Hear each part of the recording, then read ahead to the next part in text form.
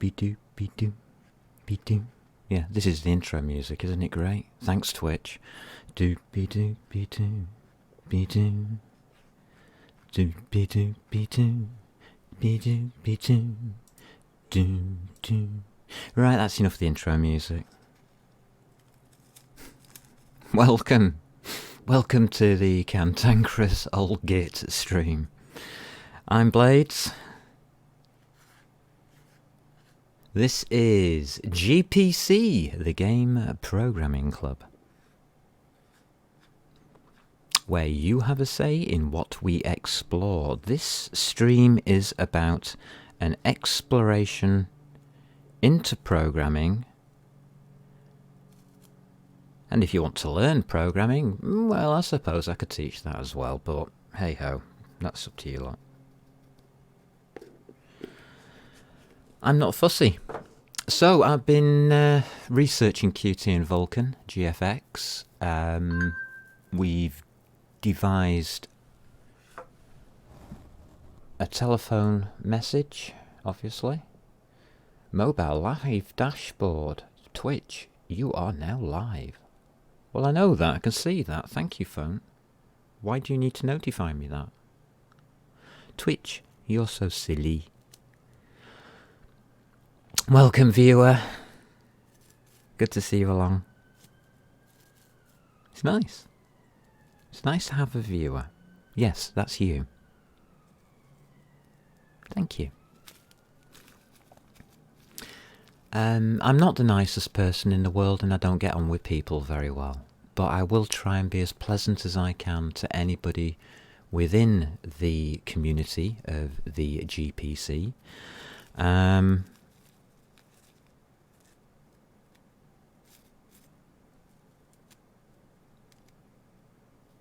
I am going to finish this. I've decided I'm going to finish this Qt Vulcan GFX. We did end up with the program, with all the code, on Wednesday. It wasn't exactly doing what we expected it to do, but we had the working code. And I'm on Windows, as you can see. Look, Windows. This is Windows. Look, Windows 11. And yeah, the code actually does work. But not in the way you expect it to. So, now you know that the code, I wasn't lying on Wednesday. I just wanted to show that I wasn't lying when I went off stream on Wednesday when I said the code worked. And it's working at 120 frames per second, which it shouldn't be doing. Thank you. 60, that's better. I do have a driver installed on here. It is an AMD driver for an AMD GPU. It is set to 60 frames per second. The reason it comes up with 120 and 240 or multiples of 60 frames per second is because of the way that we're recording the FPS. I had this program running from 4:36 yesterday to 10:36 today. No memory leaks. The system at the end, well, when we started the system yesterday, it was running at 33 degrees at the actual temperature on the GPU core. And when I switched it off today, it was running at 29 degrees on the GPU core. So it's being affected more by the cooling than it was by anything else. The percentage used of the GPU was 6% on average. The CPU remained at 0.8 gigahertz throughout the test. It never moved, it slept, a nice little sleep. The GPU never went over 1 gig at all. I think it came in at 0.8 as well. It matched the CPU. And this means that Vulcan works. Although I have artificially restricted the FPS. So please bear in mind that that test result is on the graphics card restricting the frames per second to 60. The way that we're recording that is sometimes not the best way to record it, so we're going to get probably multiples of 60 every now and again when we accidentally miss a second when we're trying to record the data. We can miss it for up to 3 seconds because the data is supplied to the screen every 1 second, or supplied to that widget every 1 second or so. It can miss, which in itself is interesting because that data is not event driven and Qt is, and that's why it can get missed. You would need to change the recording to event driven for Qt to handle it properly. Just an interesting side effect. But once the FPS has stabilized after a few minutes and the program is running at whatever rate it is supposed to be running at, everything is so stable it's untrue. There's the code. It is the same code as we had on End of Wednesday. So there you are. But it's in Vulcan widget. It's not in the one that we were doing on Wednesday. I didn't want to mess that code up. So we can get rid of this now. Where were we up to? Let's have a look.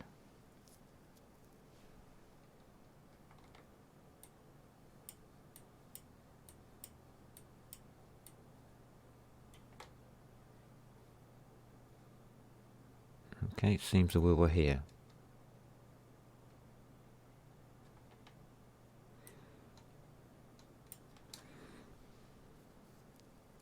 Yeah, this is a problem, but this is a programming problem, and this is what I want to address today.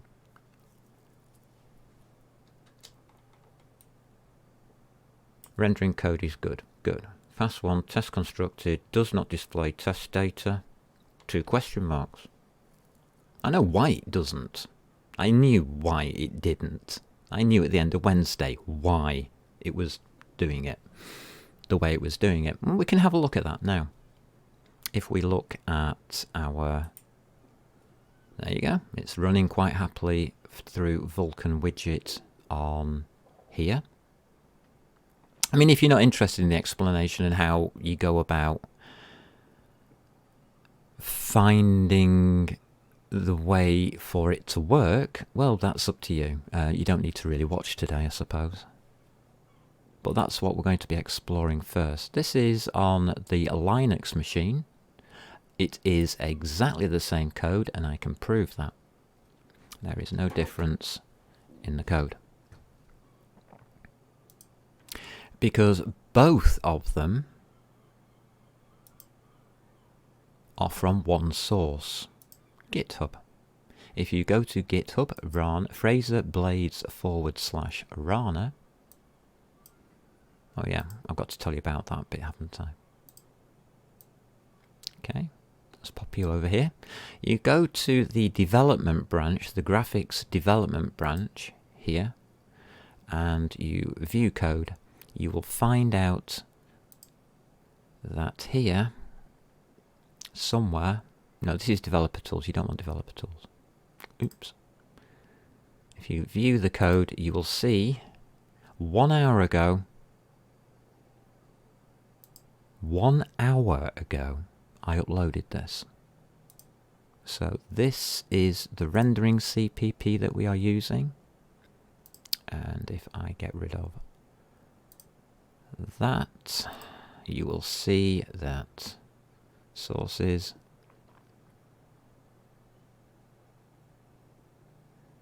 widget. Yeah, we're in widget, aren't we? Rendering Cpp. It's exactly the same code here. Okay, this code I took directly from the examples directory for Qt and basically inserted it. I have made no modifications to this code. The only thing I did was add to the code. So if we look at the header, I have added that. Yeah, that's correct. I turned it into protected from private. Did that matter? No, no idea. That's your timer, your FPS counter. That's the only thing I've added on top of what they've given. I've included MSAA. Right, good. So this is correct. What we were working on, though, is this code.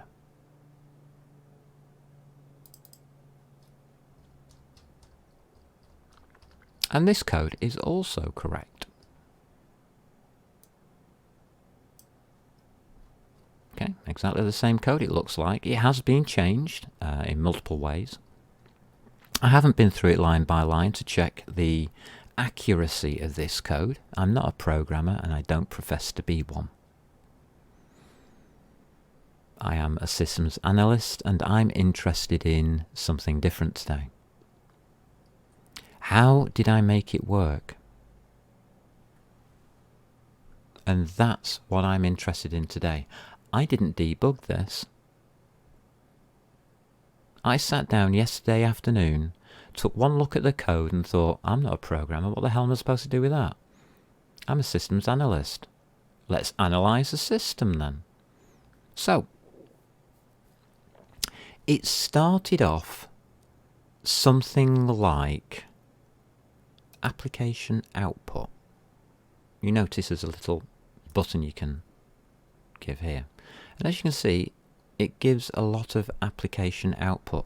This is what I have introduced, by the way. This is my way of debugging. Let's have a look at our application output. It's in a window. So we're going to exit that. We're going to close the window. We're going to go to Projects, Run, and untick Run in Terminal. Okay? That's the first thing. I don't want it there. You see, nothing happens. There is all of the text, all of the output.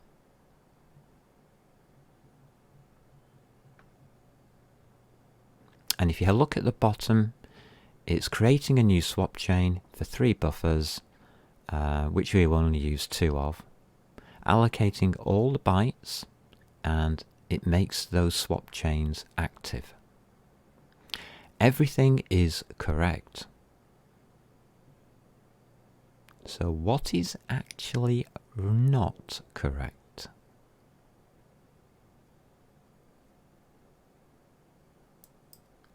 Well, didn't really want to do that. Alright, I've got it all the way up here. Alright, so I'll just pop an exit on you. We'll pop you out of it. How did I decide I was going to tackle this? Well, I needed to know the system, not the program, the system. And that's where I'm different from a programmer. Why I can do probably better things than a programmer at some points in time, because they get wrapped up in the code. I don't. I don't care about the code. It can be written how the hell you like at the end of the day.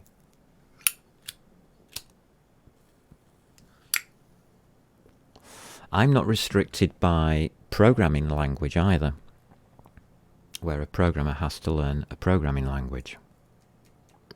I am only restricted by what I know about how a computer works, and if I don't know, I go and look it up. What's this about here? Well, it would seem that in changing this file, I had to move That was in Vulcan widget desktop. I had to move these two, the color fragment and color vertex shaders in there, which I don't think we really needed to do. So what I'm going to do is I'm going to show you how I went about this. The first thing I did was say, hey, welcome. Examples, we have working code in Vulcan. I will take the most complicated one. This one will do fine. Don't need that screen. I know what the program does. Let's just close you down a second. So, hello Vulcan widget. We can run this. Not a problem. There you go. That's what it does. But it's doing it, and our program isn't. Again, this is giving me a window which I don't want.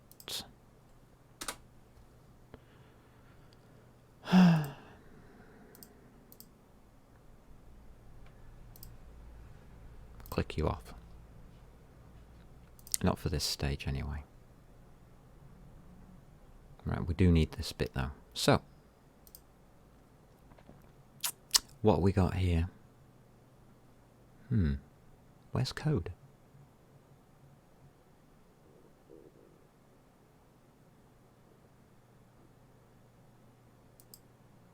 Oh, it's there. Why is it here?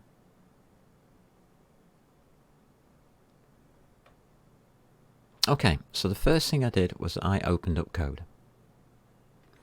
Because code does something different.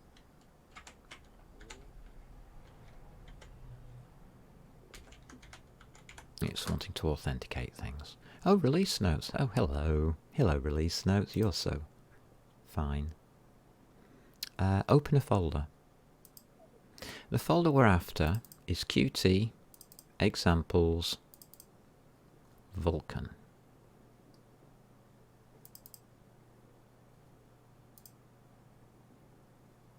There we go. Yes, I trust this. So this is the Qt examples folder. Oh, we've got more viewers. Wow, that's unusual for me. Hello, viewer. Welcome, welcome, and welcome yet again. I don't know what that CMake Tools business was about. I don't really care. So, the code that we are looking at is in shared. It's called Triangle Renderer Cpp. You will recognize it immediately as the piece of code that we have been using so far, as it starts with the Vertex Data, all the rest of it in the Triangle Renderer, etc., etc. There's nothing special about this code.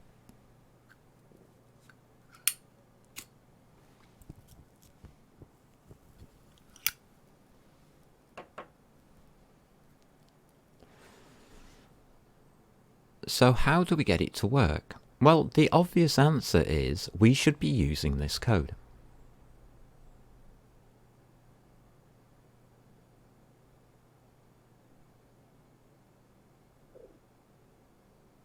I don't understand why you give me that option. So instead of being there, let's just get out of there a minute and let's go to a new file. I'm going to call this new file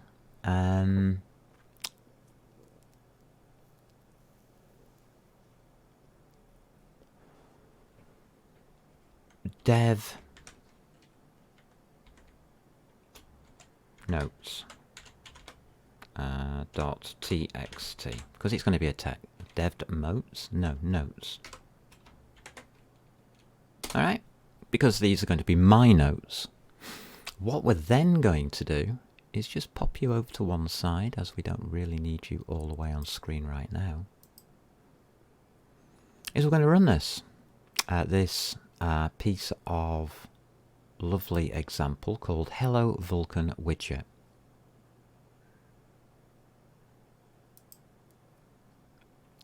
We can run it in full screen because it's this that I'm interested in here. So let's clean. There's a clean button here for the compile output. For the application output, we want to de-trigger that, close everything down. Everything is clean. We then hit run. We get this. We then want to stop the program to gain all of the information. At this point, you take the top all the way down to the bottom. Okay, it even puts the clock times in for us. We copy that. We take that out of the way.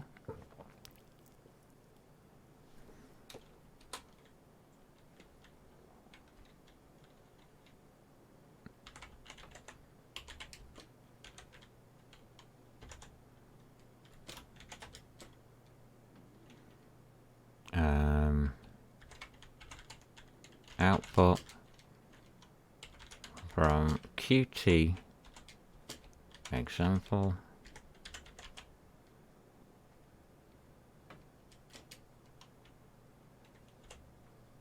what's it called? Hello Vulcan widget. And they didn't actually make a widget, we did.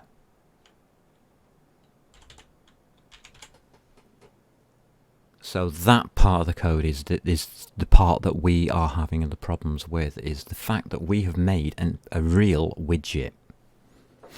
They didn't, they just splattered something in to help out do that, which is a bit of a shame. I'll put a colon at the end because it really doesn't matter. And there's our result. That's great.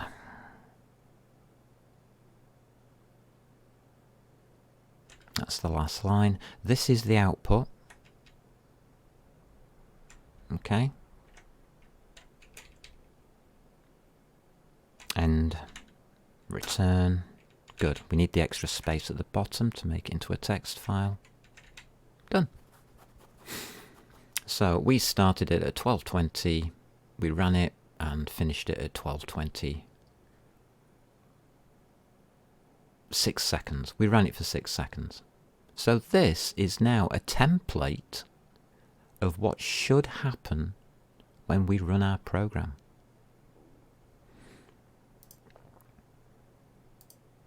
We can now set our program to complete, and we can again compile, clean. Do not have any in application output is clean.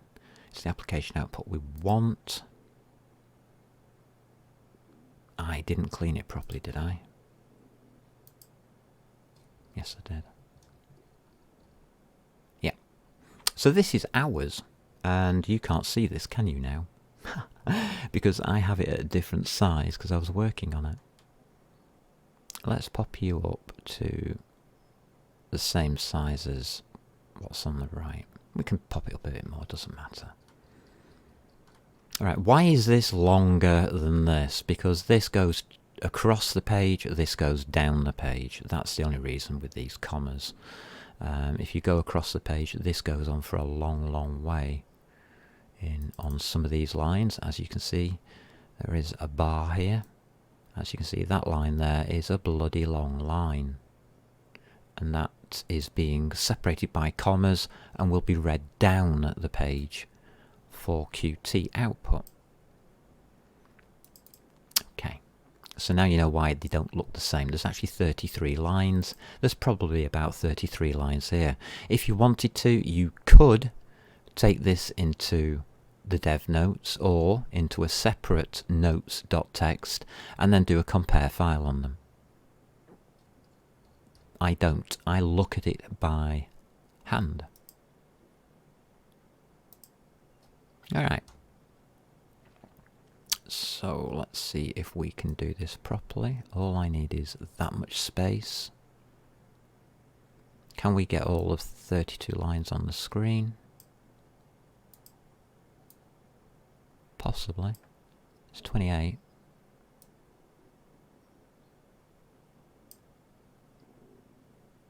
Yeah, we can get the 2 time markers in on the screen. So I've got all of the information here on one screen. We can now compare. So Vulcan init libvulcan.so, correct. Supported Vulcan instance layers, it goes on to list them here. So we're only interested in qt.vulcan. Everything is exactly the same. We do have a warning here of a lava pipe. This is the first time, so enabling device. Supported Vulcan instance extensions. That's line 7. So there's line 7. So this will be line 8, enable Vulcan instance layers. Yes, it is. So you can see that they're coming in with this qt.vulcan with a colon. Everything's the same. Okay. So that's your enabling.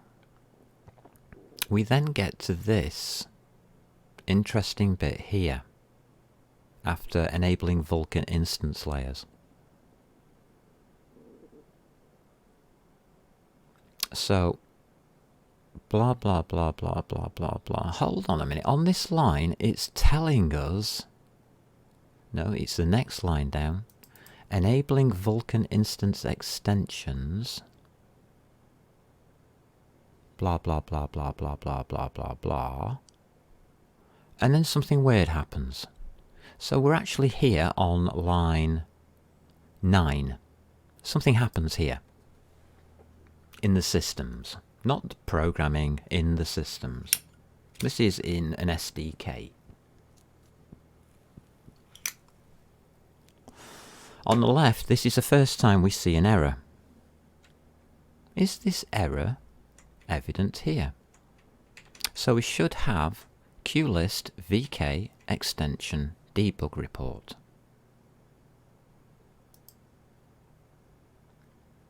VK extension debug report surface. We then get to something called Q Vulcan window, and it's got a colon after it. Oops. So we've got to that bit there. But home, that key there. That's not the next line.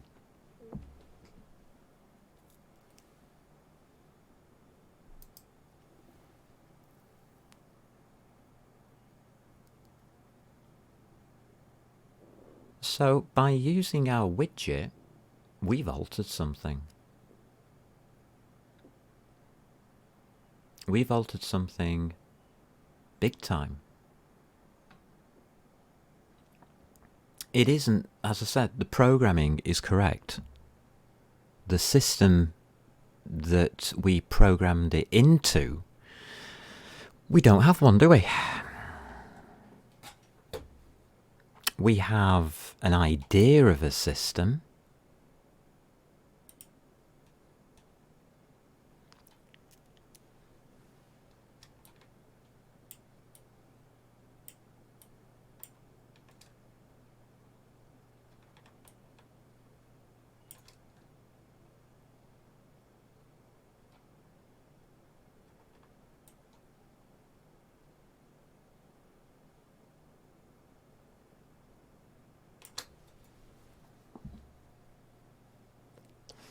That's our system.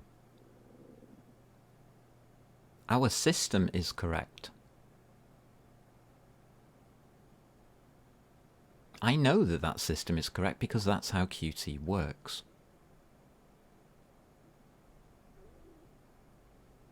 Understanding that means that we have not adhered to that system. We have something happening that is not supposed to be happening, and it's trying to tell us what it is on that line here. Too many mice. Hope this delivery comes soon. Attempted to call available physical devices without a Vulcan instance. Vulcan window. This is Vulcan window that's coming up with this. No physical devices found. Well, no wonder it's not bloody working then. We rejoin at this line here, which is now line 10 of the working version. Well, line 10 of the example version. I won't say it's working at all, but the example version, we rejoin it here at init.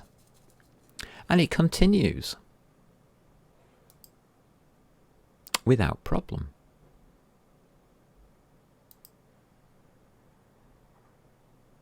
So we've got LLVM 1301 256 bits version 001. And that is on the physical device 0, line 12. So we've got a pipeline.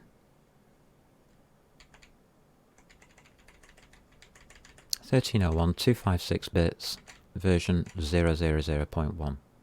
Hold on a minute. How? What? But it's just failed. Our initialization failed. Keep that in mind. Using physical device 0. Yeah, that's line 13. 14. Q family 0. Flags OX7. Counts 1. Yeah, that looks fine. Using Q family graphics 0. Present 0. Q family, that is line 15. Using Q families graphics 0 preset. Yeah, 15's okay.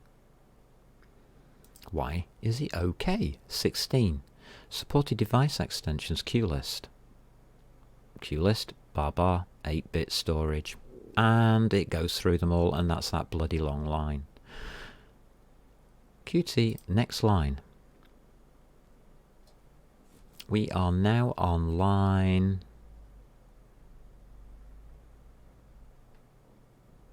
17. And enabling device extensions, isn't it? Enabling device extensions, QList, yeah, blah, blah, blah. Testing use only. Right, warning lava pipe is not a conformant Vulcan implementation. Fine, that's a warning, that's not an error. And then we have this mem type. Yeah, that's exactly the same. Picked mem types. Yeah, exactly the same. 50 depth stenciled format 129. The thing that I was concerned about is not a problem. It is correct. It would seem that it is using a 129 depth stencil. Yeah, it is there. Init Resources. But, yeah. Look what happens here. Init Resources active.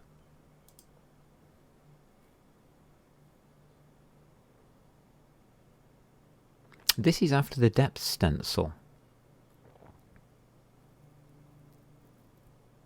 And if you notice, Init Resources is some piece of information that we've sent out. It's not preceded by Qt Vulcan : It's on a separate line, so it's a separate output. But this isn't ours. What we have is, we've put something different. This is what we've typed in. So it is running the Init Resources function. That's what that line means. So these two lines are actually the same. It's just that we've got a different message because we put a different message in there. Alright, next. Uniform buffer offset alignment is 16. That is correct. Now we come back to Vulcan. Those two lines are reports from QInfo embedded within our program so that we can have information. Qt Vulcan. Create new swap chain of 3 buffers. Yeah, it's doing that. Size 782547 will probably not be the same because I can't remember whether I kept the same size or not. Might be. It's just your screen size.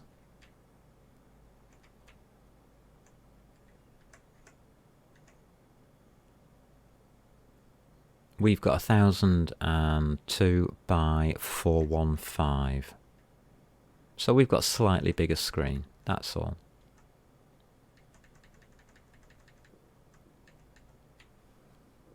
No, they've got a slightly bigger screen, sorry, we've got a smaller screen because I wanted 800 by 500. 600, 800 by 600 for my screen. That's what that represents. Remember, there is padding around a window. We have bars, bars, bars, bars. There's quite a lot of padding around our window, I think. I don't want to run it again. Okay, so everything's okay. We now come to the actual swap chain. Supports readback 1, yeah, we've seen that already. So we've got to the swap chain, that's okay. Qt Vulcan allocating 16.77312 bytes for transient whatever. Which is where? Allocating 1718528 bytes. So we are allocating more bytes and using less area. Interesting. Memtype 0. Check. Memtype. Yeah, that's fine. If you have a look at the two outputs, our output is larger because we are using most of the window, whereas their output is like 1/3 of the window. So the bytes are going to be different. The actual surface area in pixels is different. Therefore, the memory required to store the buffers is different. It's as simple as that. Init swap chain resources. This is again an output from a QInfo from embedded within the program, just for information purposes. We say Vulcan Rendering, init swap chain resources active, which means it's now initializing the swap chains. Qt Vulcan releasing swap chain, releasing swap chain. This is the coming out. This is when you press the exit button. Q Vulcan reset, release resources active. That's again. So those last 29, 30, 31, 32, 33 are basically what it's doing. So everything's the same. Absolutely everything's the same except for that Vulcan window message. Attempt to call available physical devices. What this means is that our instance, our Q Vulcan instance, which we are going to then place our buffers in, hasn't got a clue what it is. Has no details about itself and doesn't know where to put the information that we want to put in. The information we want to put in is that of a model, a 3D model. So the system is cocking up. But why? And this was actually not a rabbit hole. This was interesting. I don't know if I can get it to work on this one. I haven't swapped the files, have I? Right, I'm going to do this without swapping the files, I think. I'll try and do this without transferring. Well, the way I did it yesterday is I took these two files and placed them into here. I just copied them and put them into source GFX Vulcan widget in GFX dev. I just literally straightforward copied the files, the example files, because I knew 100% that that was working code and I hadn't messed around with it, and because I'm not a programmer, you know, messed the code up. Well, today we find out whether I did or not. That's the interesting bit. So what we'll need to do is we need to change this error here at Vulcan init, isn't it? On line 10, is it 9? enabling Vulcan instance. Yeah, that's the last line. So yeah, this is line 10. Line 10 is incorrect. So it's something to do with Q Vulcan window. What do we know about Q Vulcan window?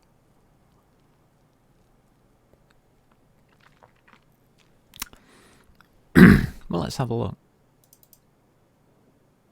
Let's close all these down, actually. We can keep this, doesn't really matter. Let's start shutting these down. I don't need Hello Vulcan widget again. So I can close that. We've got the output from it. And let's have a look at main.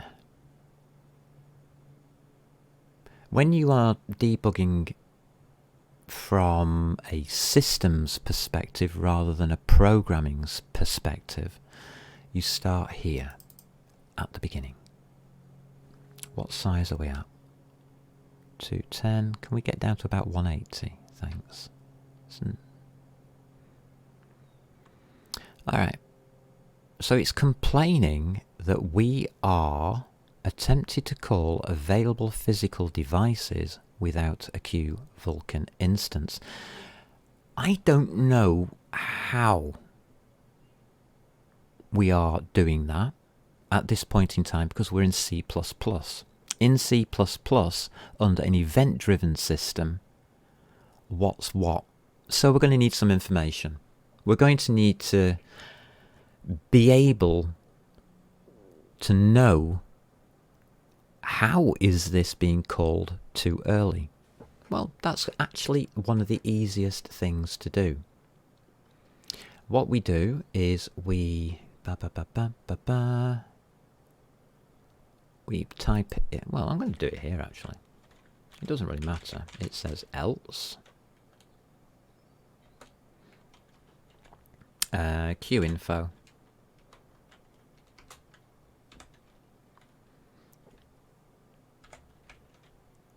Yeah, we'll use qinfo. Qinfo. \n, because I can now type it. What? Vulcan. Don't need a space.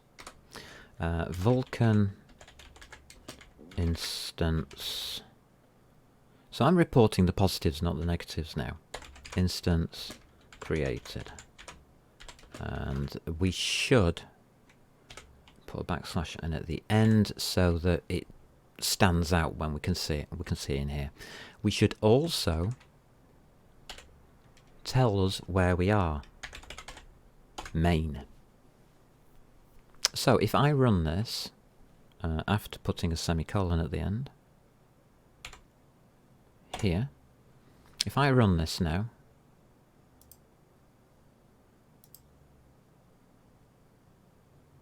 we can get to the application out. Don't need it to run actually. We can get to the application output, and if we go back to the top here, we now know that main Vulcan instance created comes before the error. This is how you look at a system. There is a school of thought in programming that you should use this debug button here, and you should look at the variables and what they are representing. We may have to, well, I did have to do that to get the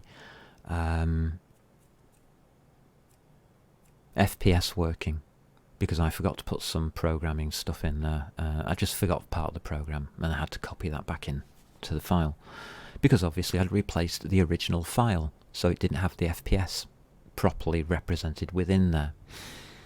That's beside the point, and that's a programming issue, not a systems issue. I didn't have the code. A systems issue is when you have the code. Right, so if that's happening there, what we now need to do is we can't put anything else in main. That's the first thing, because we are after that point calling upon new.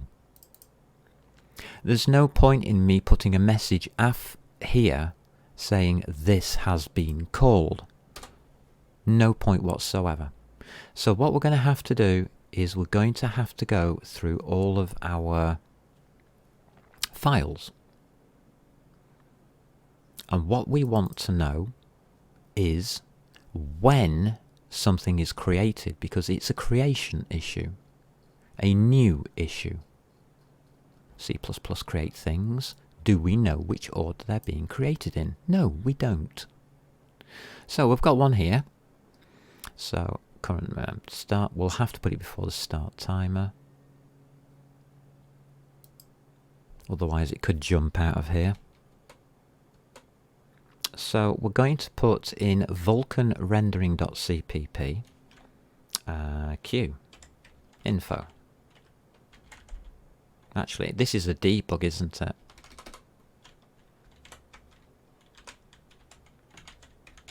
Because this is a debug session. Now I'm going to do this in a certain way. We are in file. Well, we are in Vulcan Rendering. So I'm going to put \n again so that it stands out. And we're going to call it Vulcan Rendering. That tells us which file we're in and which class we are in, where this qdebug is. We just put colon constructed. We're in the constructor, so it's constructed. And we put a \n again. We don't really need that, so we won't. We'll just be wasting space going up and down then at that point.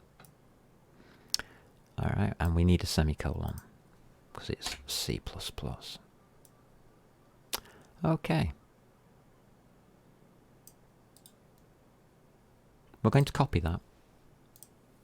And what we are going to do then is go to Vulcan widget, which is here. There's no deviation from or event driven stuff in here, so we can put this at the bottom. Home. Just move you down, it's easier, I guess. There's our debug. We're in Vulcan widget now, so we can copy that over. And it says that Vulcan widget constructed. So we know when that's being constructed now. There's a message coming out to our screen here. Rana window. A bit more interesting.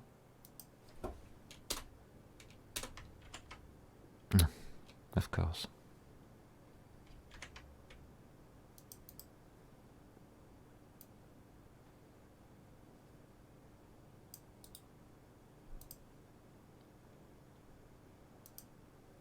We're going to just pop it at the end. There's no deviations from the path. There isn't a connect or anything, or a start or anything like that here. This is a Rana window. I also, when I'm designing full systems, put these messages in the destructor for C++ as well, to make sure that everything's being destructed within the right, within the correct order, because you can have problems if they're not. You can create memory leaks by making destructors run in the wrong order. I bet you didn't know that, but it's true, because you mess your operating system up. Right, main we've done. Do we have any other files? No. Do we have any other headers? Check headers. We haven't got any hidden constructors in our code. No, we haven't. No, that's straightforward. Oh, we've got buffers. We're not looking at buffers.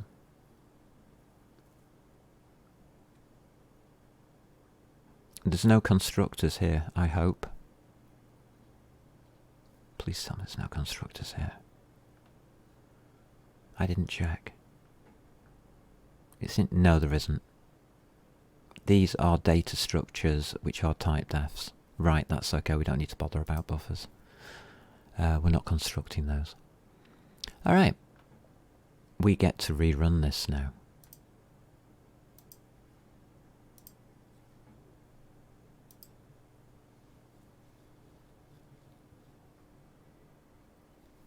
Okay, we don't need it to run for long, we know it's not doing the right thing.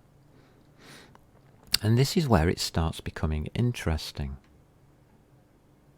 Let's get this up to a size that you can see.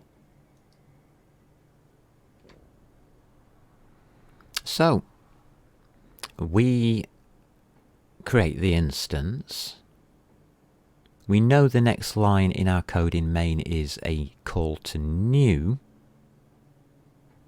And that new will call upon Vulcan Rendering. Huh? That's interesting. So let's have a look at that in more detail. Bet you didn't realize that was going to happen. So Vulcan Rendering constructed as the next thing after Vulcan instance is created. Did we ask it to do that? Did we intend it to do that?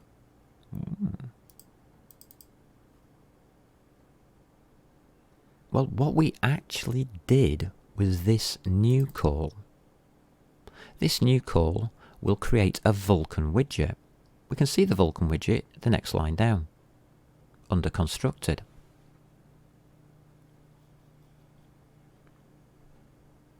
But also,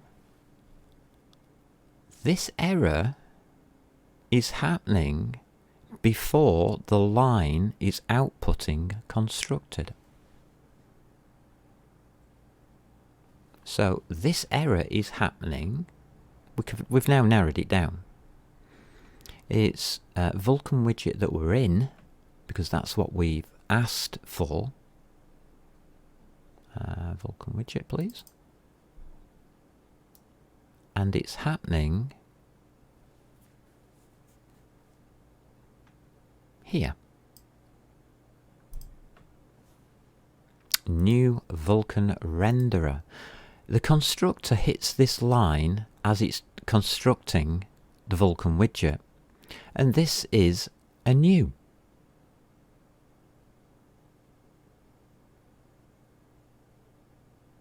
So we have a new Vulcan rendering.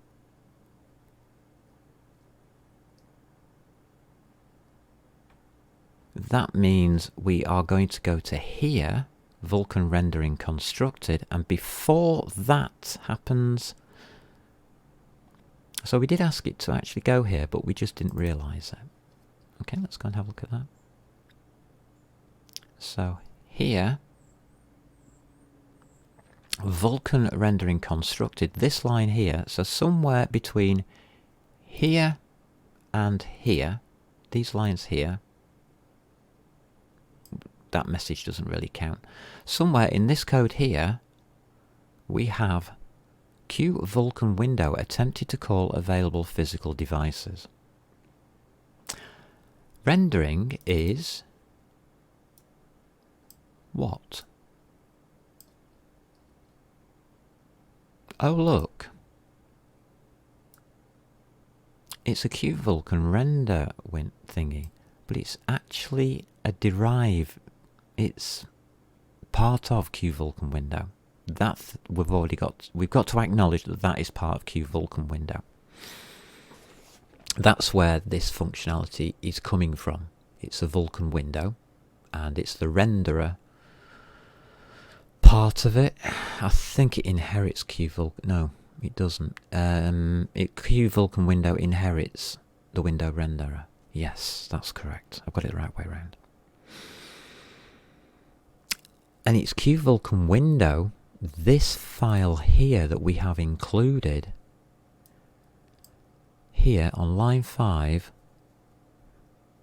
that is calling something, and it doesn't have an instance. Well, we know this because if we look at main, where's the instance? We set it on the next line.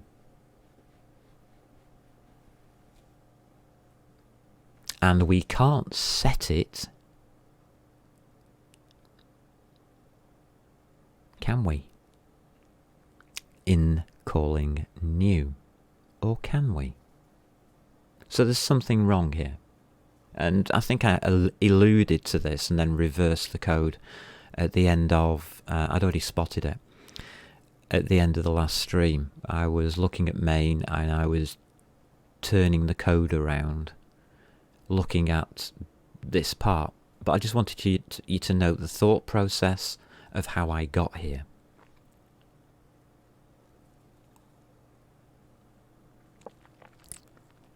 This is learning how to program by going beyond the program into the system. Right, so we know that there's a problem here. We need to be able to set our instance prior to that line being called. That line being called we know to be from a call in new in our widget, going through to the rendering, Vulcan Rendering here. Where is it actually called? Vulcan window, there it is. That's the calling. It's been called from in there. Roughly, I would think.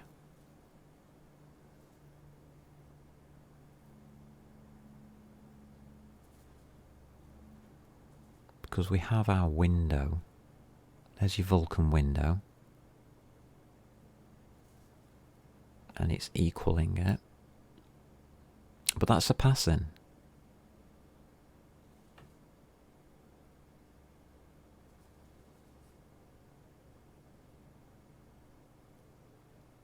We need to set the QVulcan instance before it hits that line. Line 22. That's the only way we can keep this correct. So let's go back to this Vulcan widget thingy. Here we go. This line here.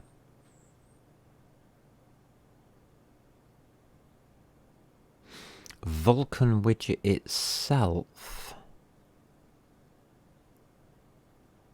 is what? Is the QVulcan window. So we can access the set function from here. But what we would need to do is remove this, because we can't have that happening without the instance.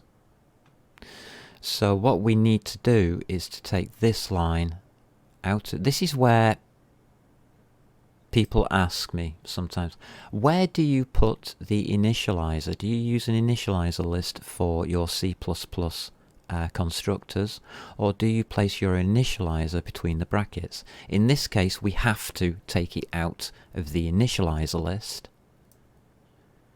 And I've just cocked that up. Just cut it. We've got to take it out of there. We can't have it in there. It's obviously not right systematically. And we'll pop it here.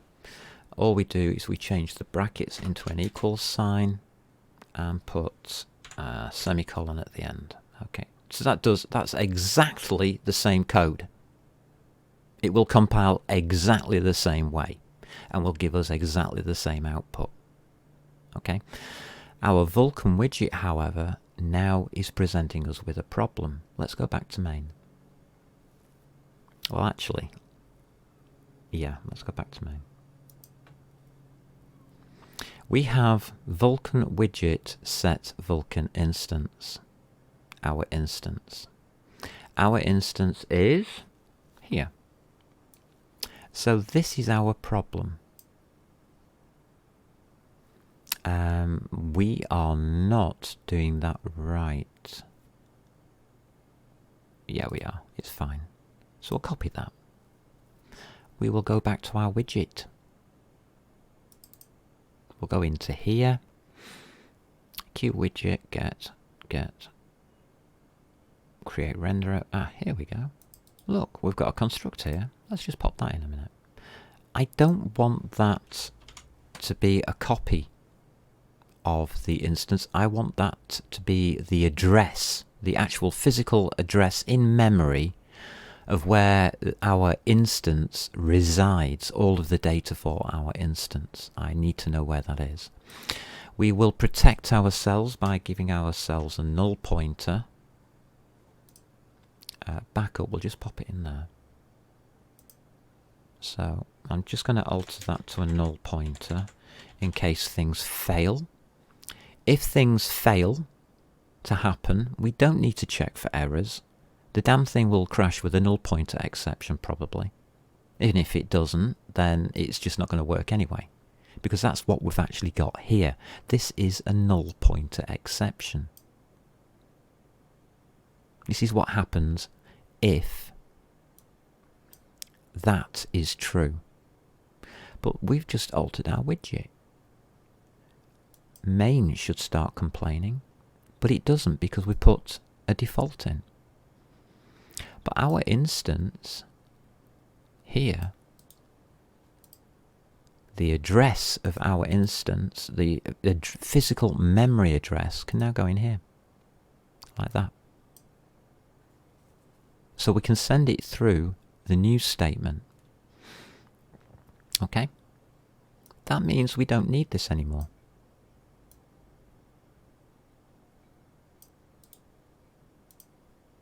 We can actually do it from within the Vulcan widget.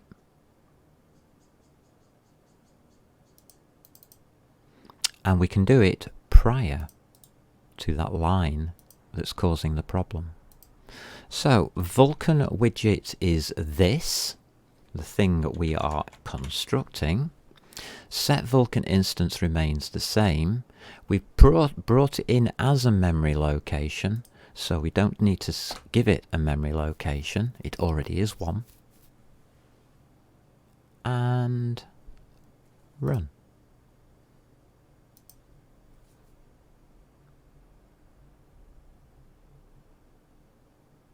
Still getting nothing. But we are still getting all of this output up here somewhere. Where is it gone? What the hell?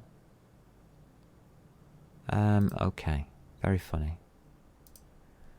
Application output. Compilation. Now you can see why I usually clear things. I want the application output, please. Just run it. That's nice, isn't it? Something's not quite right. We can see that. Our application is doing something strange. Look. What is all of this about? Alright. So under the compiler, let's have a look at the compilation. Let's do a rebuild.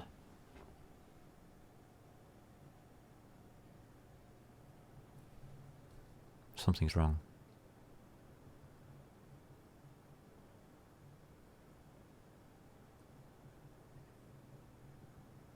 It did remove the mocks.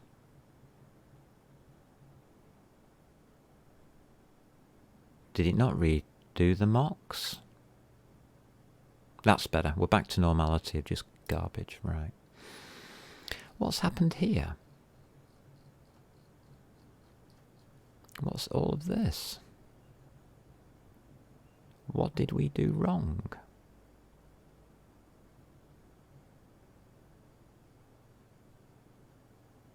Okay. We init. Supported Vulcan instance layers, Linux, blah blah blah blah blah. Everything's going okay. The layers. Mess overlay. Yeah. Oh. Was I supposed to turn that off? I think I was. Do I want to turn that off?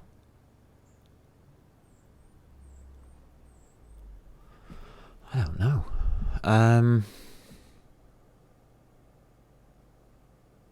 MSAA. I'd forgotten about that.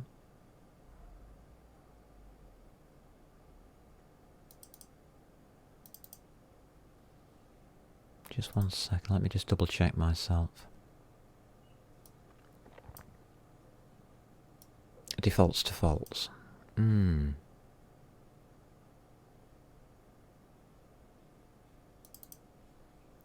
our widget is calling it with true. I'm going to switch that off for a minute because I don't have a graphics driver on this machine. It shouldn't give us different output. Alright, okay, we're back. Ah, good, we're back to normal. Okay, but now look. We create the Vulcan instance, the rendering is constructed, and the widget is constructed, Rana window is constructed, and there's no errors. We've removed that error. We still don't have, or we shouldn't have. No, we still don't have any output. And that should be at 600 if it's working. Yeah, it's working. Good. Our program still works. So, we've changed the system by which it should work, but something's still wrong. We've now got all of the devices, well, sorry, part of the system we have not constructed properly, shall we say. Our system is correct, but we just haven't put that in code. So something's still not right here. I don't know if I can get this to work or not.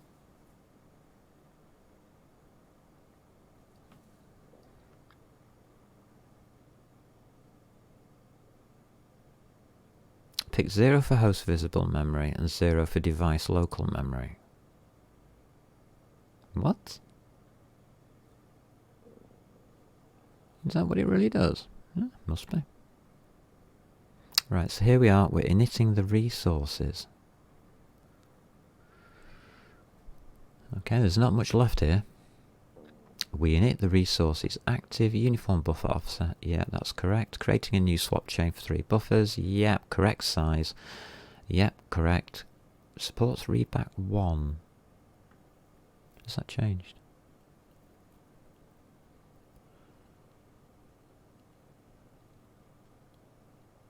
Let's just have a quick look. Supports readback 1. No, no, that's fine. Absolutely fine. So, okay. Allocating the number of bytes, which has remained roughly about the same. Mem type 0, yeah, that's correct. I think that just means read-write memory. We init the swap chain resources. There you go, we init the swap chain resources, they're active, everything is fine. So what's the problem? And this is where debug ain't gonna help you.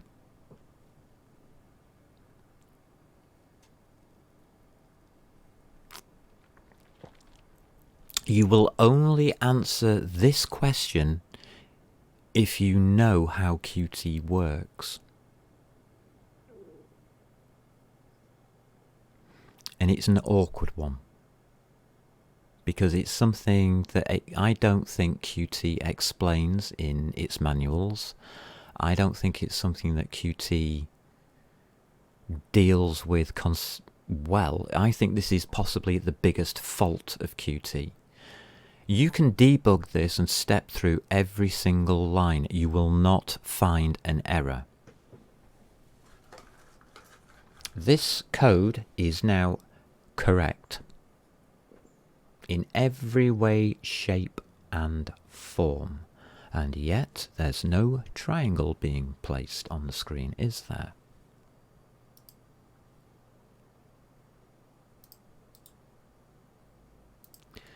So what's the difference?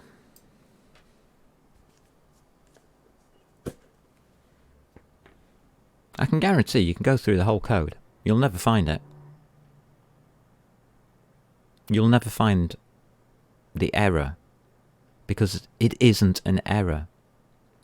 It's a system requirement that we have not met. At this stage, if you were to be a beginner programmer, you would give up, because there is absolutely no way that you can solve this, because you're trying to program. The only reason I can solve this is because I'm analysing the system.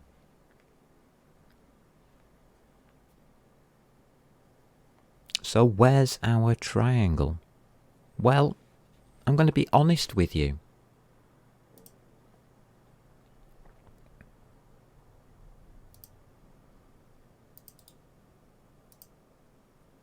It's right in front of you. Can't you see it?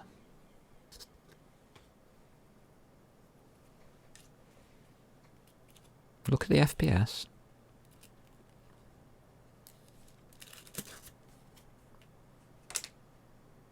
Our FPS isn't moving. There we go. We've now got FPS. It's catching. It's just the FPS output is catching up with us. Takes a little second or two. It's settled down to 92. It should be at 600. I already know the number it should be at. I know from the other program running. 459 is a bit low. Can't you see the triangle? It's right in front of you. That FPS is correct for 2 seconds.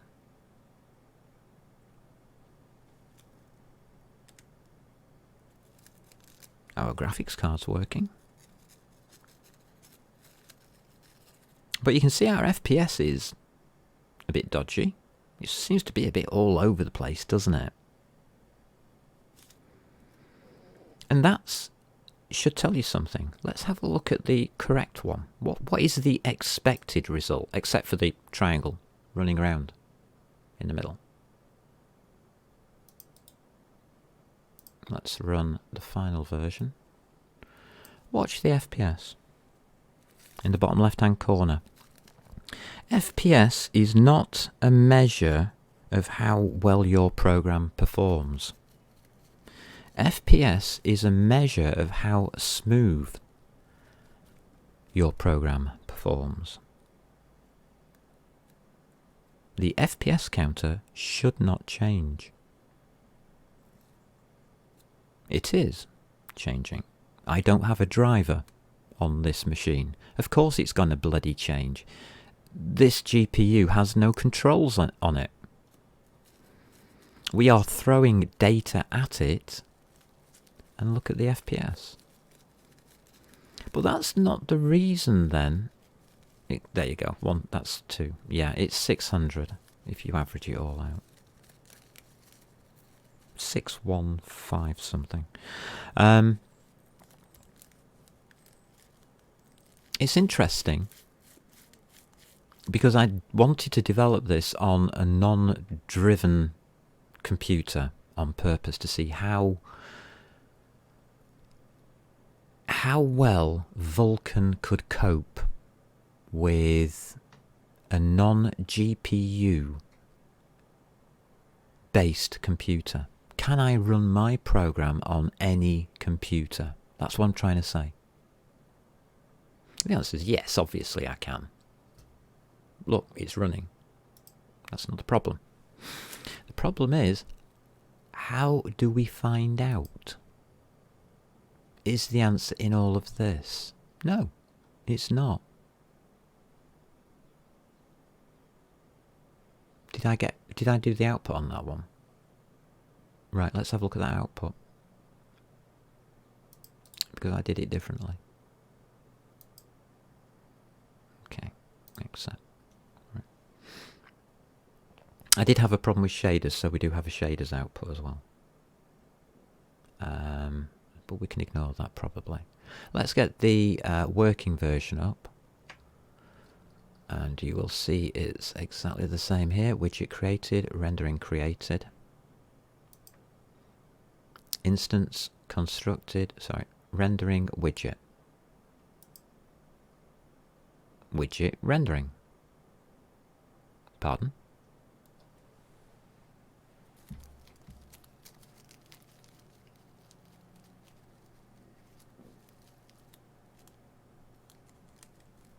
Yeah. This is correct. You create the widget and then assign it a renderer. This, we create a renderer and then make a widget. Could this possibly be because of where the QDebug messages are located within the constructors? Yes, it could be because of that. So why is one program reporting the widget being made first, constructed first, and one program telling us that the renderer is being created first? Well, we really could do with the widget first, couldn't we? Because the widget is going to be the thing that we are rendering to.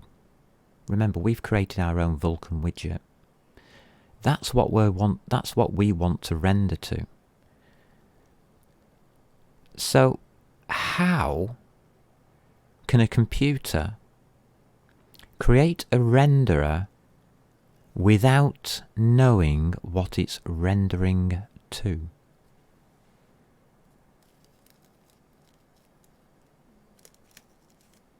Now remember, I did place them at the end of the constructors on purpose, so I knew I was going to come up with this.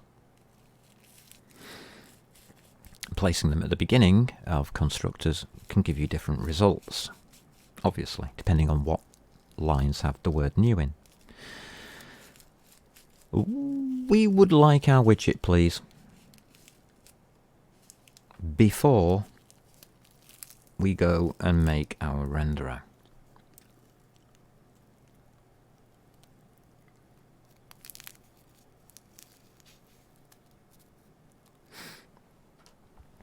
I don't think I've got any material that I can show you, and it's all going to come down to, at the end of the day, this is going to be laughable, because the error's here.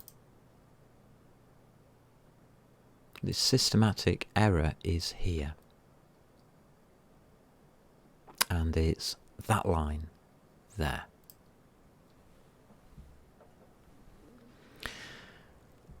What people don't realise is that until a widget is shown on the screen, it don't exist.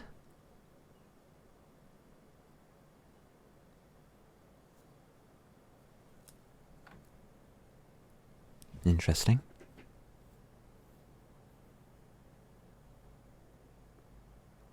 Let's move our QDebug.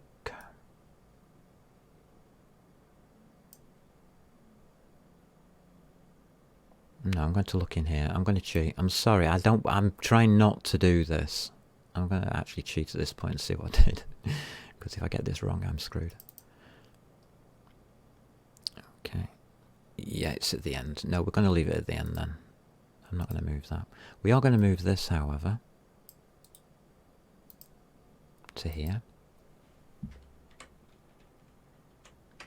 What we want to do is show our window and then insert the widget. What we were doing before that is inserting the widget into nothingness. Let's see if that makes any difference to our output. It shouldn't. But let's have a look. We're looking at this construct here, rendering and widget.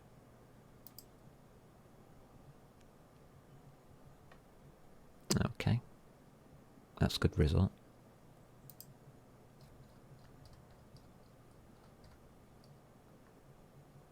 Rendering, it hasn't altered. So we are going to have to do something else. Maybe take these two lines out. Here.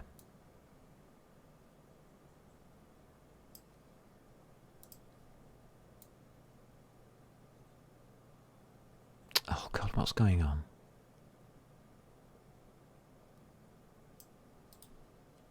Let's try taking those off here.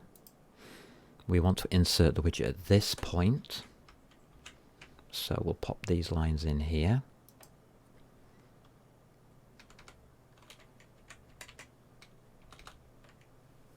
Okay. The brackets become equal sign. This is probably what I didn't do last time. Just experimenting. Remember, it's the order in which these things are happening. That is the system. It has nothing to do with the code.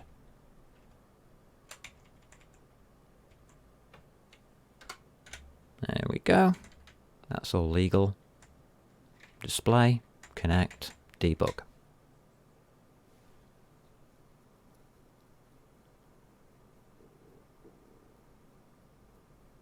I should take that out of the top list as well, shouldn't I?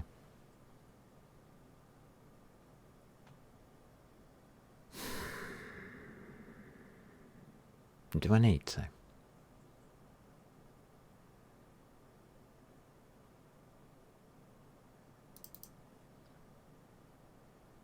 No, I've left them in there.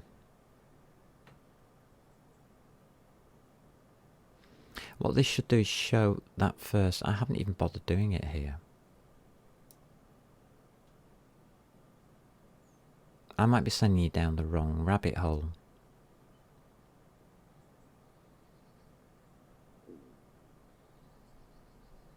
Damn you. I need to take a step back. I'm sending you down the wrong rabbit hole.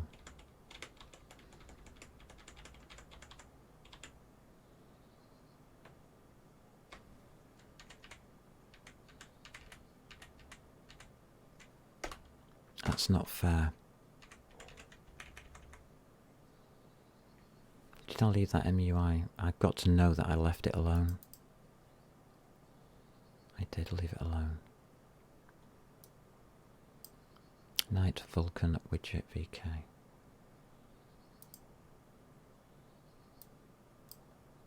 Okay. So that is part of the problem, where you place that show. In the Qt system, things don't exist. When a widget is hidden, it acts differently. Yeah. It acts totally differently. It switches off, basically. So until you show a widget on the screen, it's not switched on. So hidden in the depths of Qt, there is some form of switch on and switch off for a widget. That's interesting.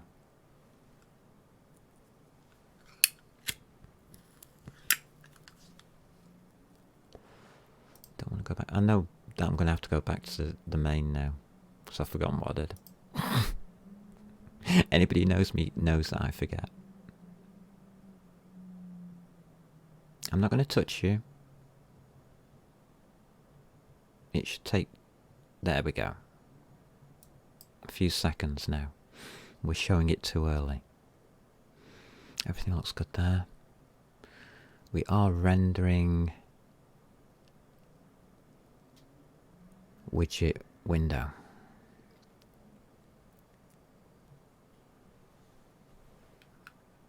Alright, I'm going to have to go back and look at. So let's see how we construct this system properly. We know that Qt is not telling us everything. So let's go back to main. It's going to be easier if I do this. Over here we will take the correct file, or the corrected file, and we'll just compare them. You'll see that they are basically the same. Very minor differences. But you can see how I took this out here. We have the widget being created. That's there. We are using our instance and we're passing it through. We have a Rana window. Rana window. Vulcan widget. Vulcan widget. Yeah, that's okay. That line's out. Window is go. You can see I was having problems on Windows with the project working directory, so I had to find out what the hell it was doing. And it was quite surprising what the results of that were as well at the same time. So these two files are now the same.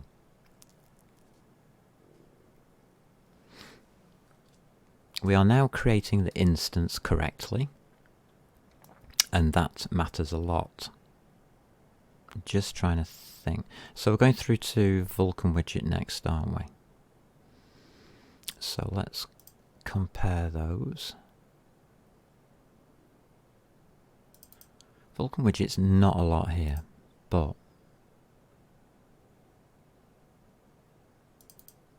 okay.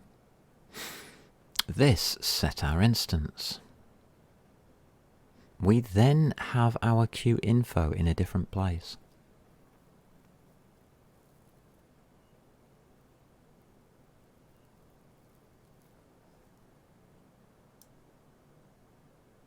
That will give us a different result, won't it? If it would let me do it.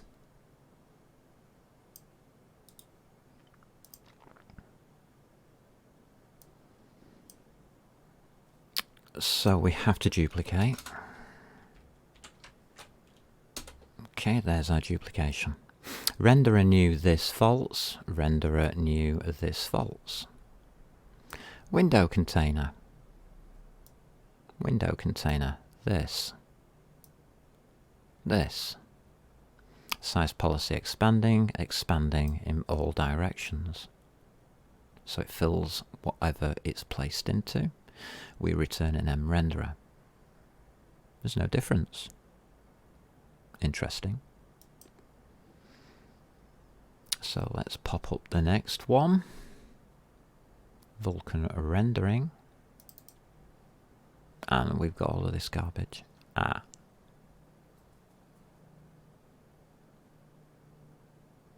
So let's look at the constructor. I think we've got the same now on the construction. Have we finished construction? I think we have. We've got our Q info at the top, not the bottom.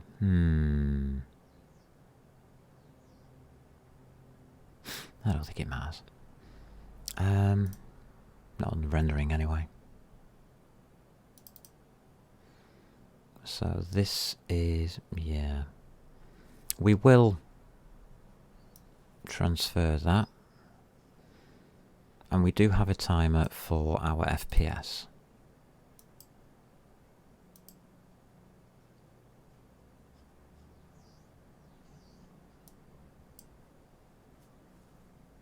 So we'll match everything up at this point, I think. I usually put the Q infos at, the Q debugs at the beginning, not the end. I just wanted to show you what happened when you put them at the end and why it matters. So they should go at the beginning. I think that was part of it. You should put them at the beginning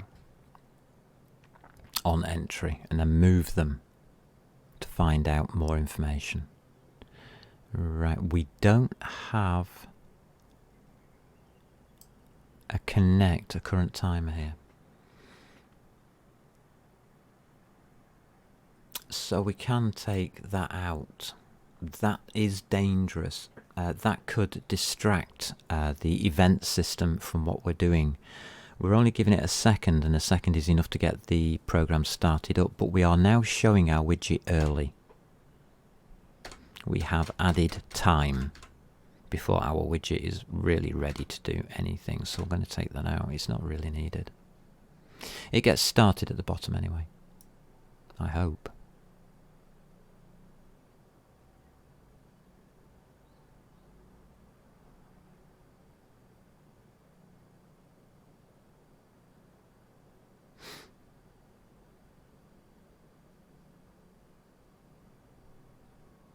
It gets started in the FPS update. So the first call to the FPS update will start the timer. We don't need to start it in here at all. Whoever wants to know the FPS will start that timer for us. Who are we on?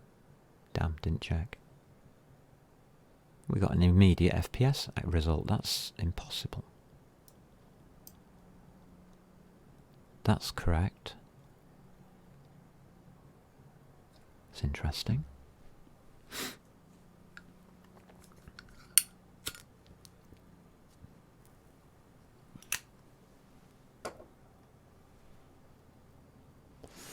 Our construction, though, is correct. That's what I'm trying to say, I think.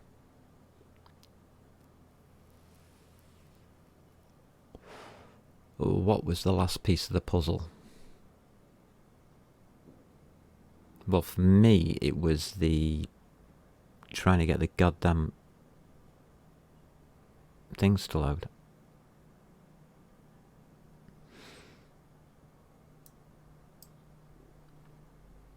This is our code that we're modifying. So where's our create shader? It comes under Init VK shader module. What? Oh.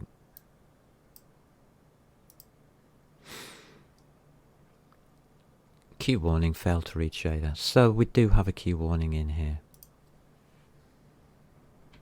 I'm just going to put a \n on that. \n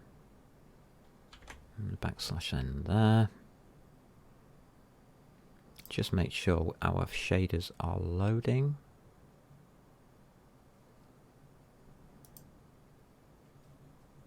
Yep. Widget and rendering is now being constructed in the correct order. We are doing, yeah, we are. We need to do a rebuild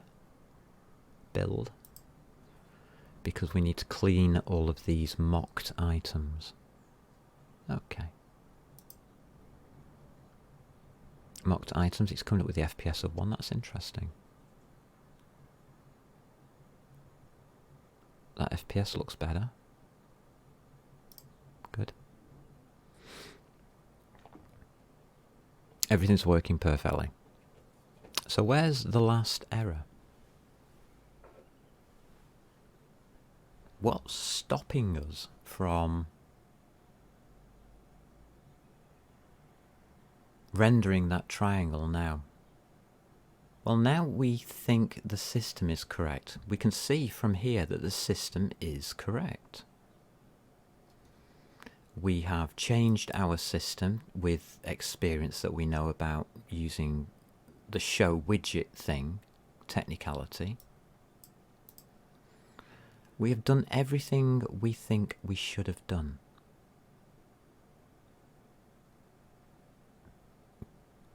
So what I'm going to do is I'm just going to quickly make sure that everything's roughly about the same. I think our shaders are okay. It would crash. If this wasn't correct, it would crash. That passes. This, however, is a different ball game.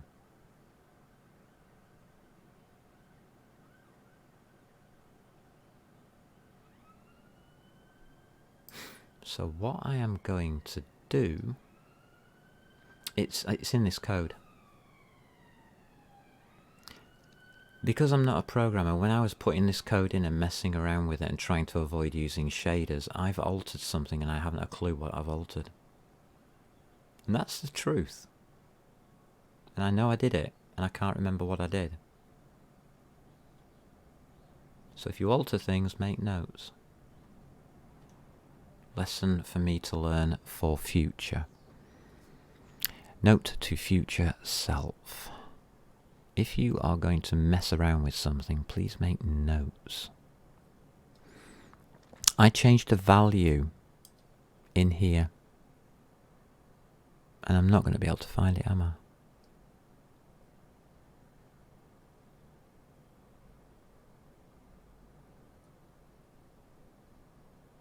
I think it's in Init Resources. I think one of our resources has been initialized incorrectly. Oh, this could take all day.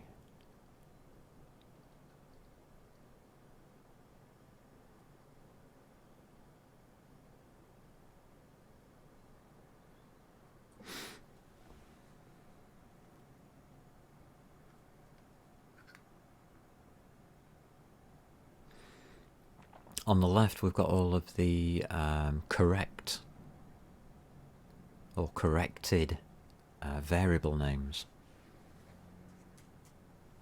On the right, we haven't.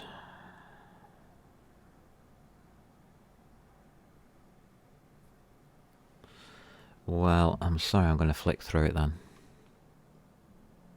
I'm going to show you how I do it. There we go. Yeah.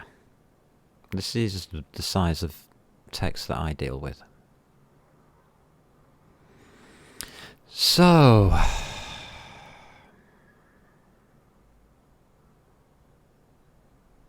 there's an easy way of doing this, isn't there? And there's a hard way.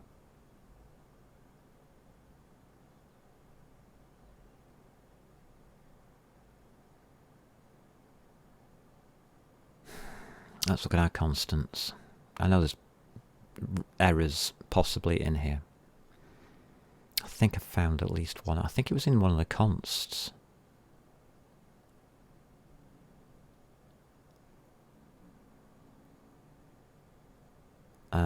Yeah, blah blah blah blah blah.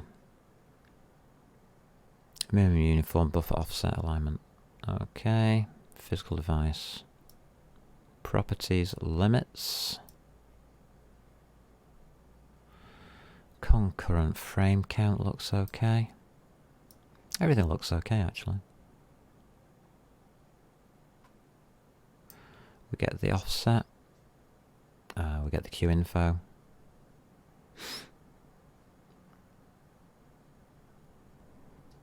What did I do that's different?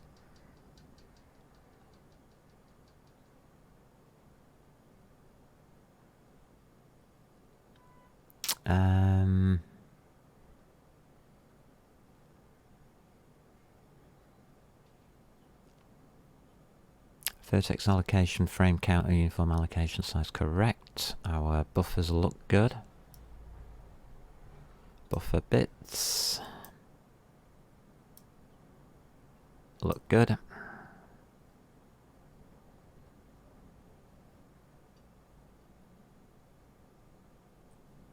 So up to this part we look good.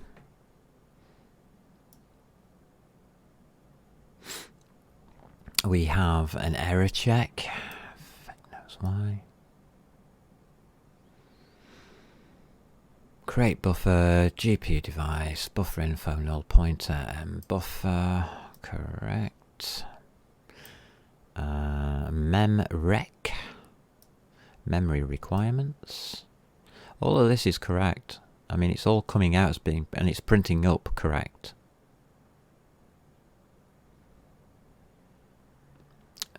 Host visible memory. Visible, yeah. We've then got our device functions. I've just taken the error checking off it. Possibly not a good idea. Everything looks okay here. Assign data to the GPU buffers. This could be a problem area, I guess. So let's do that. This is after the device allocations. The errors, here it is. So it's here. With the famous qint 8*P, which I renamed to pointer to data on GPU, because I'm more sensible a person who wrote the right hand side. Device functions, VK map memory. Okay, I can't see why we should have problems with that. We shouldn't. We do have a reinterpret cast at the end though. No, we're okay with that. I know what's that is doing. Then we have the mem copy. That's okay. We then have the identity matrix setting up in a uniform buffer size of... Whoa, get out of the way. We're going through each frame count and setting up the devices. Looks okay. This is where I would have expected me to cock it up. Here. Ah. Got you. Right there. I should have just looked through for the number 1, shouldn't I?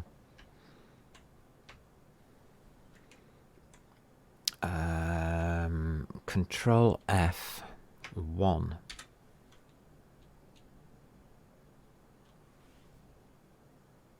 Find next, find next. Vertex binding description count. 160s. Yeah, that's supposed to be a 1. Find next. That's supposed to be a 1, is it? Yeah. Pool size and layout binding. Pool size and layout binding is correct. So we have to really check and go back to 120 for this, can't I? Sorry, 180. I can show you what I'm looking at. I'm looking at the number 1 because I was replacing the size of a buffer, which I wasn't going to use, with the number 1 because it was multiplying them out basically. Let's put it to 180. That's okay. Looks okay. Don't know what I'm looking at. Ah, here we go. This is at 221 under the writing descriptor.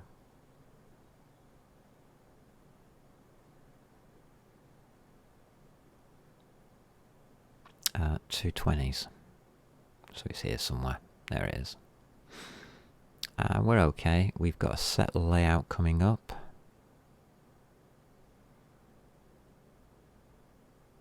So we've got a 1 there.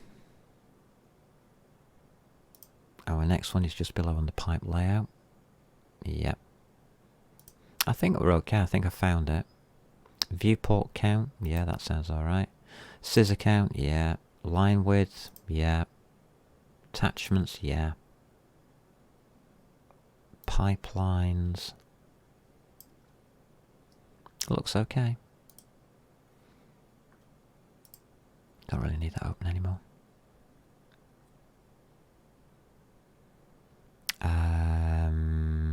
Swap chain resources. Looks okay. Timers. Timers.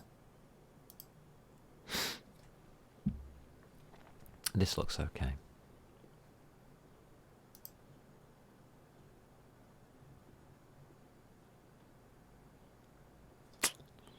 So it's just that one value. We fixed it. Can you see something wrong though? Because we're still, remember, we were messing around with this. And I thought it might be that we were in the wrong position for the camera. because that's one of the first things that I always check when it comes to graphics, is that we have a camera looking at the object. If it's a 3D object, that we have a light switched on, illuminating the object. This isn't a 3D object, it's just some colours displayed on the screen. So we can modify our code now, it's working. We have fixed our code. This is great news, for me anyway. Take you out. I could take you back down. Okay, we can clean. Alright, so it was the setup of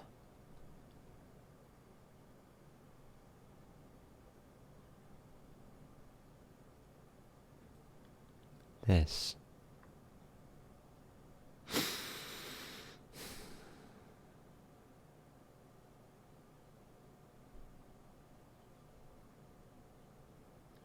And what I want to look for is our matrix. Vulcan widget can go away.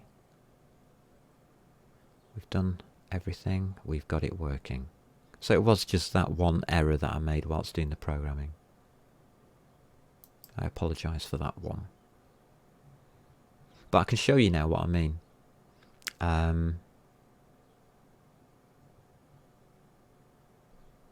And it was in widget, wasn't it? Nope, it was in Rana window.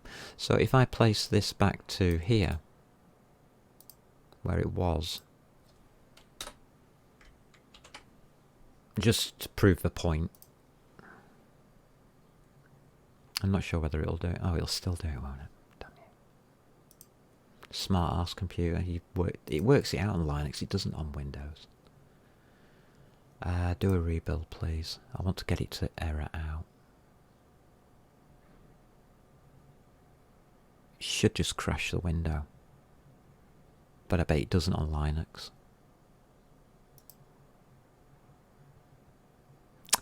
No, it's defaulting. Linux has got a default in there, and I'm not using a driver. Good point. Oh dear. That's bad.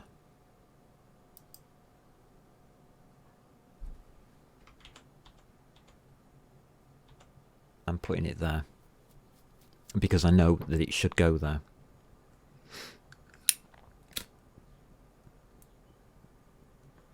You should show the window before inserting the widget, is what I'm trying to say. If you look at the examples, they don't.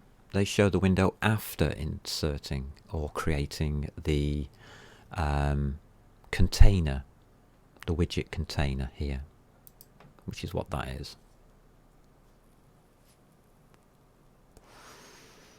That's incorrect.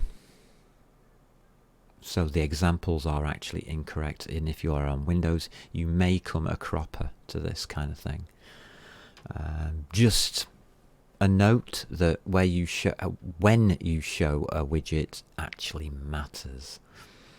Let's get rid of everything here, and now we can track down our screen setup, can't we? In rendering. So let's do our finalization. We are looking for that in here. And we may as well start at the top here. Control F, paste.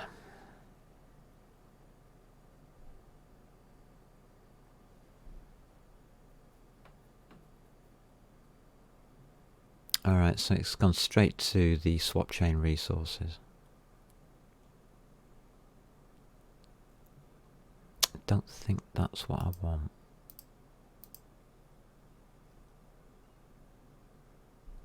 Rotation. That's just gives me the direction of up. Okay.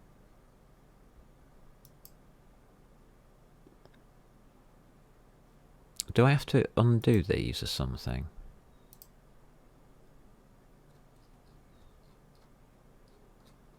Where's our initial setting?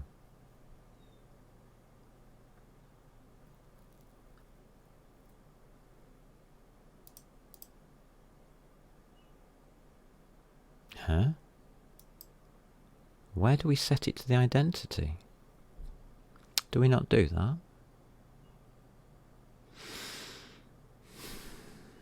No, we don't. Were we supposed to do that? I think we were.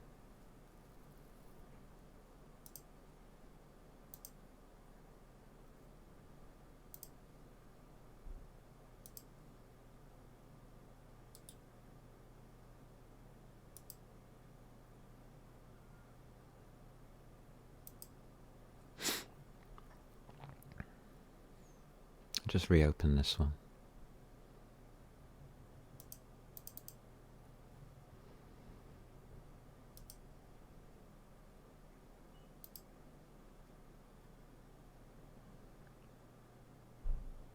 Yeah, it's got a translate here. This is in swap chain resources.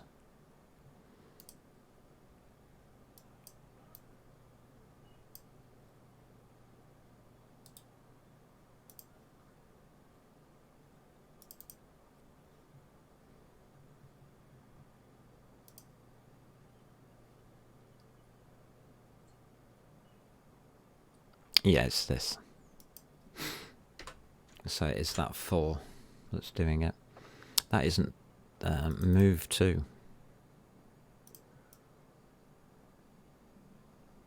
Well, this is the problem. It should be look at, but it isn't. It's actually working out to be moved to.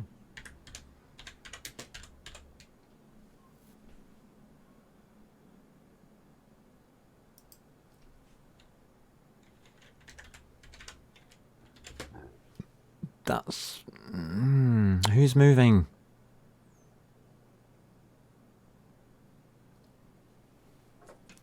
Who's moving? It's the camera. Moves back by 4.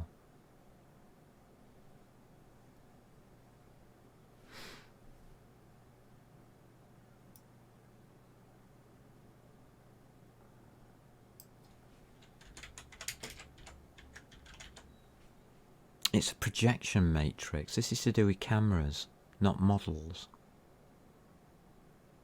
Cameras always go in the reverse direction.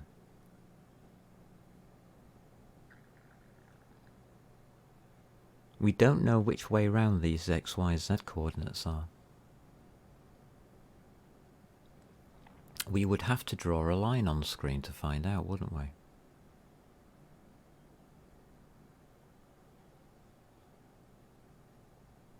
This is why the triangle is so useless, and which is why I don't normally do this garbage. There we go.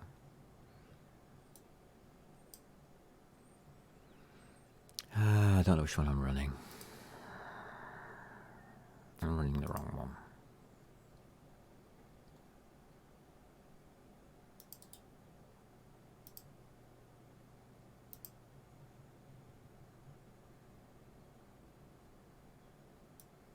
That one looks slower.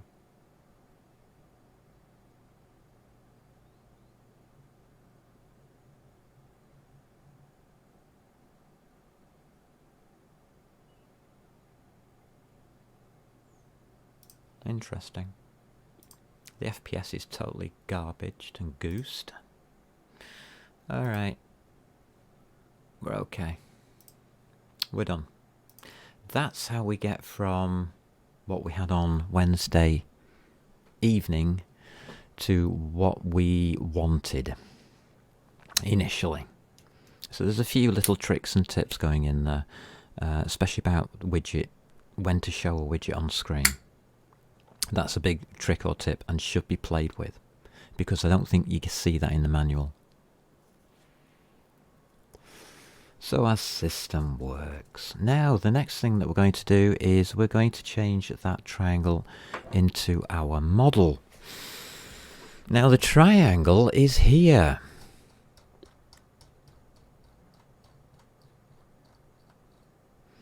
And it's set in a format of Well,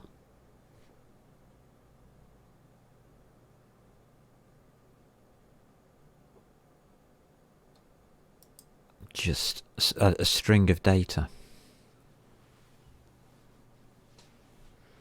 It doesn't matter how you make it look on the screen here, it's just one long line of data.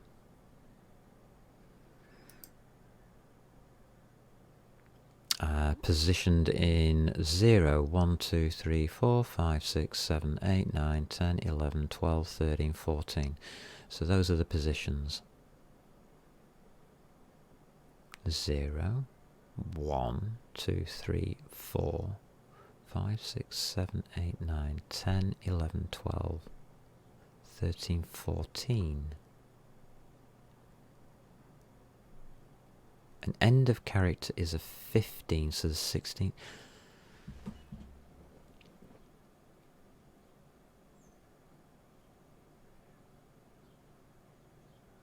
There's 15 items of data there. 1 to 4, 0 to 14, and yet we have 16. We have an extra one.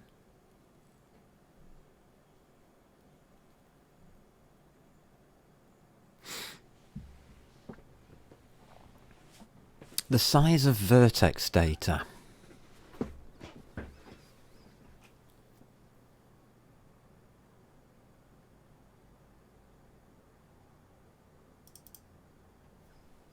Control F, next. There we go. Is 60. So it is 15 times 4, isn't it?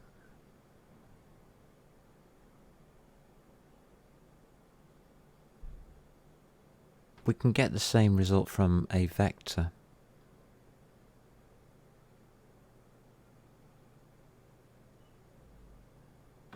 Which is now a QList. But we can't use the QList version, we need the vector version. They're both now the same. Okay, I think we're alright with that. So we'll need a construct of some kind, because we are going to need to construct this data here from a file.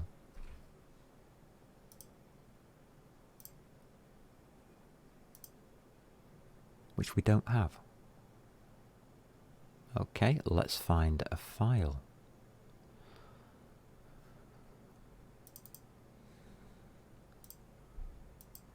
So we've gone through all of that. Shall we put this up now? I think we should.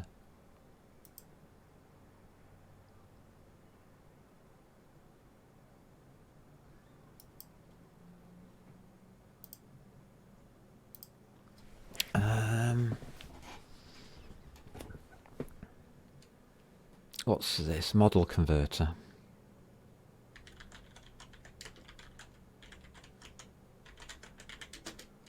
Some base code. Ready for our model, our first model.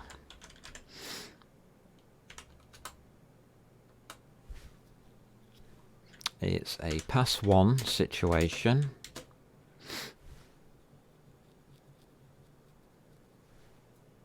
We should put it through a pass 2 before we continue for any further corrections needed. Pass 1 complete and tested.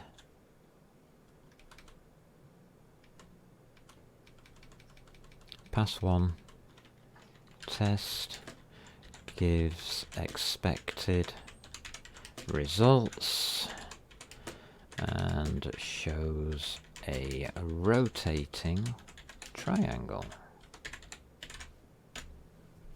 Come here. Say what it is. Say what you see. Don't put it in the past tense, ever. Never write your commits in the past tense. Only in the present. You are not saying what your code was, you are telling people what your code is. Just a handy tip. Gets easier once you start doing it. Alright, so I can do a push on that, can I? Try that. Okay, that says we're done. We can tell that we're done by looking at all that, I guess. I want Rana. View code. 1 minute ago. There you go. That's worked. The code's up on GitHub. It's at Fraser Blade Sharp Rana under GFX Dev, not the main. I'm not using main yet. You've got the code. It is pass 1. It's not good code. In fact, probably the opposite. It's probably the worst code that I could produce. It's better than the example they give you, but it's still probably the worst code that I can produce.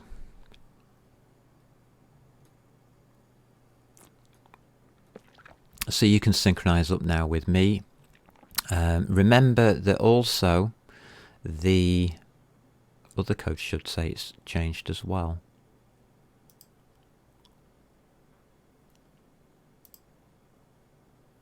So Vulcan widget was done 3 hours ago. We've now updated, I did have to double check it through with Vulcan widget, the converter.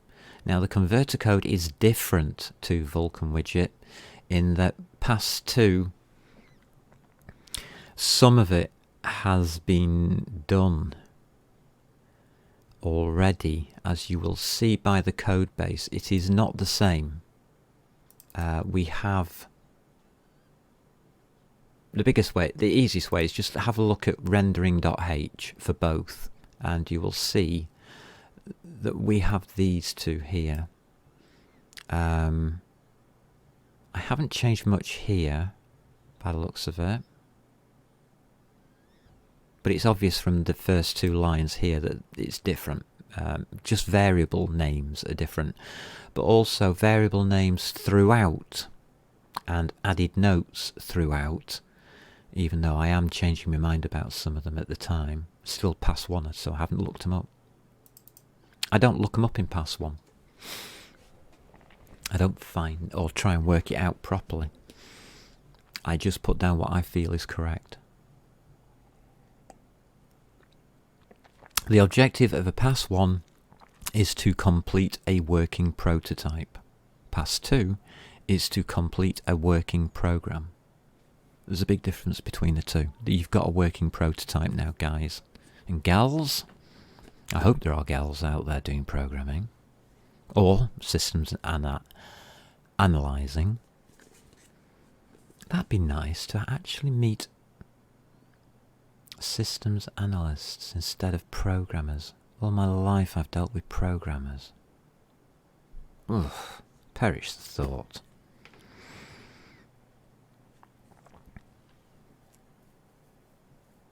Alright, so we've got the code.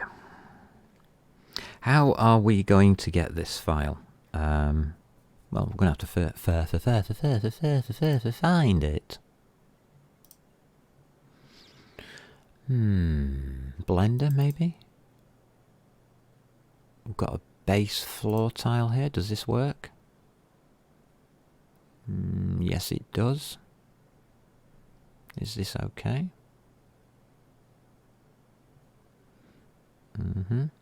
The design of the floor tile has been done in a specific way. We have talked about it. Alright, we'll take that then. I'll take a copy, please. And we will go to Projects, Twitch, Arana. We want the copy to be in Developer Tools. And convert Blender to Midnight. I'll pop it in Resource. No, I won't pop it in resource because that's not the point of this.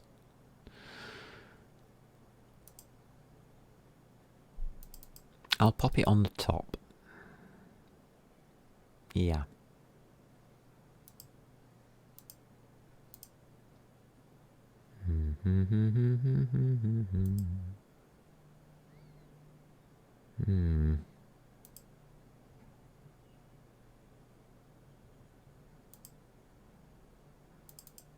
There we go. Select.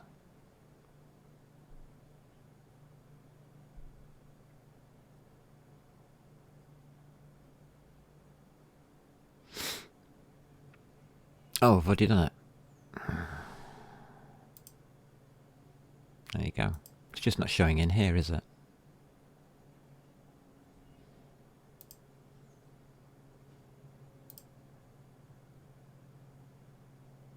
Oh, there it is. Base floor tile.blend. So we've got our blender tile. And it's in the top directory. Which is where I want it. Sort of, but that's beside the point.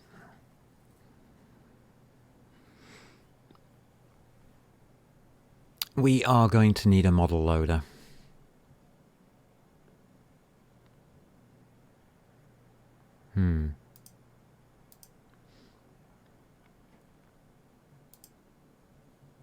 GFX.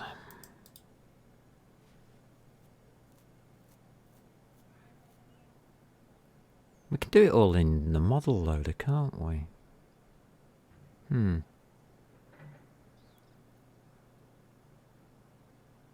Doesn't really matter. Add new class. It isn't a Vulcan model loader. So, model loader. That's going to give me a class though, isn't it?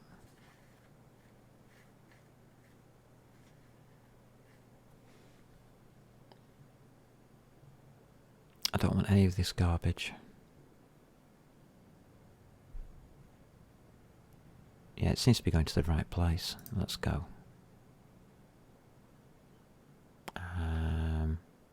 Yeah.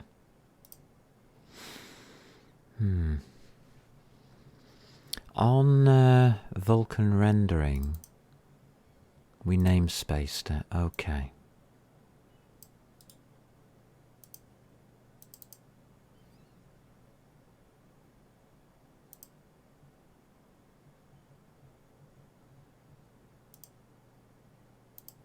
We might have to do a little bit of extra work here.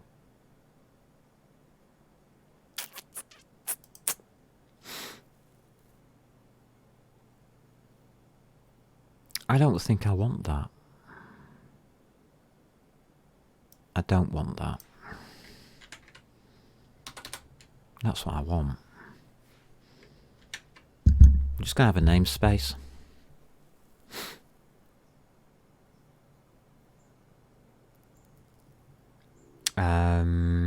We're going to call it. We're going to put it into the utility namespace because it is a utility. It isn't an object. It isn't something that we want anywhere else. We probably won't even be putting this into midnight. We might put a variation of this file into midnight. Alright, we don't want you. You're a waste of space. There we go. Can we have a space at the end, please? Oh, I've been messaged. Really? Microsoft UK exclusive. I bet if I were to go and join in with that, I would ask them about the worst. Sorry, Microsoft, but I have to have something to compare to find out whether something is better or worse. I can't just be told that something is better or worse. You cannot have good without evil. You cannot have peace without pain.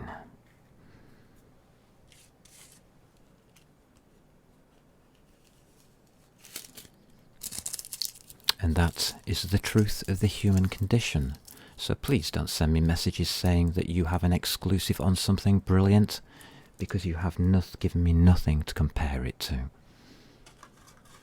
Idiots. And that's the way you should view all adverts. If they don't give you a comparison,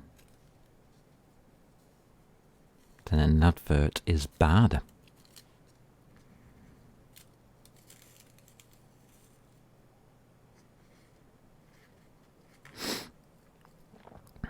And usually tends to fudge the truth, but that's namespace util. Is that the one I usually use? I think we should.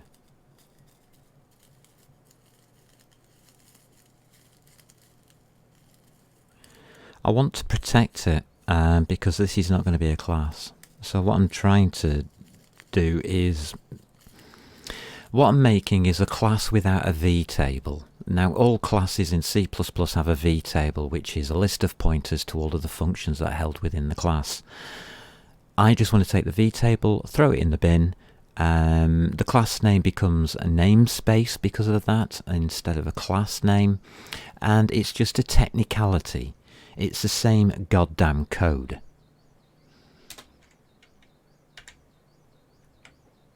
So that's what I'm thinking.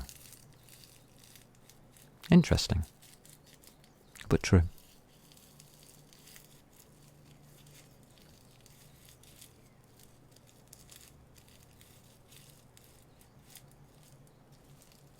So I'm having to take time at the moment because I'm in a lot of pain.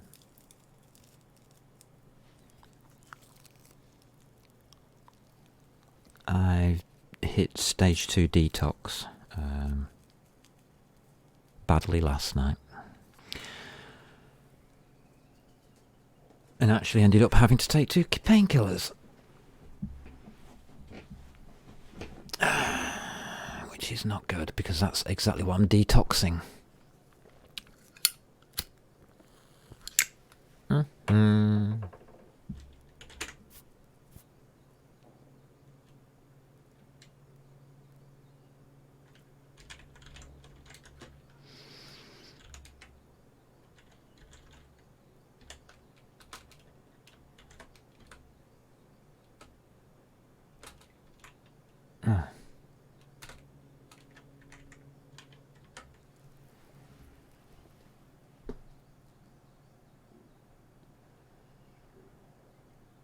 We will need a construct.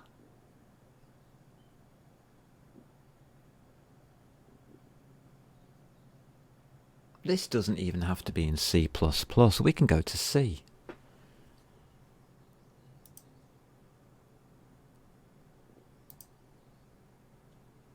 I've got C code here.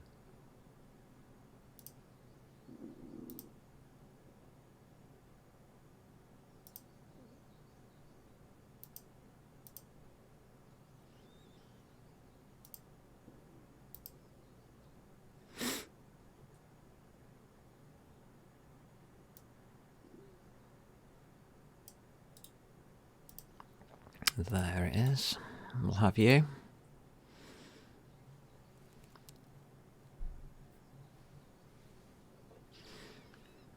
We have called it model loader.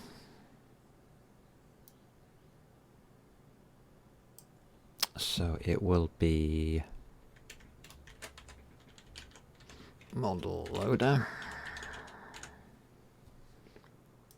Game model doesn't exist. Let's get ourselves a game model. Luckily I know how I do these, so we'll have a common file here. This will hold a game model.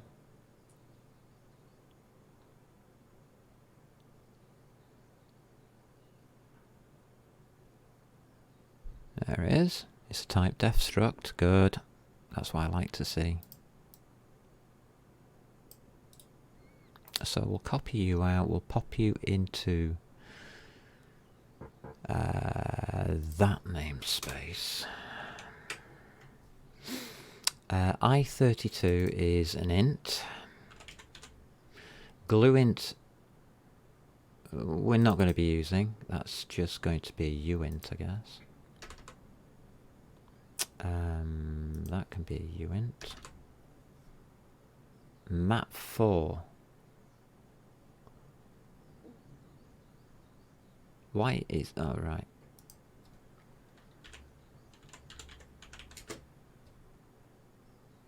What do you mean you don't know what an unsigned int is? Are you taking the piss?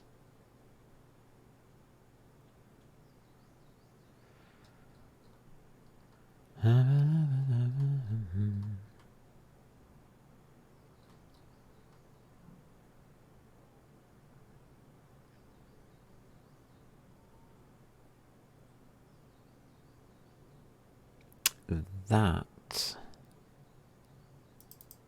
is that.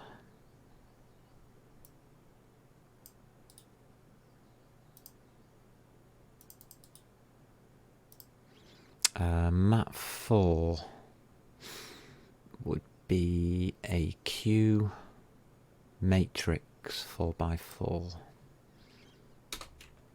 So let's get some includes going.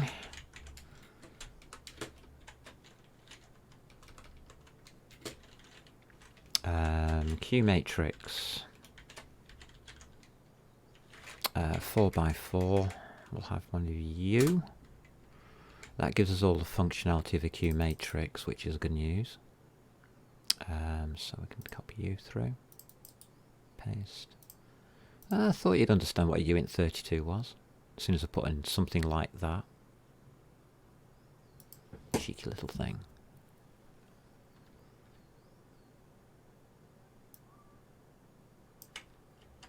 Okay.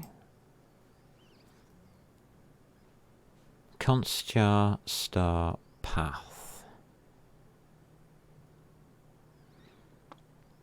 I think I will have a Q string here.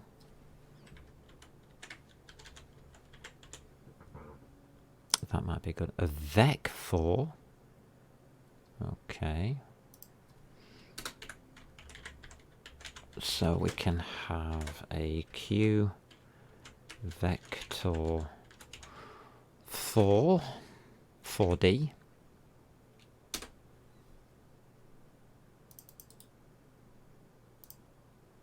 Which is that. And these are just Q vectors. Not to be confused with mathematical stuff,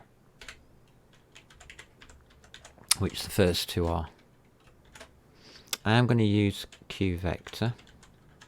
I know it's an alias now, and it's probably going out of date. Don't really care. So we'll have one of those, and we'll have one of those. Oh, what's this? Use of alias template Q vector requires template arguments. Argument deduction not allowed in function prototype. Template is declared here.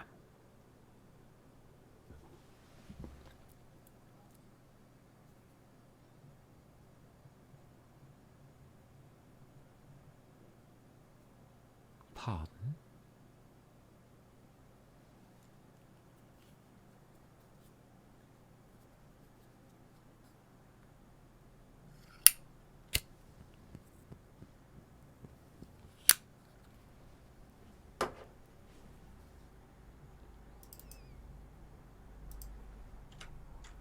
Don't do that.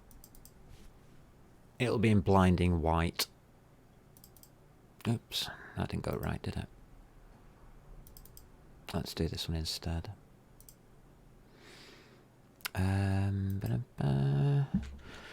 Qt 6 point. We'll use 2 manual. That'll do.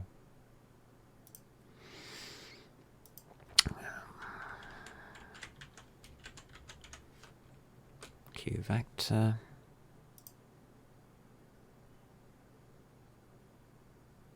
Please see QList documentations for details.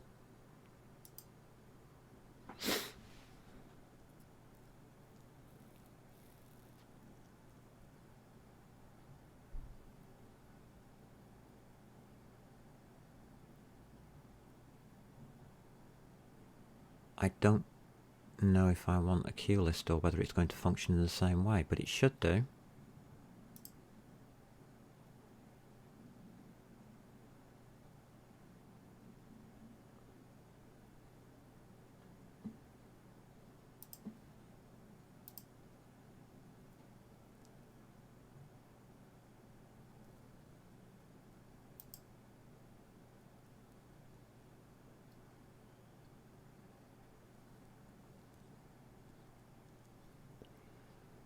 Alright, you tell me it's an alias. So that means that equals that. Okay, so this pops in here and here. Why am I not allowed one?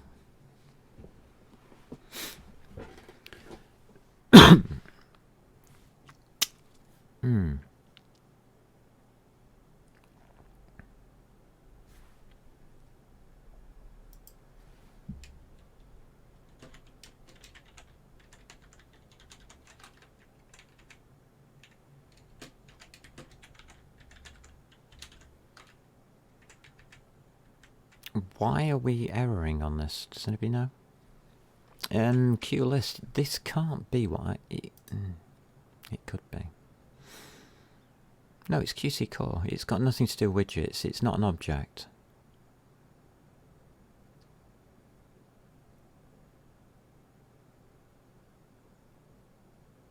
Oh. It's got a type T in it.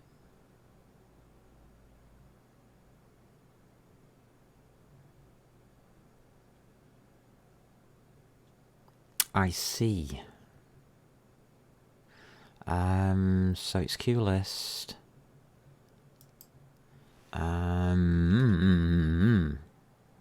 We've got one of these thingies, haven't we? We're going to be using floats. That makes that a float as well. I think we're only going to be using floats. We're not going to be using any real numbers, are we? Sorry, real numbers are floats. We're not going to be using integers. Okay.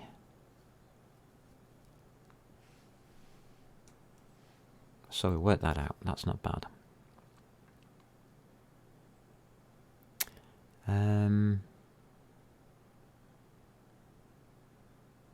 Alright, I think I'm okay with that.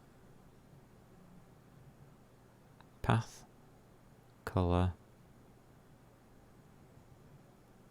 What about this game model? That's what we're returning.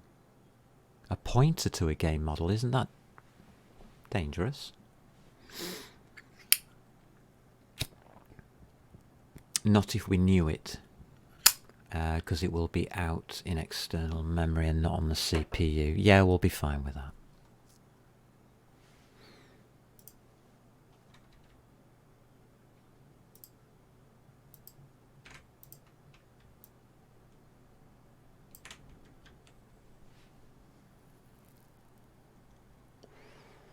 Alright, I think I'll keep that.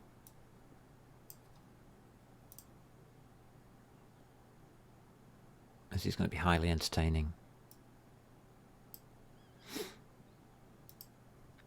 So...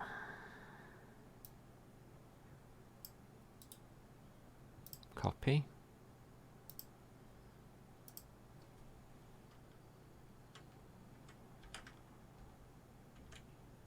Paste.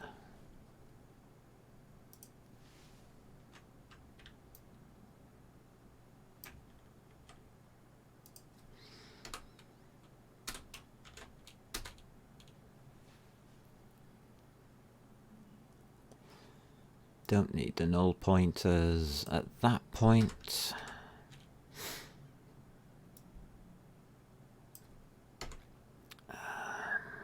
Yep, unused parameters, that's fine.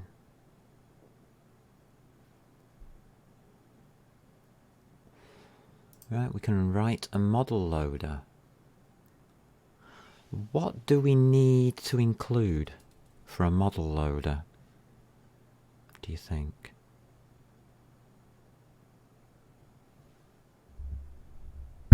What do we have? Package manager. If you're on Windows, just download whatever I use. Looking in... Have I got Assemp? I have.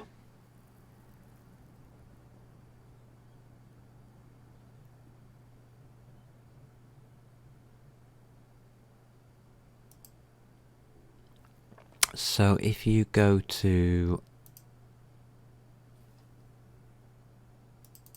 GitHub Assemp, latest docs, get involved, building.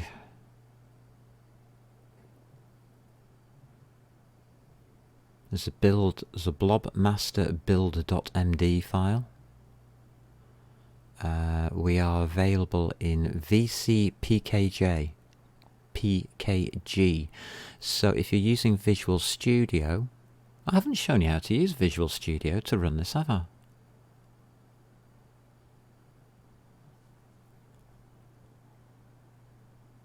Oh. You can. VCPKG is part of Visual Studio. I think it's okay. Where to get help? Our website. Read the docs. Linking against pre-built libraries. Oh, it's got pre-built libraries. Just download those if you're on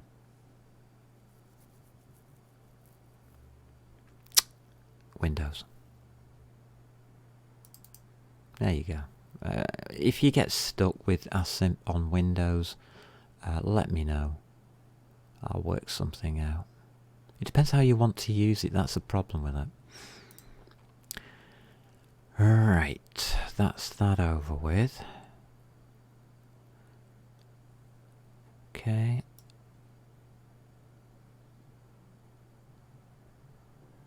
Do I need CGLM? No, I don't. Does Assemp need CGLM?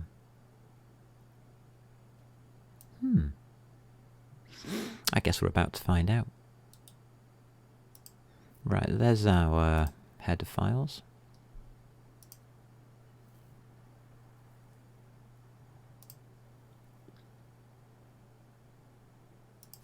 So let's pop those in.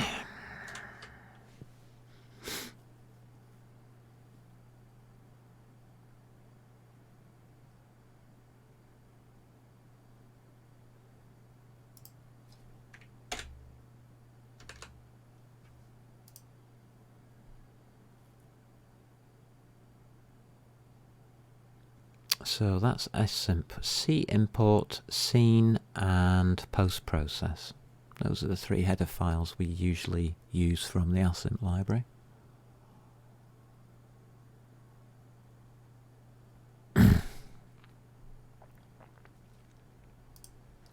Let's have a look at some code then.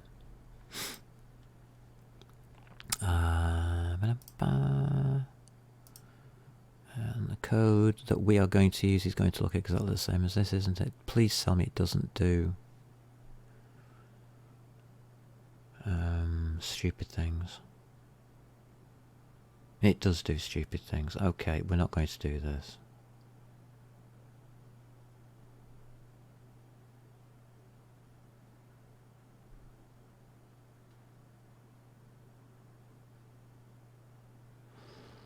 That's written in C.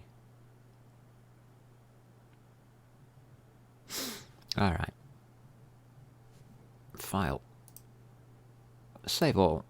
We're going to have to write this ourselves by the looks of it. That's a damn nuisance. Okay. Starting at the top. From the top.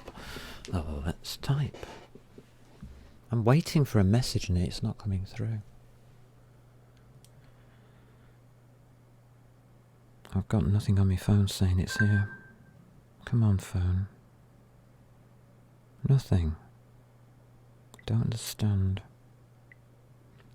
Parcel Force messaged me, gave me a message this morning. Your parcel from Creative Design Trade Limited, blah blah blah, is on its way and due to be delivered on Friday the 1st of April 2022.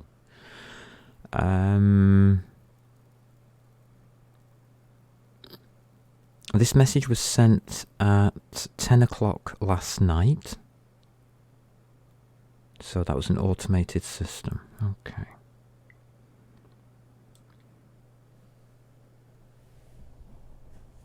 I think I need coffee.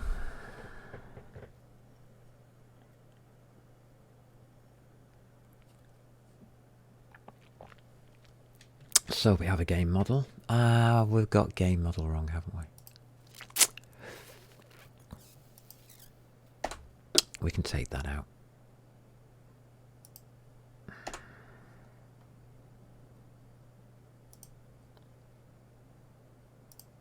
So, we'll do the first line of code because it's obvious. Model.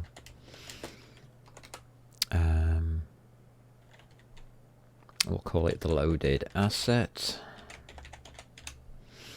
equals a new game model.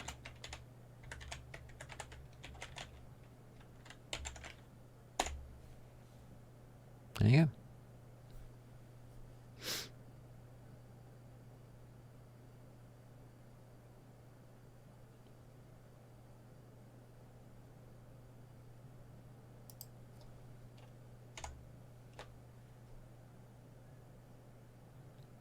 Okay. Potential leak of memory pointed to. Well, of course there is, because we haven't used it yet. What we are going to do, though, is return that value.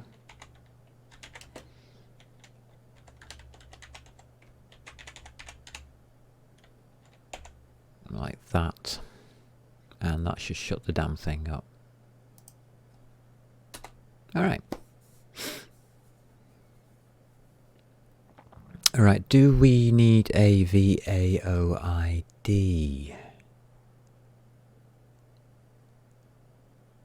No.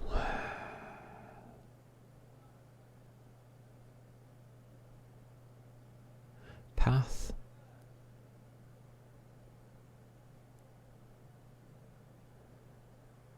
No, we're going to have to change this. Let's just have a quick look at our loader. We're not really going to need that. We're not doing OpenGL. Num indices we will need. Model matrix.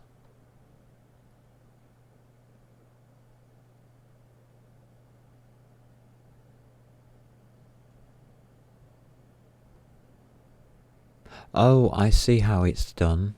Yeah.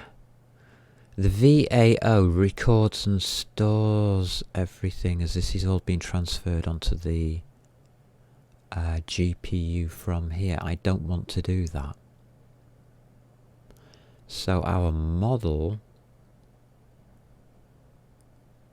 will need... We don't need that. We don't need a VAO. We're doing Vulcan.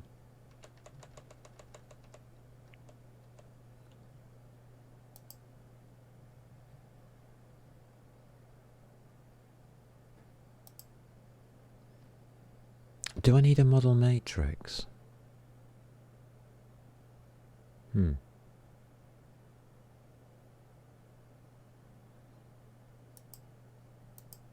What I would like is Vertex buffer object storage. Yeah, I'd like this.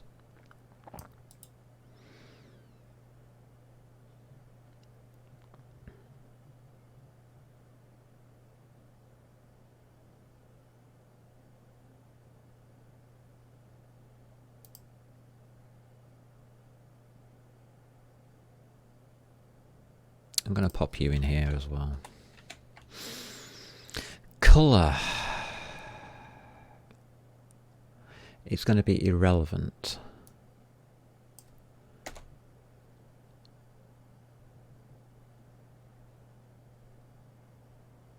We only need the path.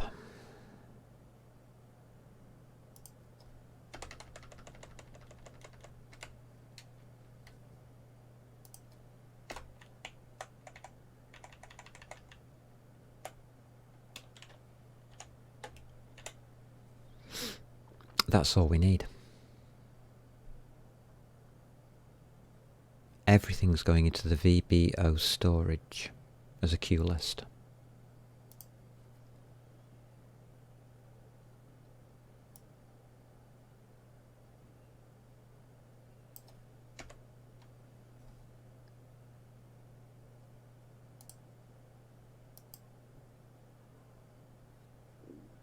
Oh, I messed something up.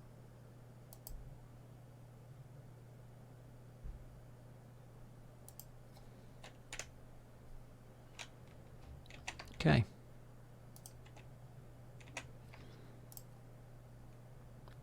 So that's actually all we need. When we boil it down, we take the OpenGL out. We only need to know the path. The loaded asset is going to contain all the data that we need, because that's a game model, and it's this part here that we're after. This is the biggie. The model matrix is just the position of the model in the world.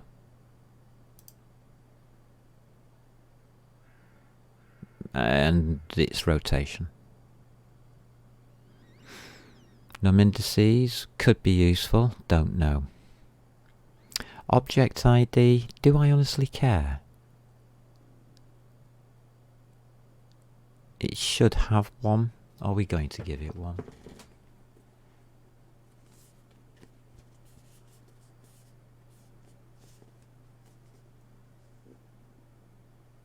If you haven't already realised, that is part of an ECS system. That's a component.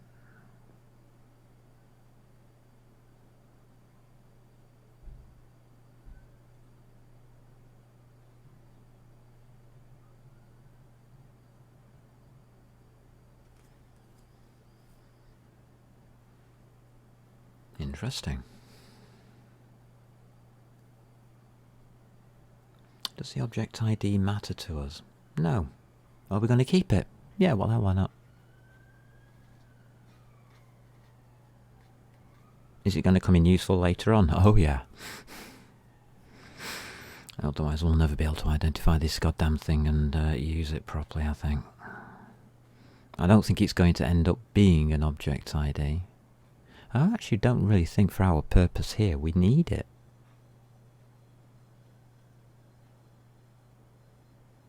I think to us at this point in time object ID is irrelevant. So let's do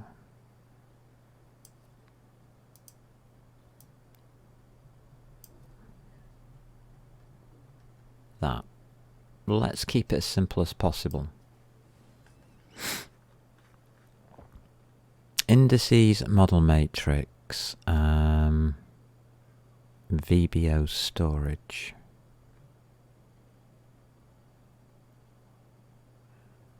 Okay.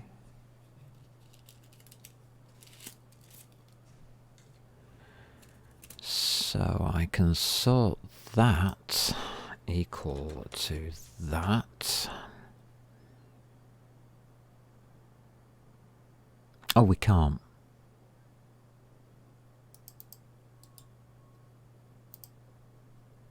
Without doing that. Okay, now we can. That's just going to be a Q matrix 4x4. 4x4.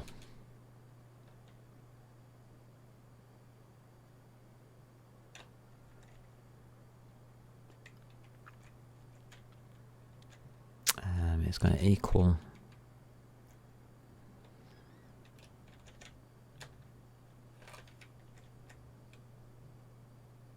identity.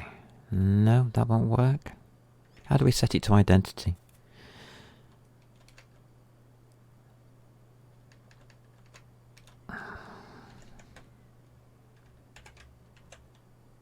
It's the only thing we've got.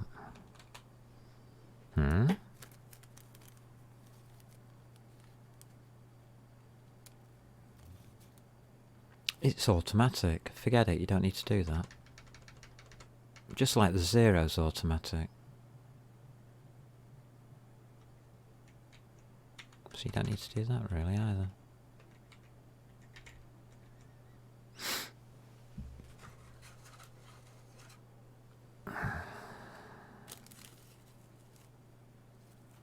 How do you set a Qt matrix?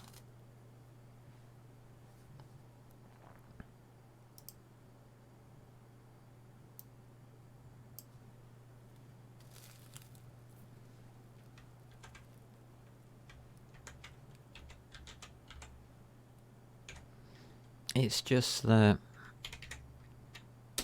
I really would like it to be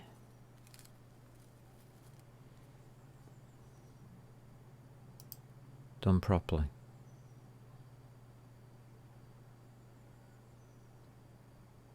Is it set? Set to identity. Okay.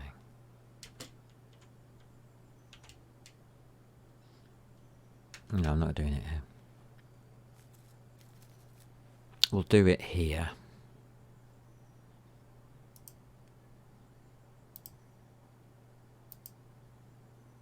So we can do this here, can't we? So I've got loaded asset.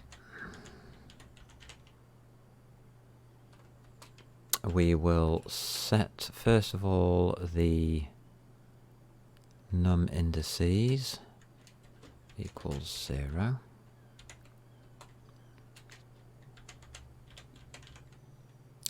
We can then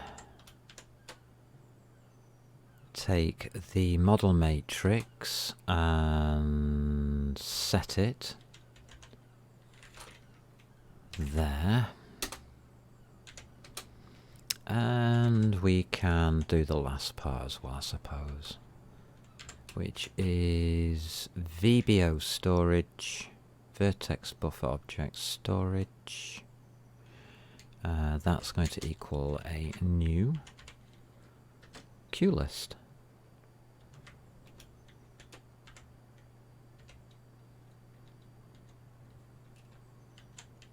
But it needs to be integers.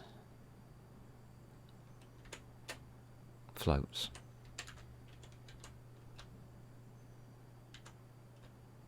I've got that the wrong way around, haven't I? Yeah, I have.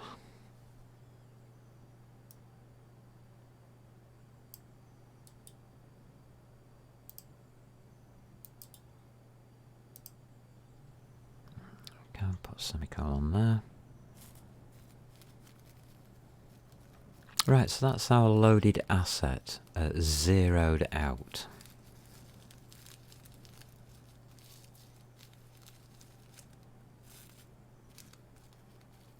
We now have to fill it up with things. Yum yum.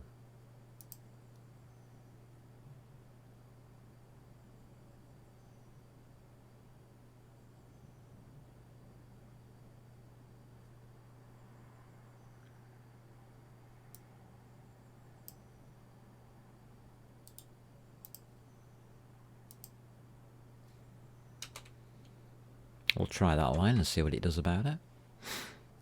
Oh, seems alright.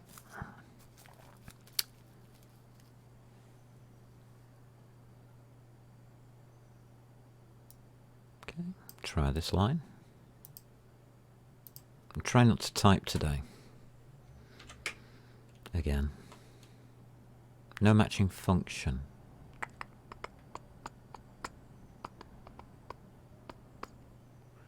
Are we on async then?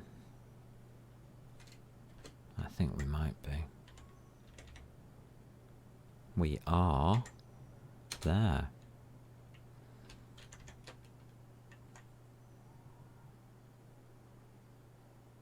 Intern math.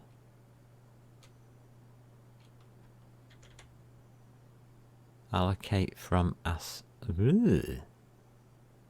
What's all of this bollocks?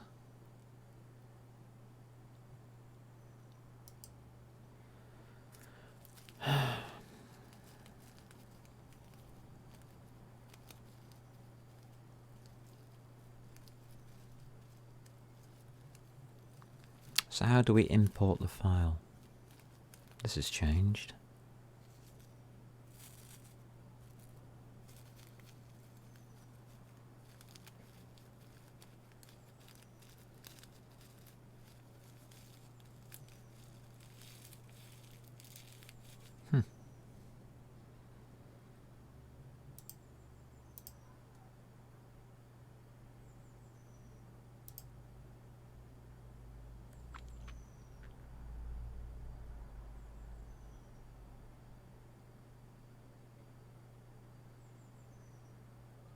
Latest documentation.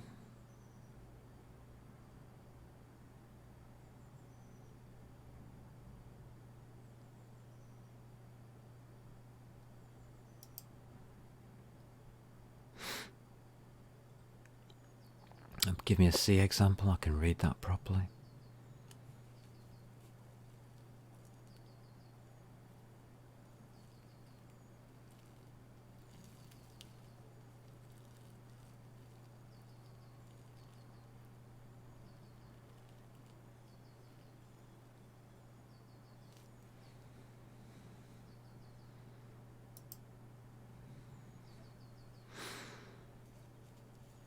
Const C struct AI scene.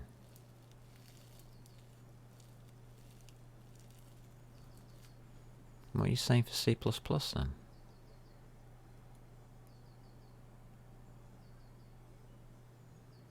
Importer.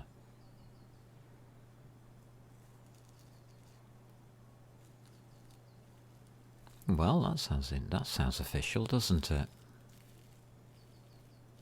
So we're not going to use an AI scene, we're going to use an importer.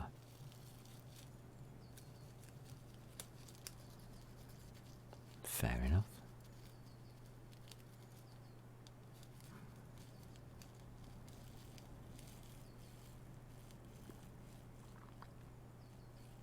Read the given file with some example post-processing. Usually speed is not the most important aspect for you. You probably to request more post-processing than we do in this example. Oh, really?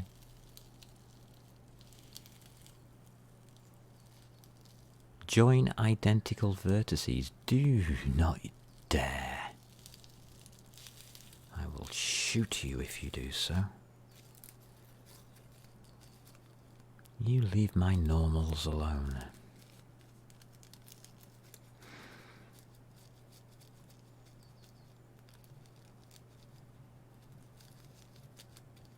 Alright. We'll do theirs. We'll take the C struct out.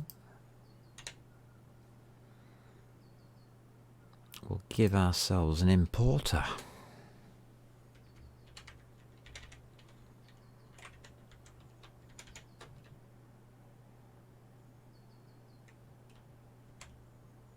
Which we don't seem to have.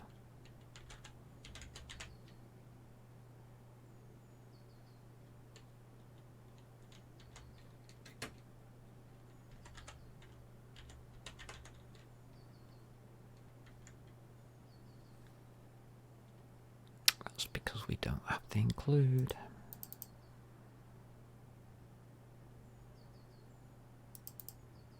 Okay.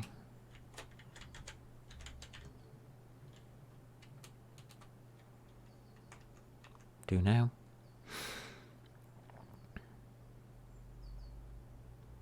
Alright, so it's changed a little bit since I last did this.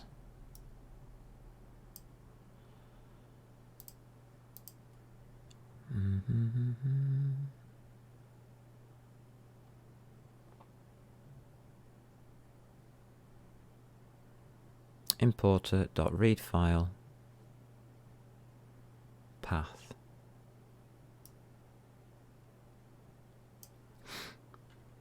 So what's this then? Loader.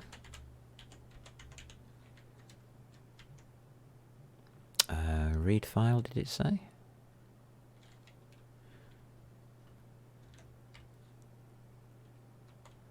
It did.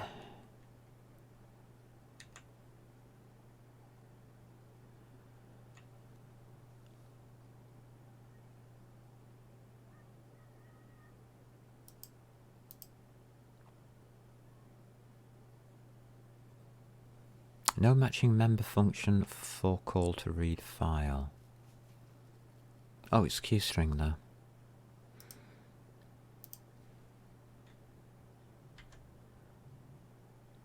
Two.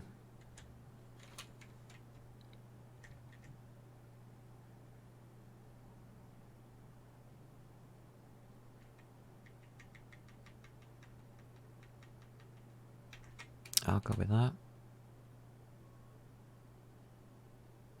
It's asking for a const char star file name and of course the flags.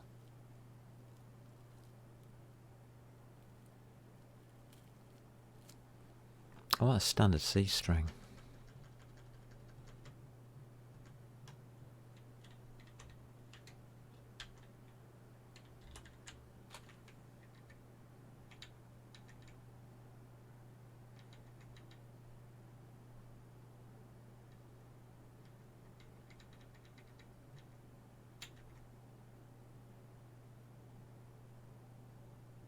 That will give me a W.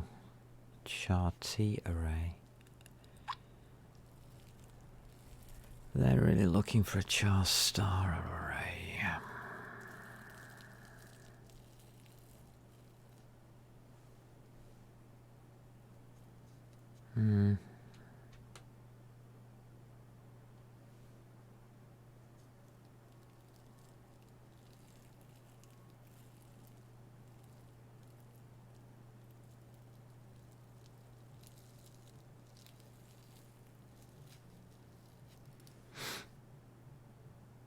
Doesn't like it, does it? Candidate function not viable. No known conversion for queue size type, aka long. To const char star. Okay, I agree with that.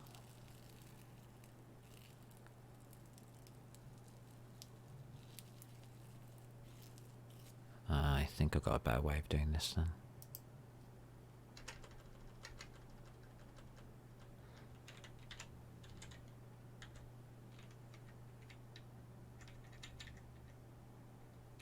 To standard string. There you go. Right, we're still getting a warning. Never read. Okay. Unused variable. Alright. That doesn't sound too bad. It recognizes the process preset target real-time quality, which is basically the most basic thing you could ask it to convert it with. Okay.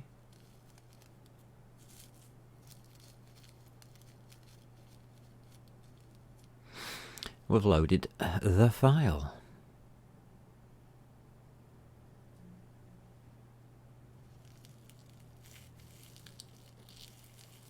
That's it. Done.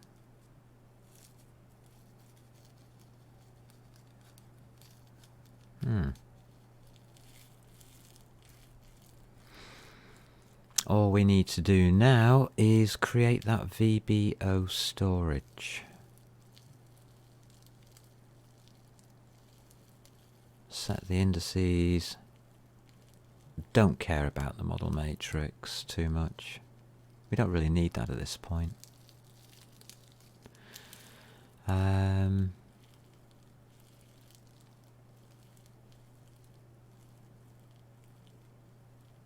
We'll see.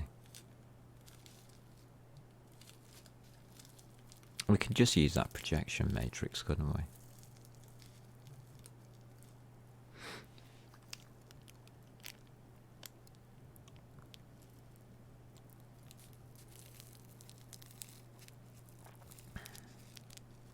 So what we have to do is go through every single vertex we've just loaded.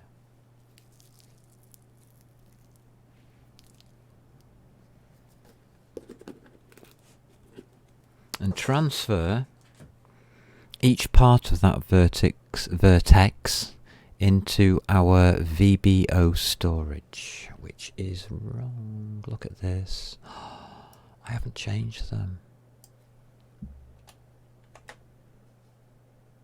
You can see what's happening here. Bad. Bad blades.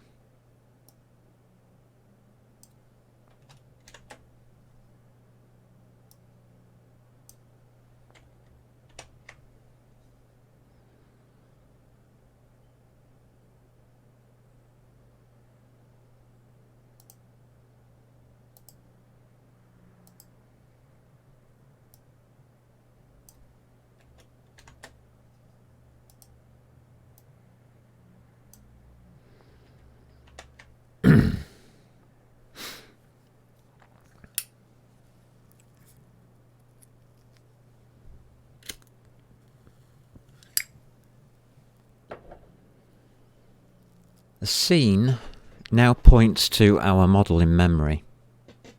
Is there a way of saying true or false?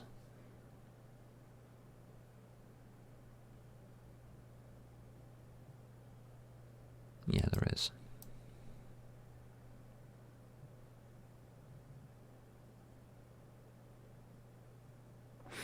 So if the import failed, null pointer.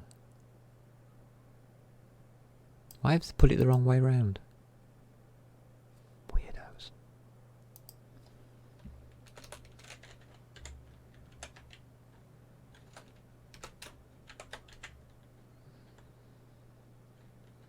We'll put an info in here.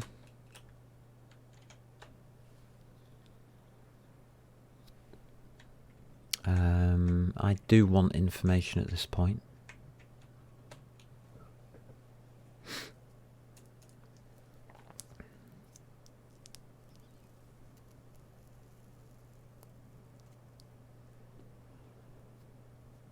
Bada boom, bada boom. Yeah, go on, we'll hide it.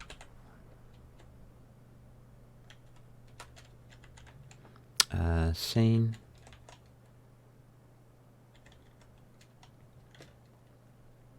Is not equal.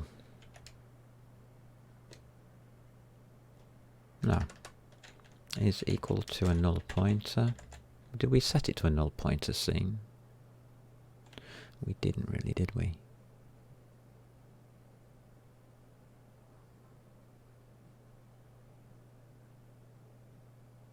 Const AI scene.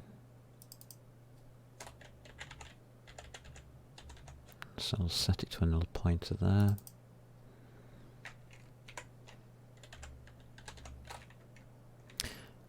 What we're just going to do is something simple.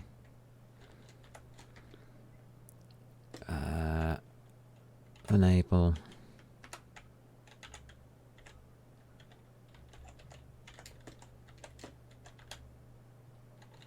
unable to load a 3D model.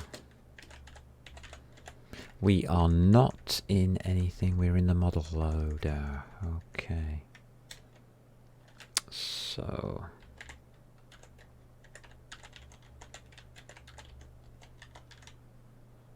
there we go.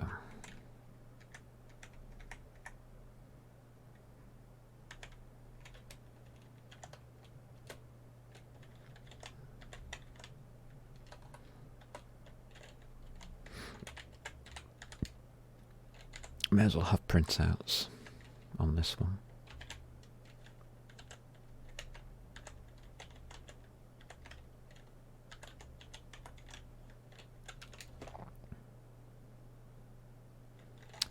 want something completely different. 3D model loaded. Only other thing that I would probably do is tidy that up a little bit. Like that, to make sure that I know it's a message.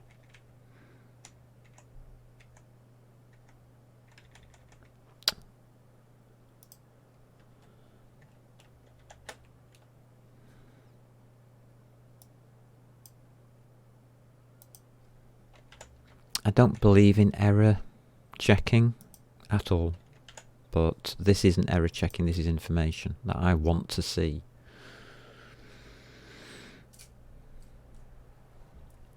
It does check for an error, but it doesn't do anything about it.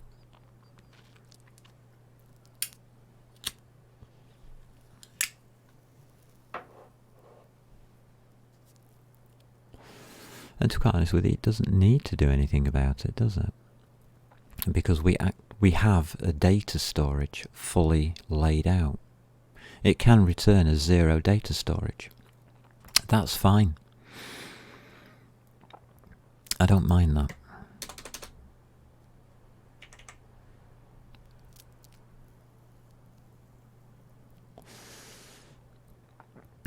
We need to know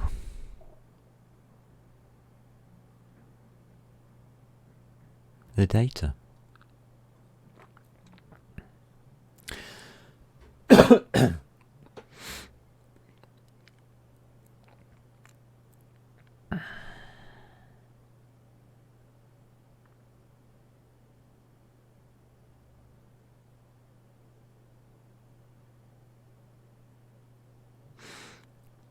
So our index is going to be this.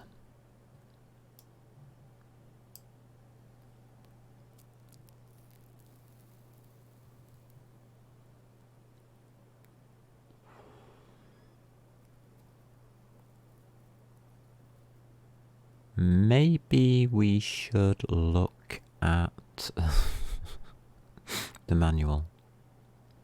I'm not sure this is going to work out the same way.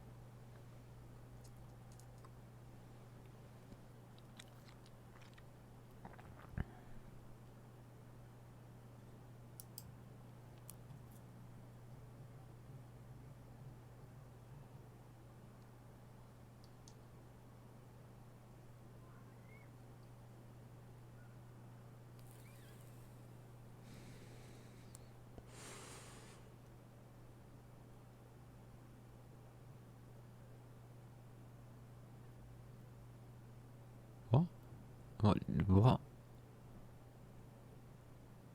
Why do I want the I/O system?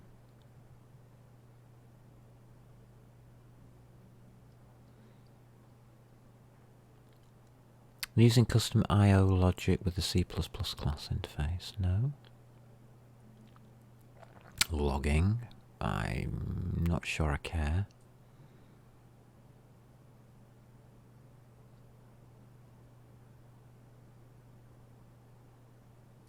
Debug messages.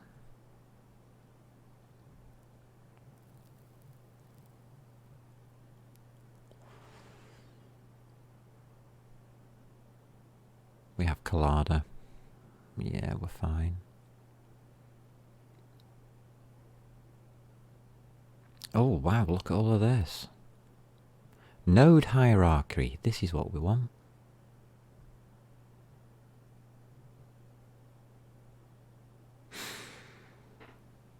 Oh my god, and they're not doing it that way, are they?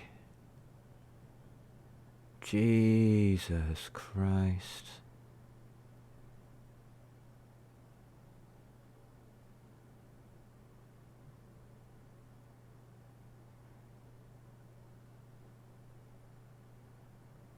I just want the data.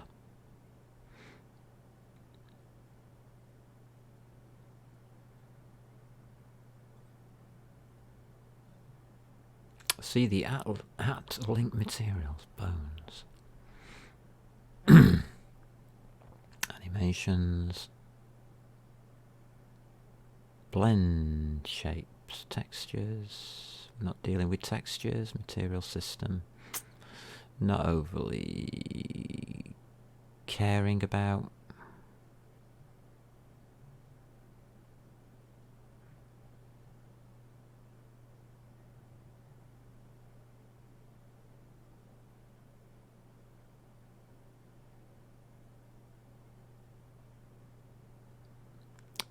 So it's the same. Can I just access this?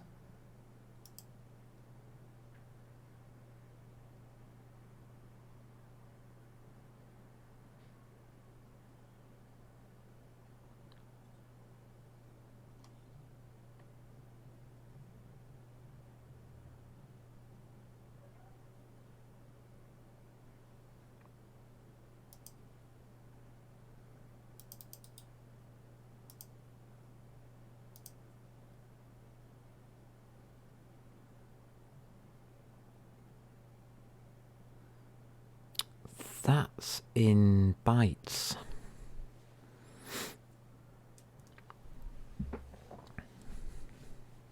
Why would I want it in bytes?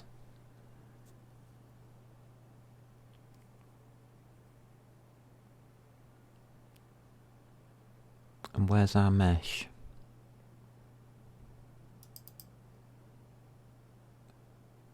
I bet importer holds our mesh.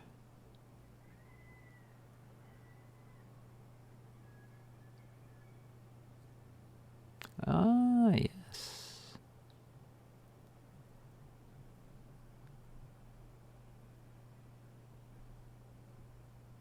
Okay. Get our mesh from the scene. Let's start there. I'm not bothered about this VAO buffer rubbish.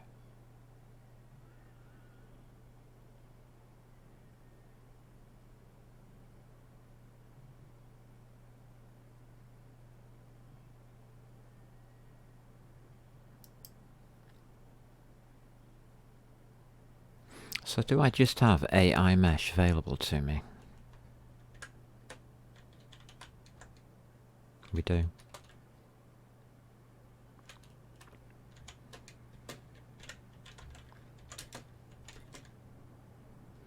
Scene. What's scene? That's what we've loaded.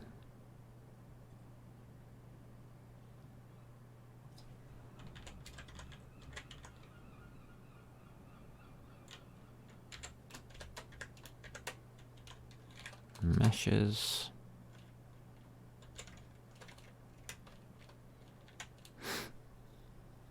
Okay.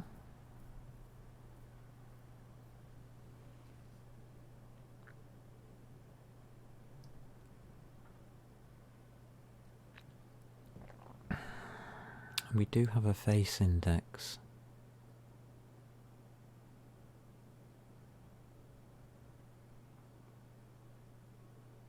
We've got a mem copy.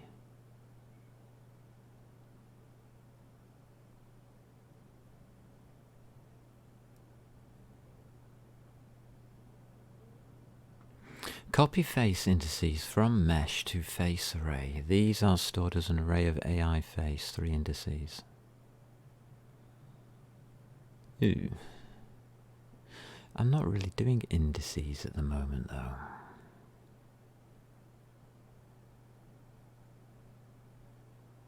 Right, okay. I'm thinking qbyte array here.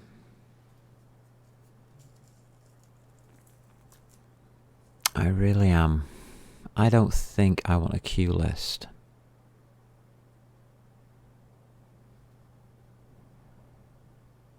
No, we'll stay with that. We'll stay with, yeah, okay, we'll stay with that.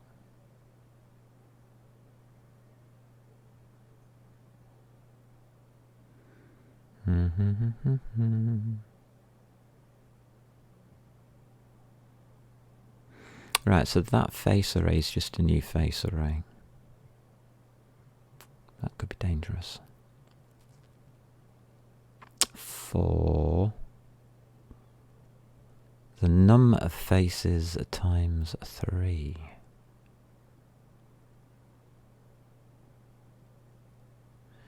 Okay, copy face indices, gen buffers, give us some data. I'm not really caring.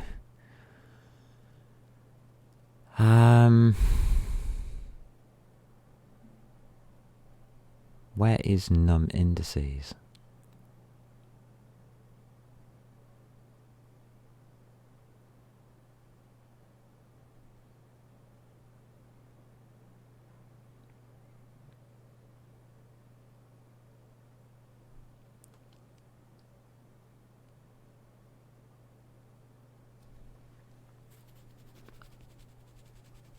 that just holds 3 times uints.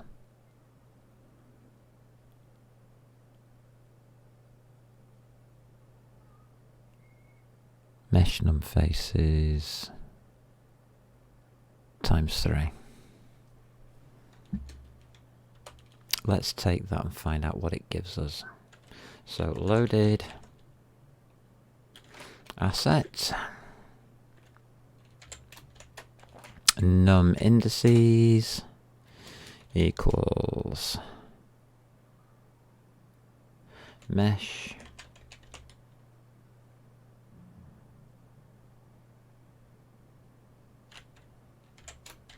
num faces times 3. 3 vertices per face.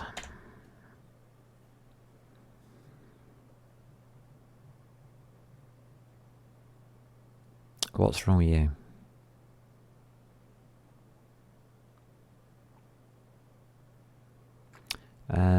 M. Access to field M meshes results in a dereference of a null pointer loaded from the variable scene. You're right. It does.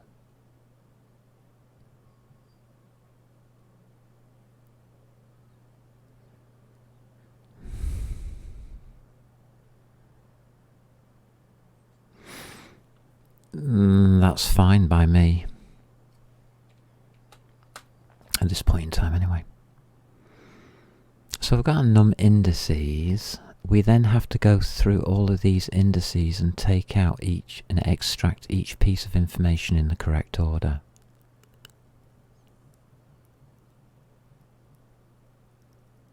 Okay. A face will probably be one single colour, but the colour is held by the vertex, so it doesn't actually damn well matter. Alright.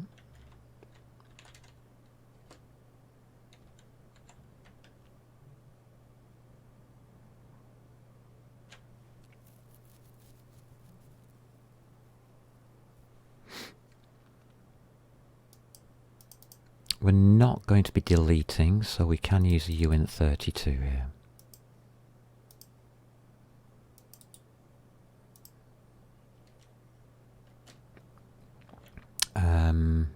Position, we're going to call it.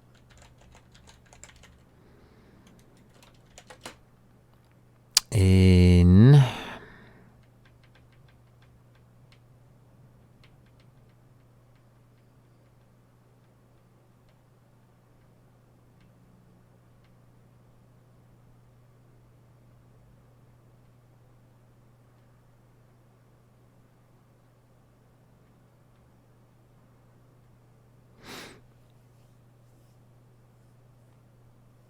yeah, in something.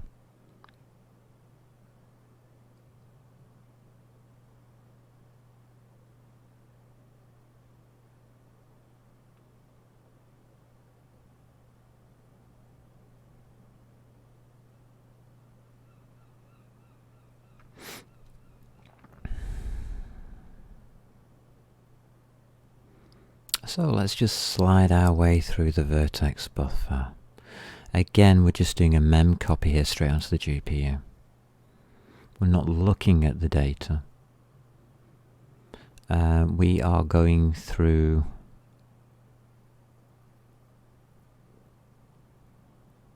mesh num vertices. Mesh m vertices. These are floats.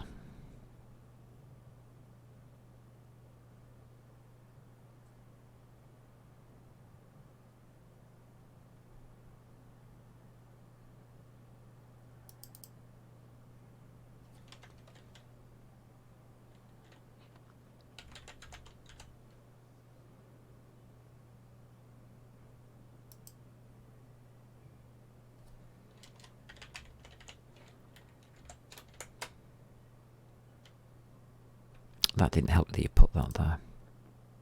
M vertices.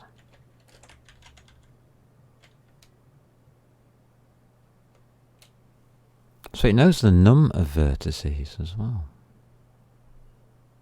But that's not your index, I remember now. What does this give back?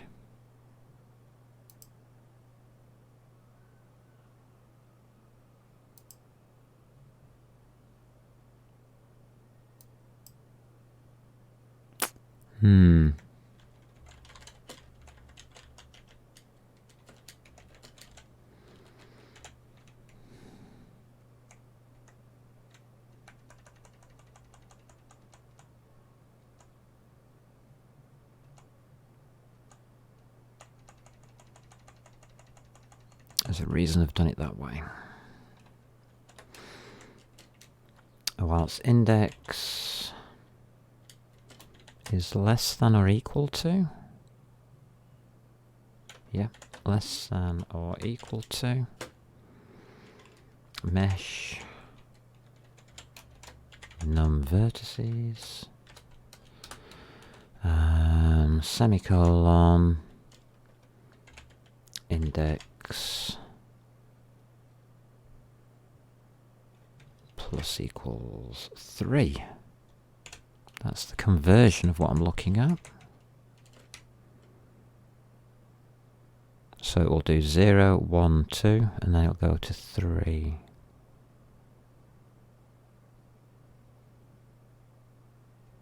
Okay. Less than or equal to it doesn't like.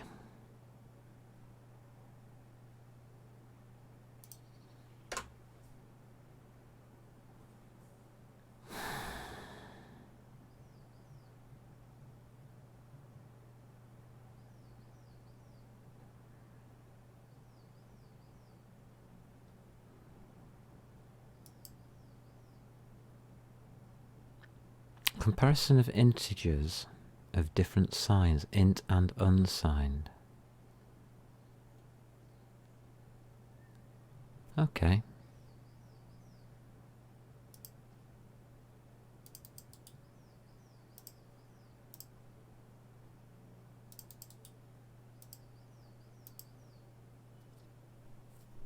Can I put that equal to? Yeah.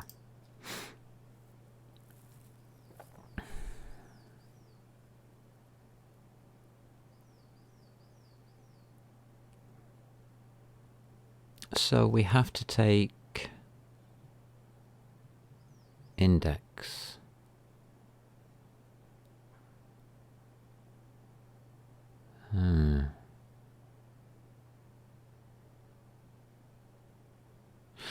So we have to push back each one of these indices.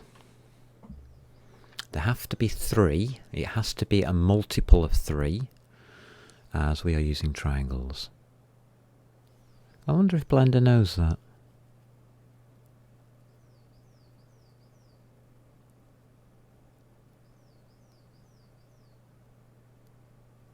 Hope it does. Because we saved it from Blender, and I hope he put it in triangles, otherwise we could be in trouble here. Okay, what we're going to do then is take our queue list, our loaded asset VBO storage,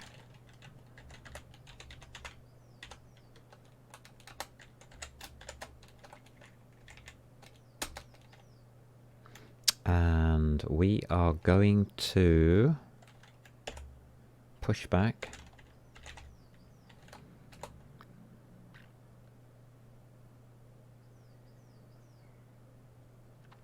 mesh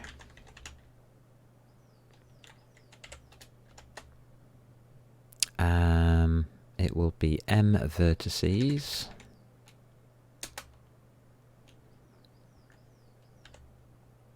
and it will be index.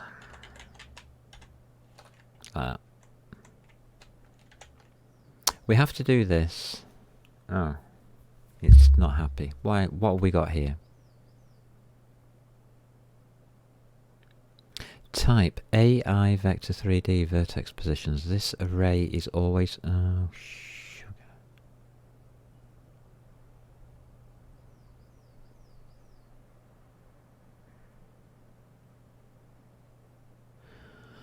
Oh, that's awkward.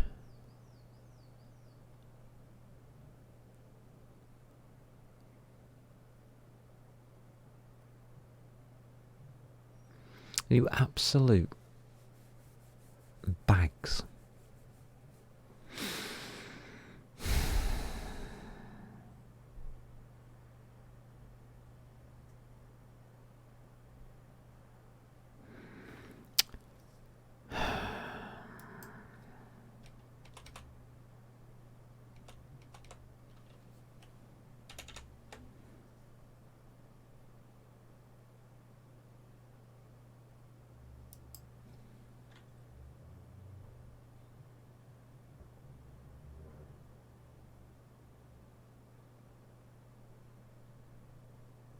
Index.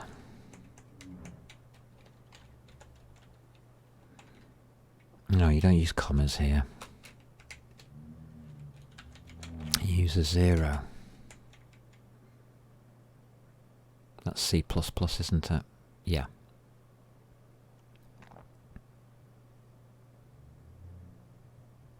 So this gives us 3 vertices.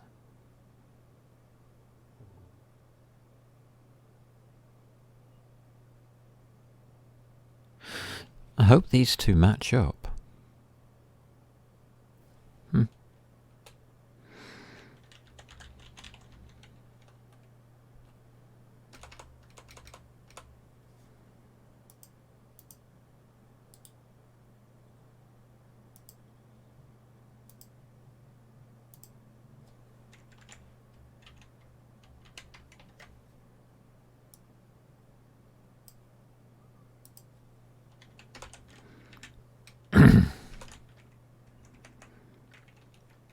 After that, we have to assign a colour.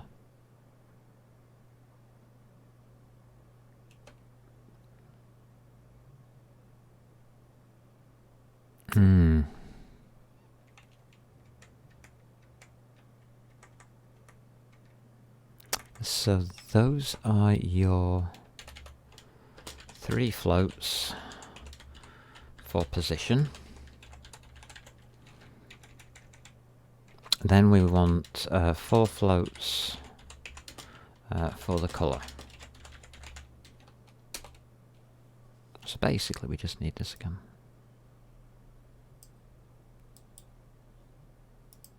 We can set this to whatever the hell we like.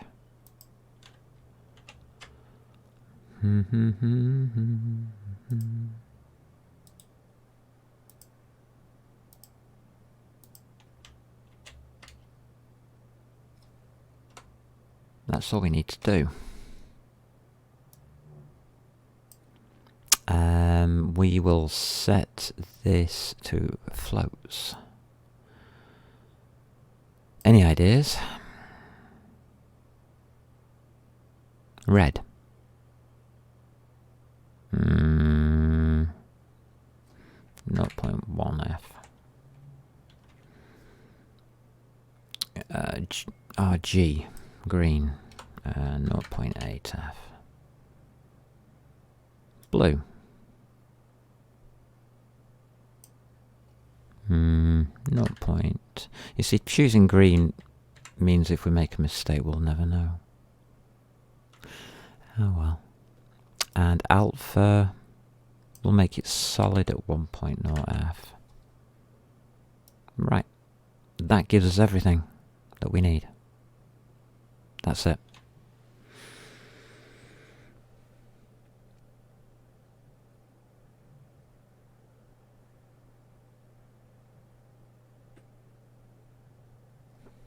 How is that affected by index?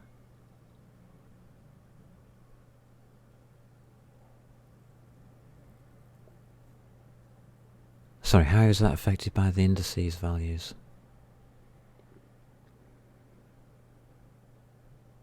It isn't. Okay.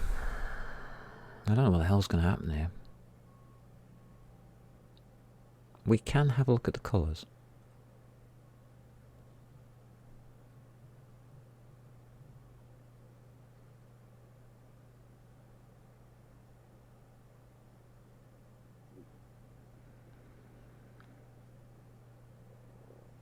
Where are we getting this from?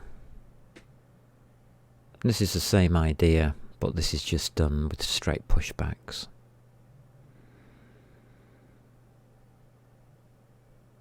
I don't know. I don't know what we're going to get.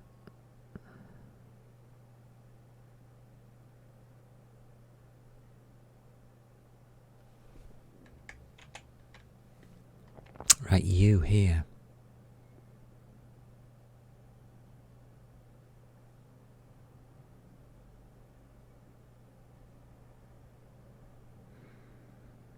So this has to be protected. Basket case. So if... What's it saying? Access to what?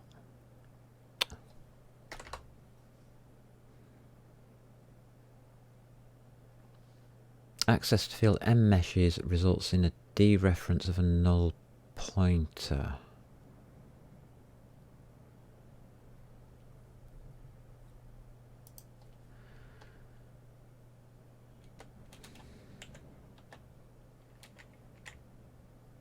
That's bad. It needs protecting.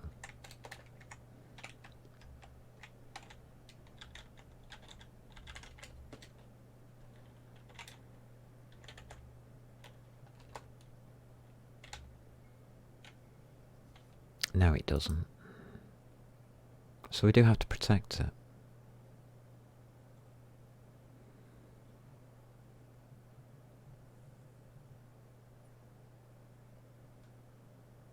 We might get an access violation here.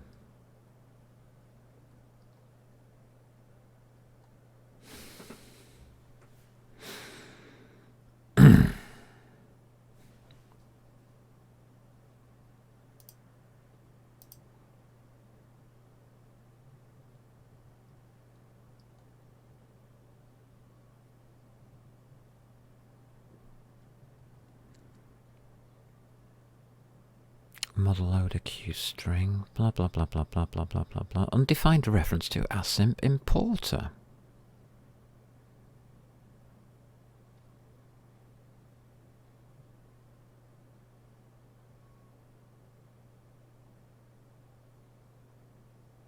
Why is that an undefined reference?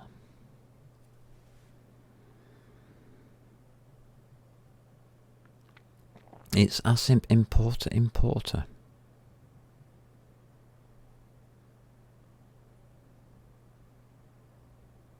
Oh, we've done something wrong. This has that. This is that I/O thing, isn't it?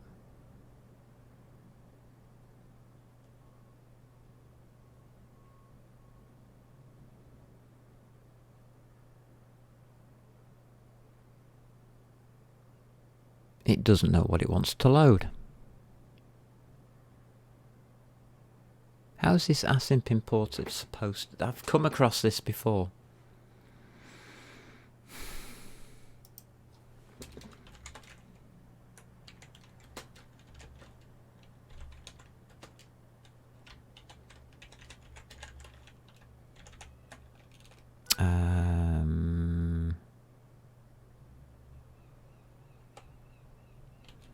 Do I need that? Probably.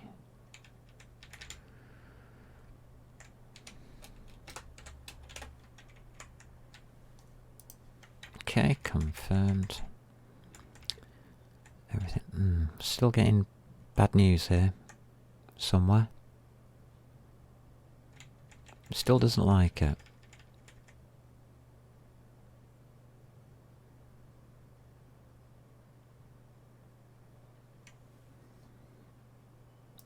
Okay, you're not liking this.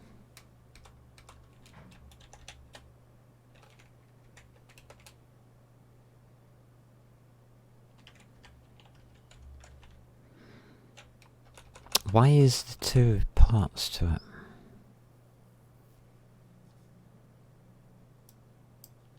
Ah, bollocks.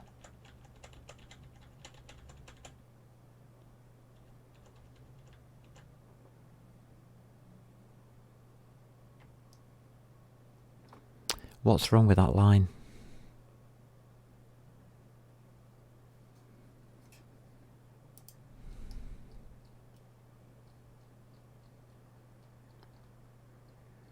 we have to tell it what it is? Do we have to set something here?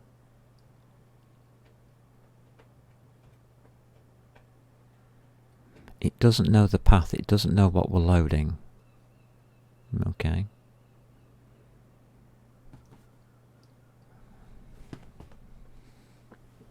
Hello, Poppy.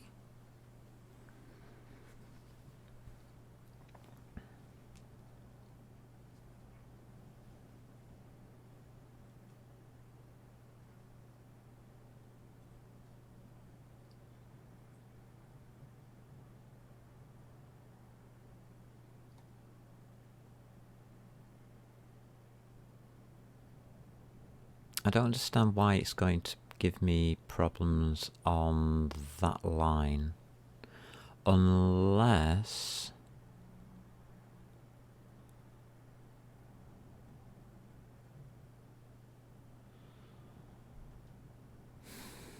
there's a different way of doing it. Okay.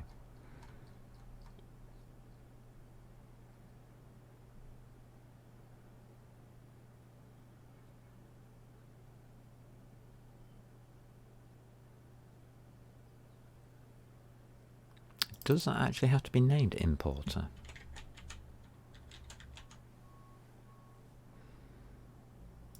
I don't think it cares what it's named.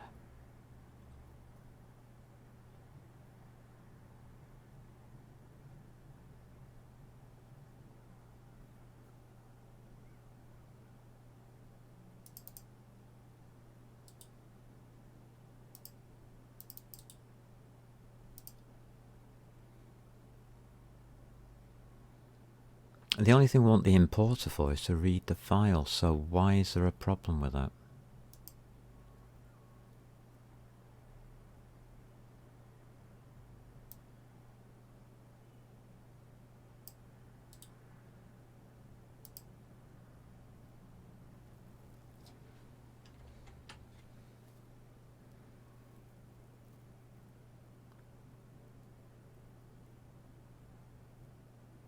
It's just class importer. What are you looking for?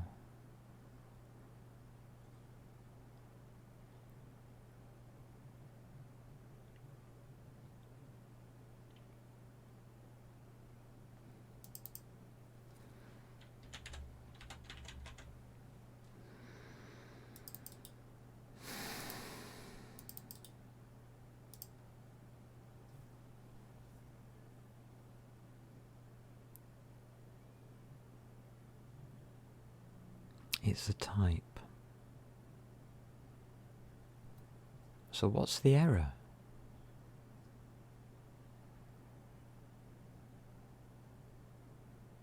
It can't find the constructor.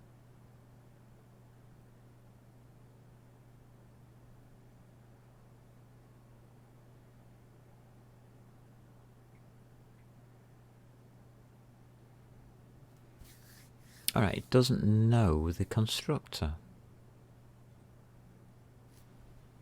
Okay.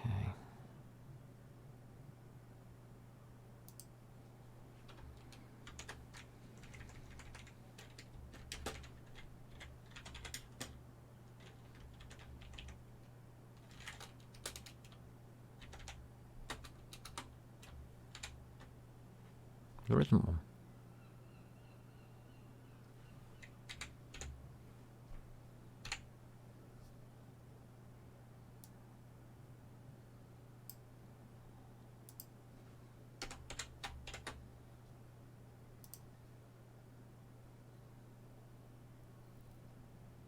Don't understand.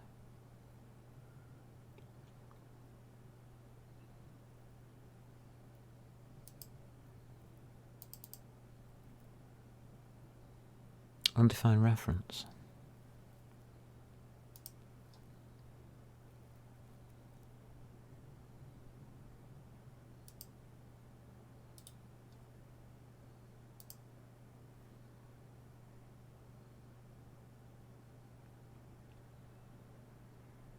Ah.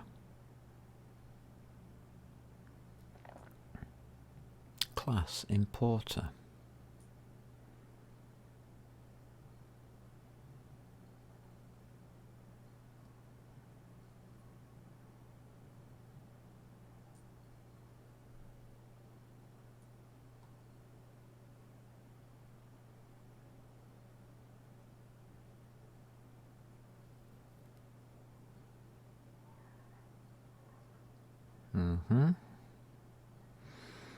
Creates an empty importer.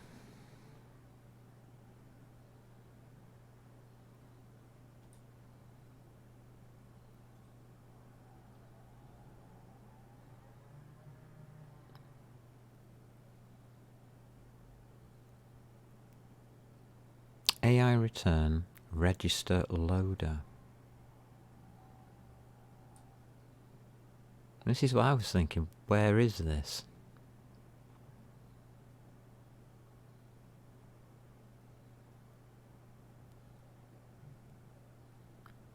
This should be a singleton. You've got register loader and unregister loader.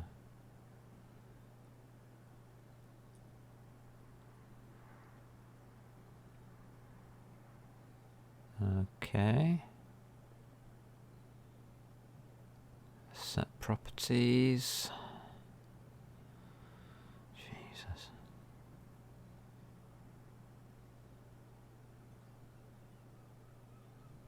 Doesn't really help. I don't understand why it can't use that constructor. It is in a C++ file.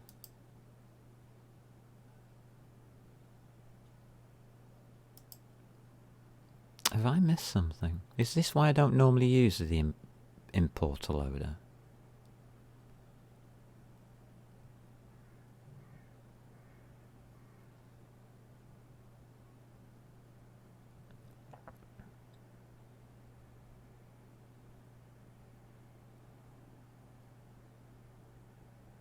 Could be.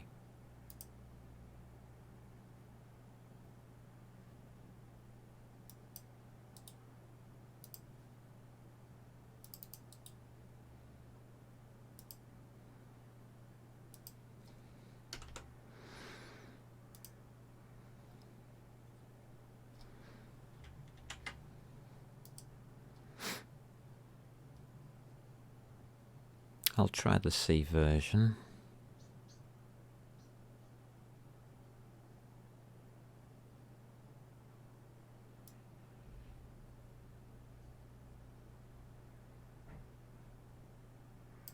Which is that.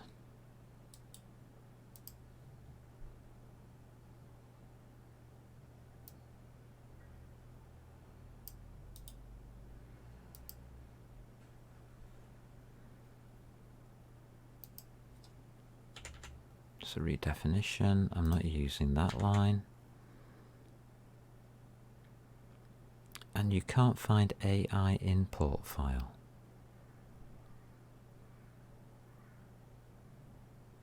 Why not?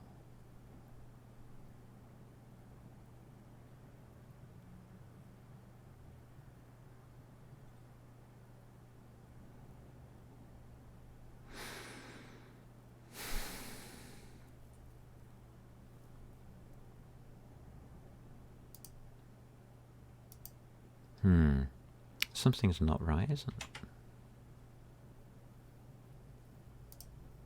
I haven't had this problem before. But I wasn't using Qt.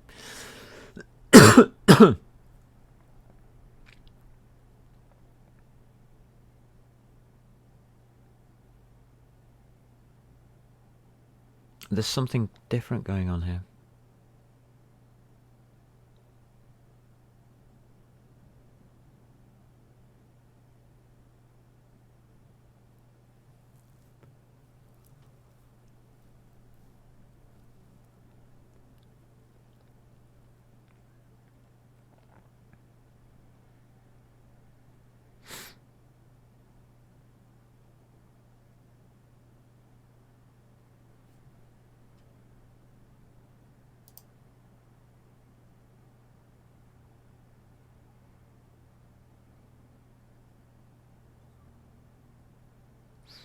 This is how I would do it, though.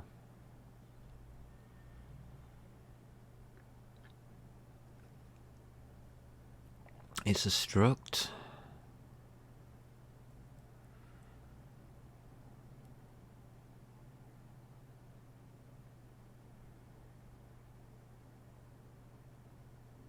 And the AI import file should be found in here.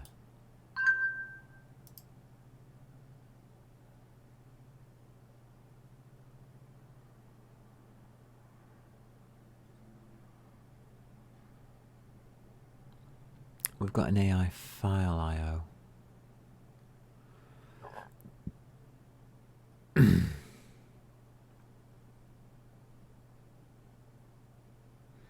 These aren't namespaced.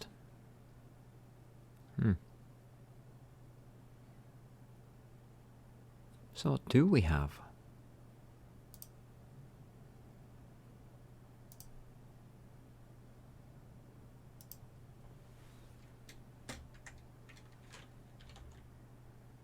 Nothing.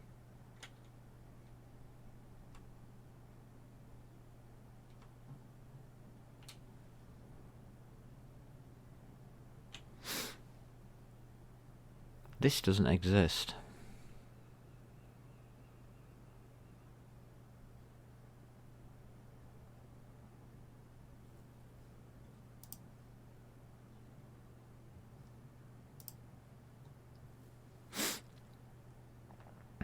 AI log.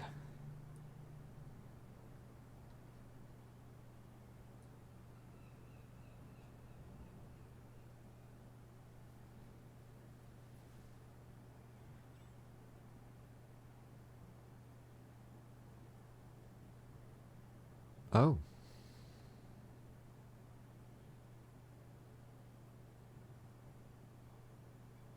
That's a pointer.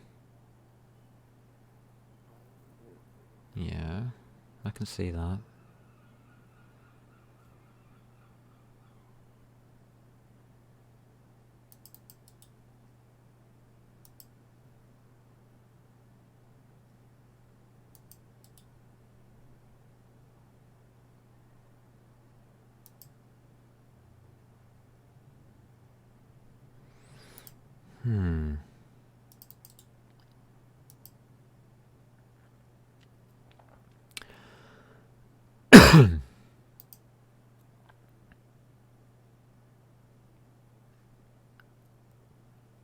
No matching function call.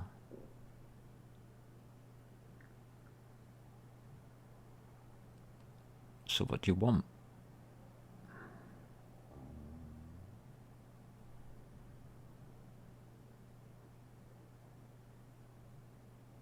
Const char star.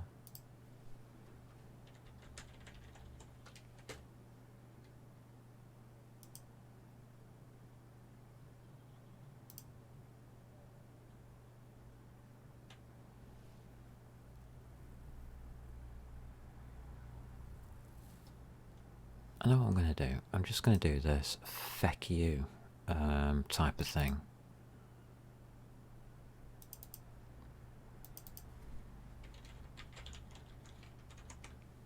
I'm putting it in. Stuff them. So const char star. You no longer need that. It's just path. Oh, suddenly we have an AI importer.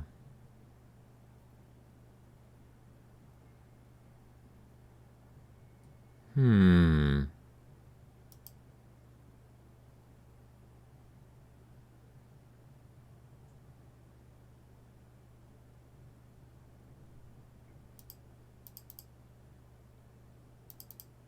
it's now still saying that it doesn't have it.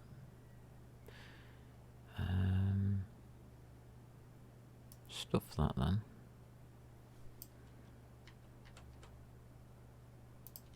Let's just do that.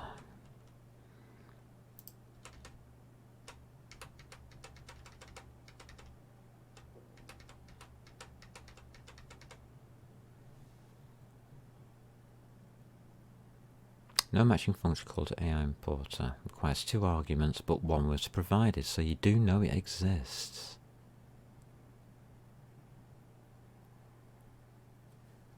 Okay.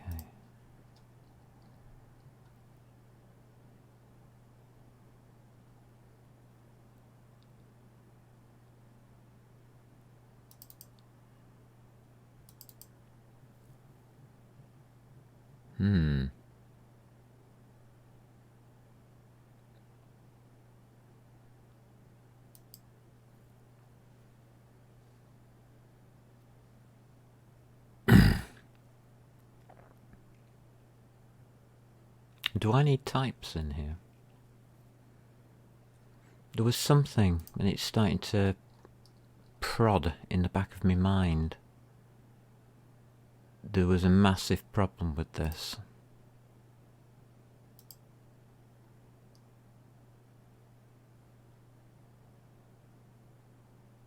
I think we might need CGLM.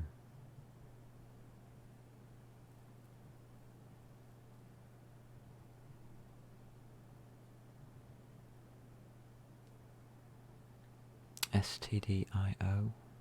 It doesn't say it's reliant on anything.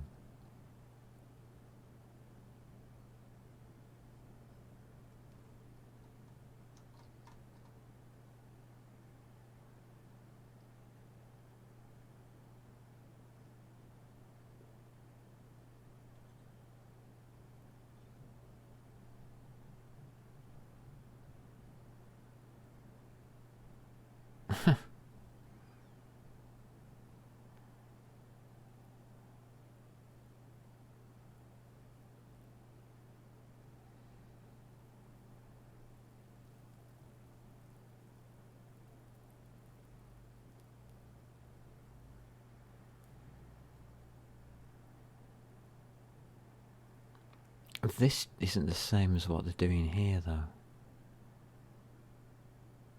This doesn't make sense. Is this static or something?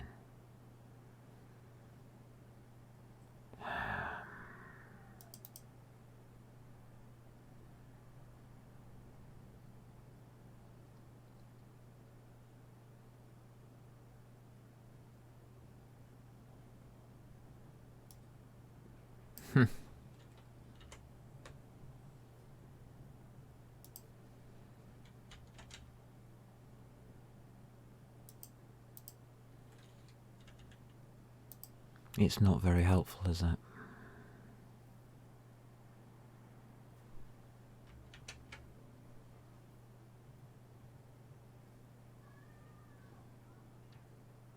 Why doesn't it tell us what goes in here?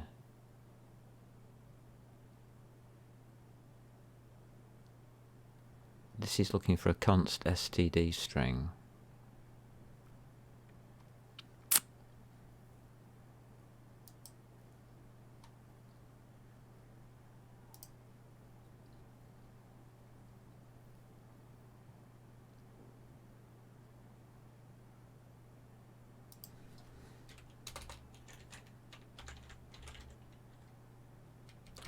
That doesn't go there ever. That has to go first.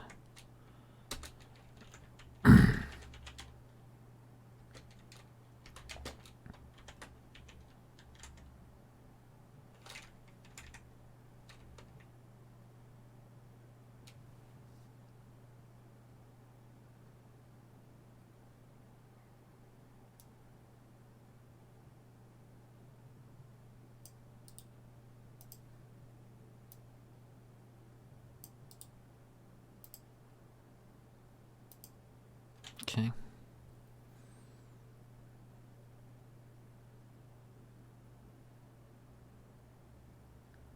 Scene equals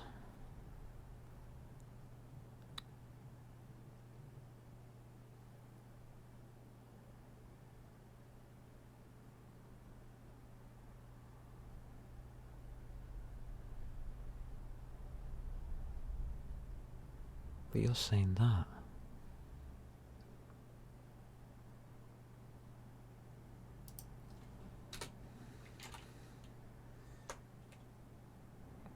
What's going on?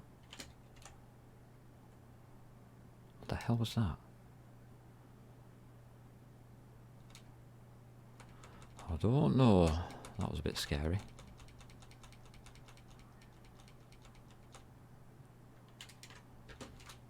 Was that you, cat? Was that you, Poppy?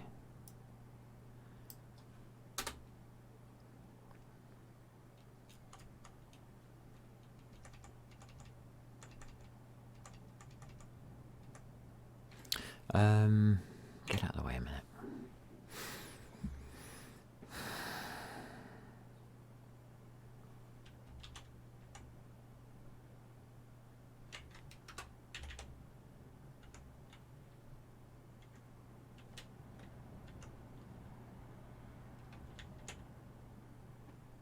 got no async.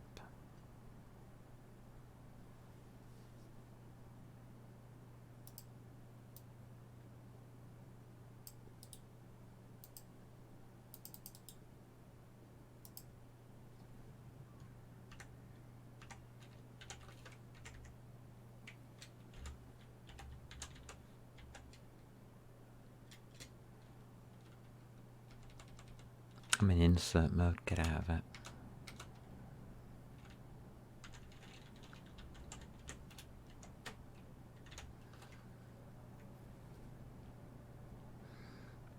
What else we got in here?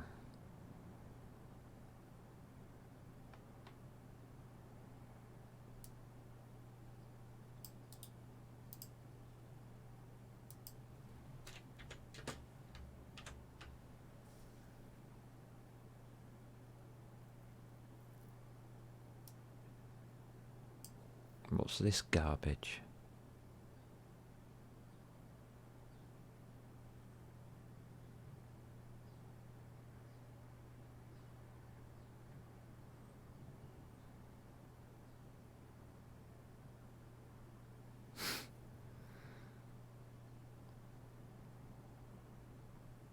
Call to non-static member function. So it isn't static.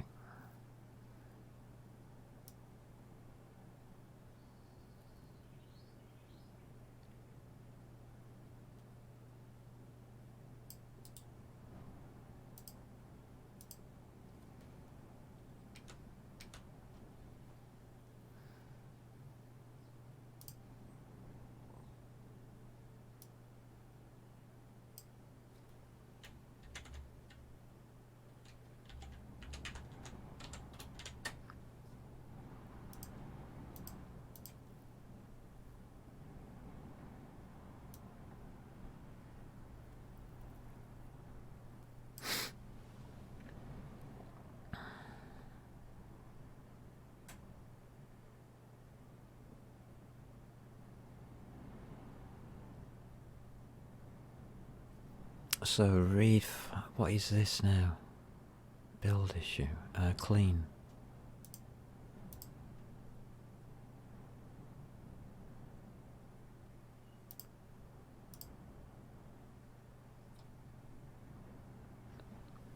I'm puzzled by the way this is handling itself.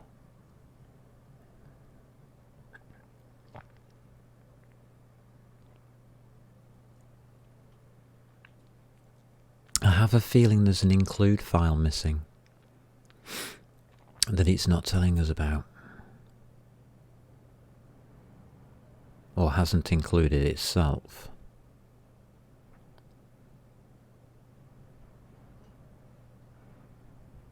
Is it GLM, do you think?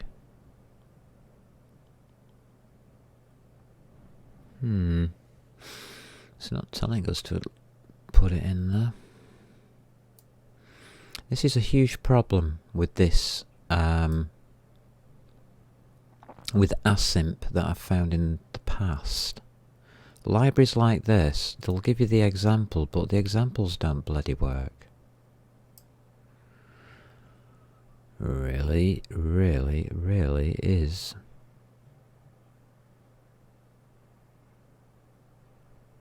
unusual.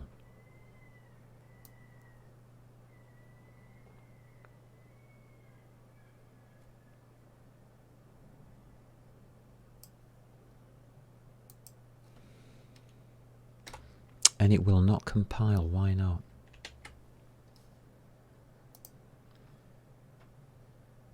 I don't see any mistakes. I don't understand why this would not compile. It's not being used. There's that.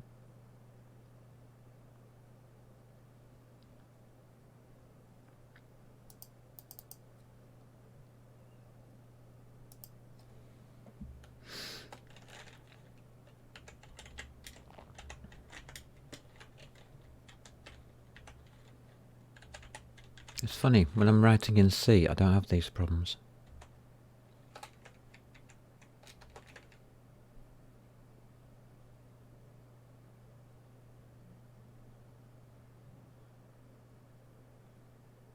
Where's the bloody file gone?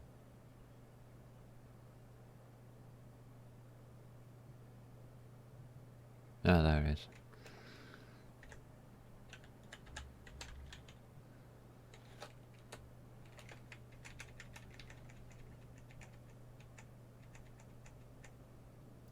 So basically how this would go...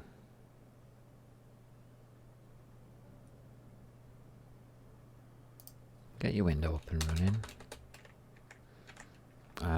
Then I would do something like... night.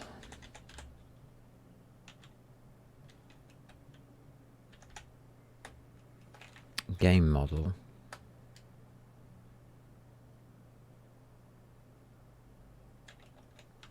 Pointer equals night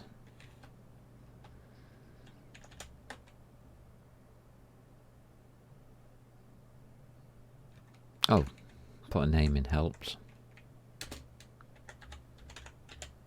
Model.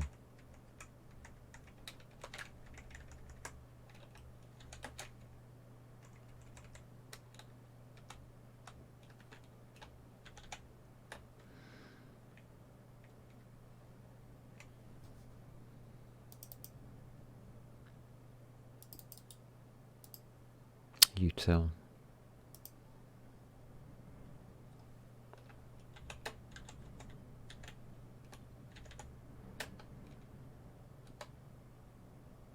The path would be wherever we are, I suppose.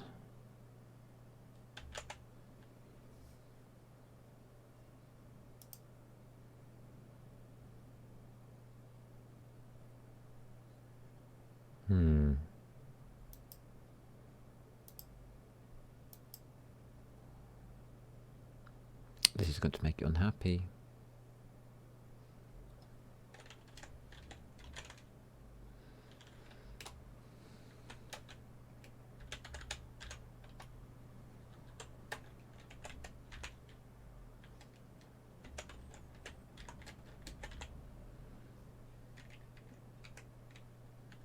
And that's all legal.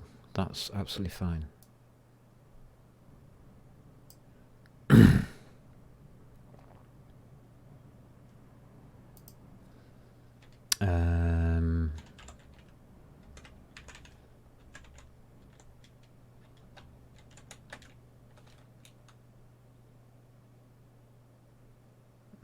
I don't want to debug this.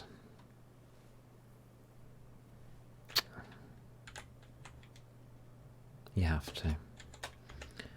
Model is equal to a null pointer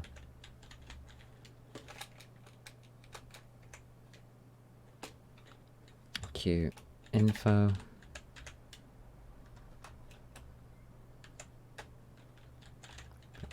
/n file mod. This is from main. Yeah. 3D model. Did not load. At this point, that's all I want to put.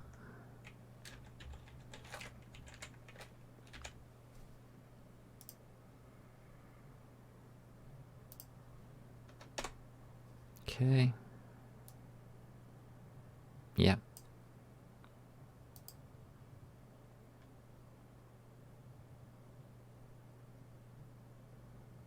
It won't run.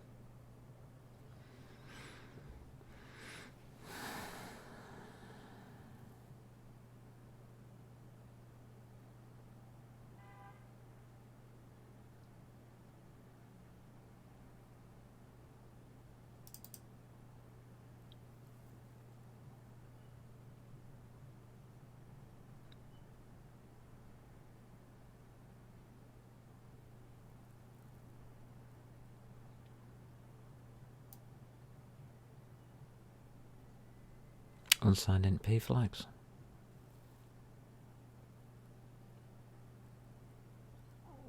Force in line. Jesus.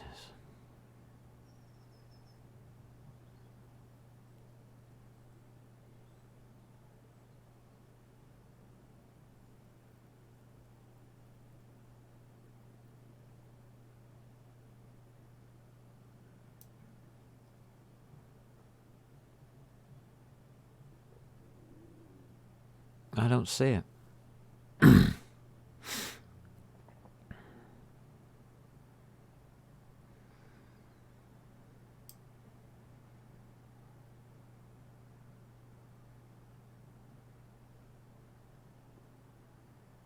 Undefined reference.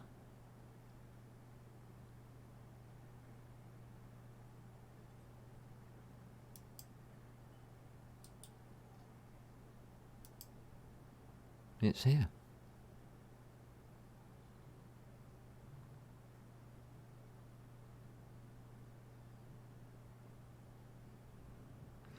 Determine the file format automatically.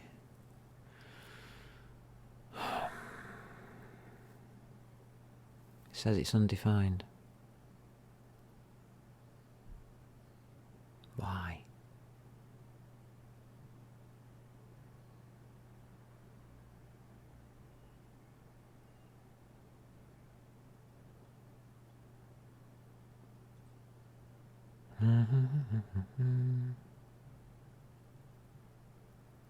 It's got read file from memory. And that's your flags.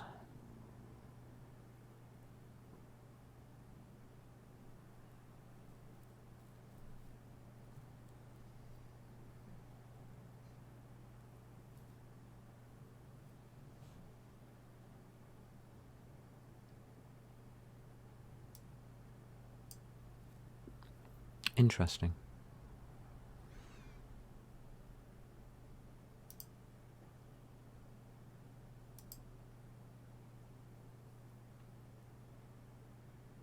That's right.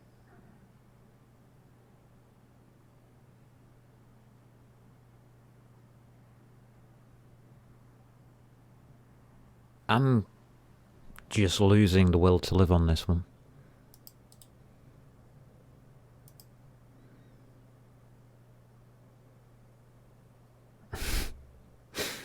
What's wrong with it? I don't understand.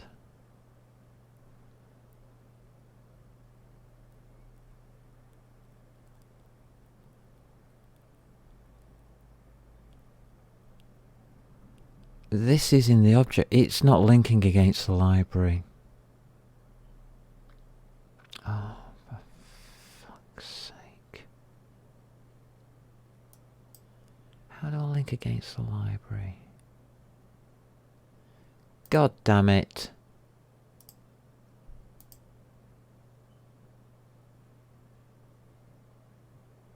How do you link against the library? Are you going to tell me?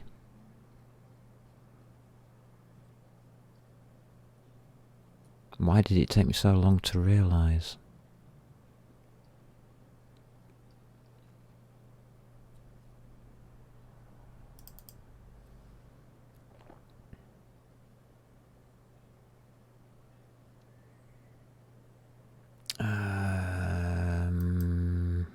What's the library called? ASMP, obviously.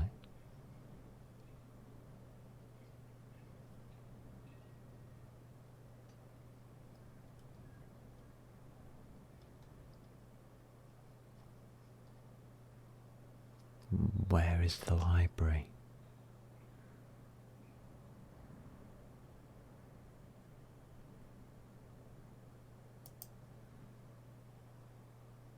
Right, your own important. No, where's the library, you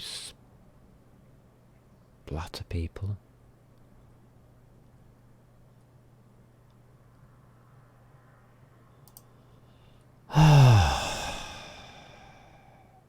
What's it called? What am I looking for?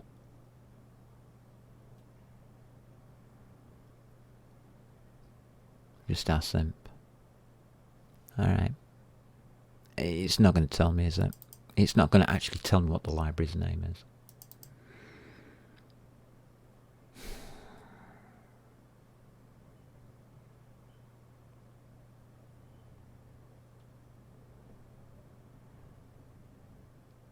What have I got in here at the moment? Nothing. Okay.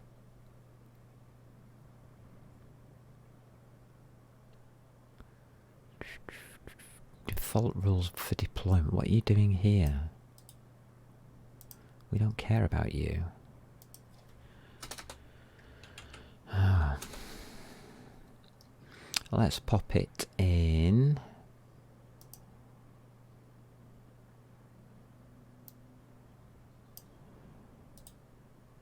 Again, you're in the wrong place, really, aren't you?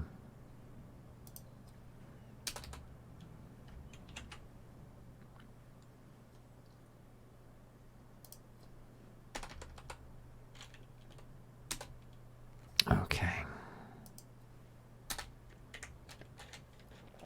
Libs plus equals asimp. So that would be minus L asimp.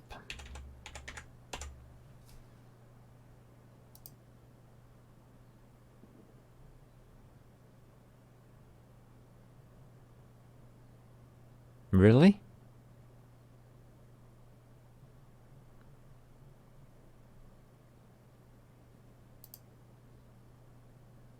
Yeah, really.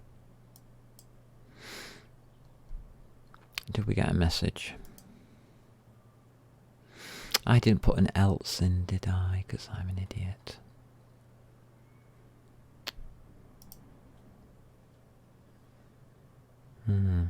Well, found out what the problem is, why it was driving me mental. I'd forgotten how to put a library into a goddamn C++ program. Now you know why I don't go to work anymore.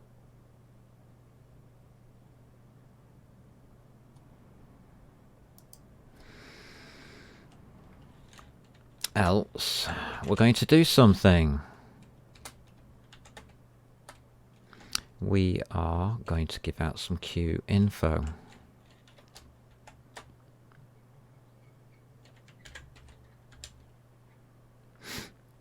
The Q info will go as follows.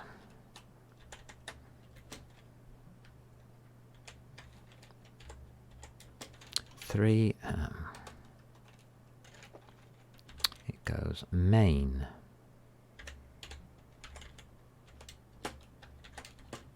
.3D model loaded.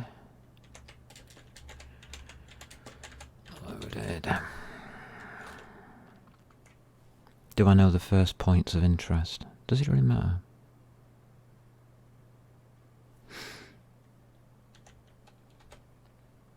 And then we'll just throw it out there. We'll dereference it and throw it out there. It's in a queue list, isn't it?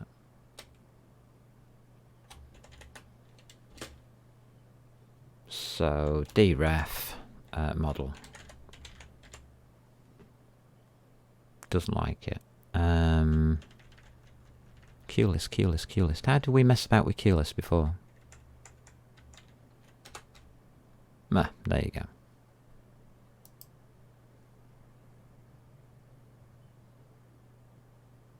I don't see anything coming out. It's here. Oh, there it is. 3D model loaded at that address.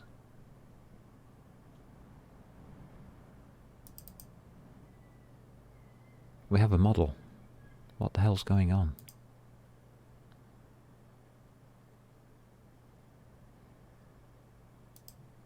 Right, so it's going to come out in an awkward place halfway up the top.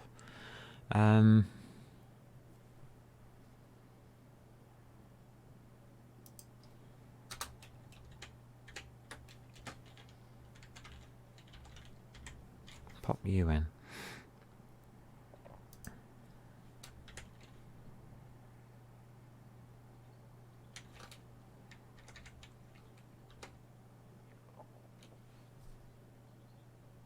What do you say? This could make a hell of a mess on the screen if I'm not careful. That gives me that address.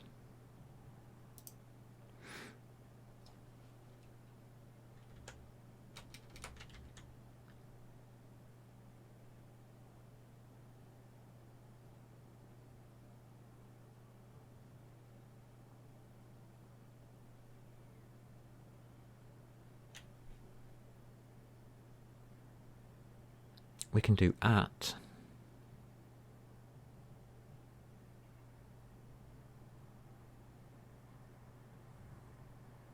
How did we throw a queue list out before?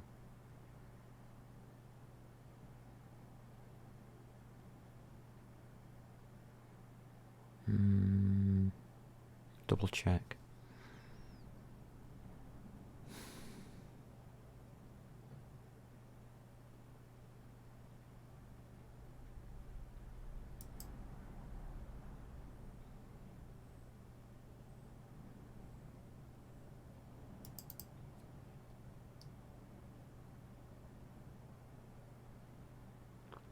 Well, we've got a queue list in this lot we have.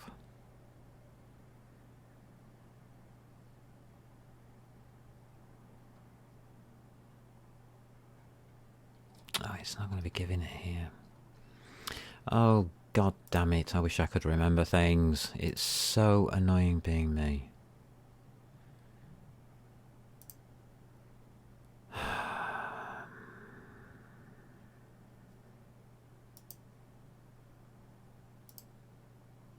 Seriously.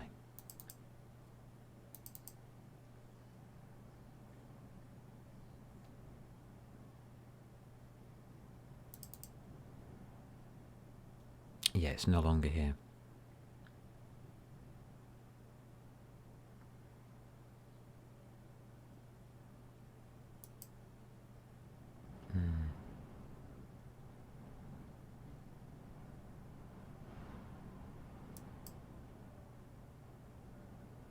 How do you dump a vector? We shouldn't need a for next loop, should we?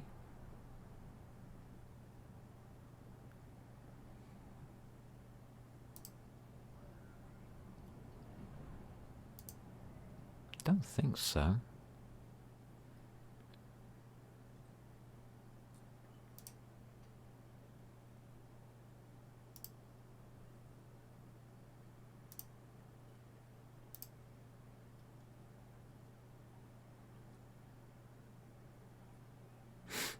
Star list output.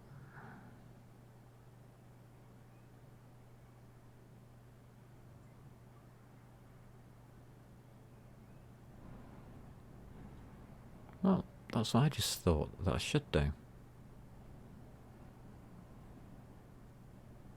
File read text gives you back a queue list. What the hell's going on today with this, all this stuff? Just not working straight off.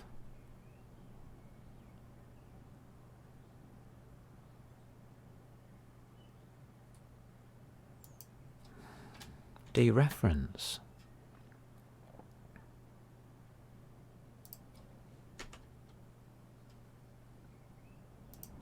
I want to see the contents, not the actual address. You need to set an executable in OP off.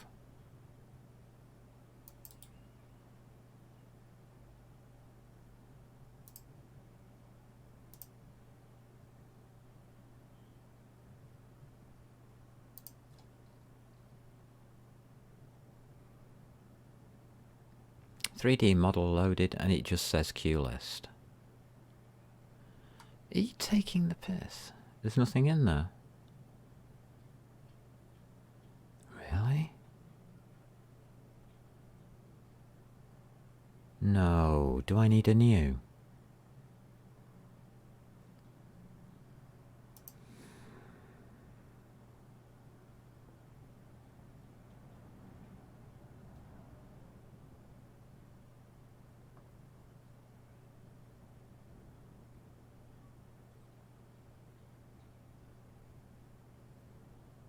No, it returns that. What is it returning?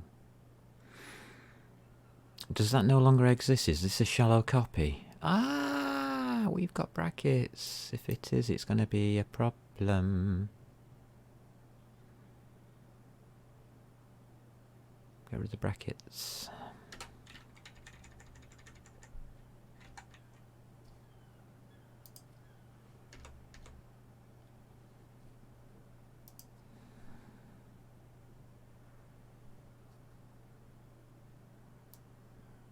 Did it complain about not loading at all?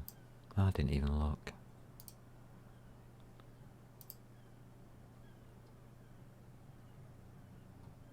It should do. Unable to load 3D model. Thank you. So it is correct. Duh. So 3D model isn't where it's expected to be. Therefore, we need it in the right place. Ah, God.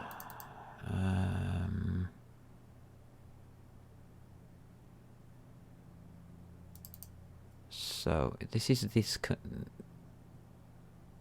That's the build directory.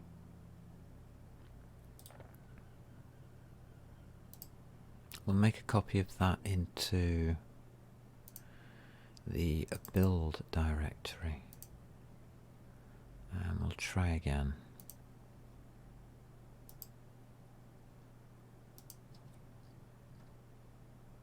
Unable to load 3D model. Just put the name of the 3D model in.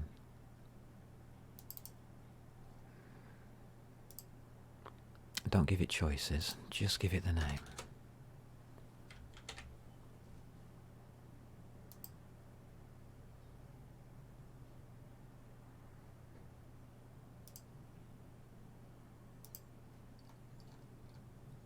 Unable to load 3D model. Why? What's your problem? Base floor tile blend.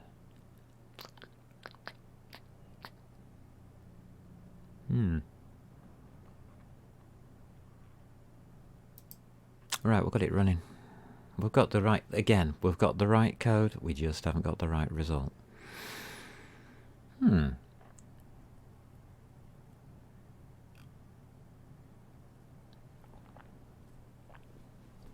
So it is that. It is going through this one. This path. It never gets to anything else. How do we know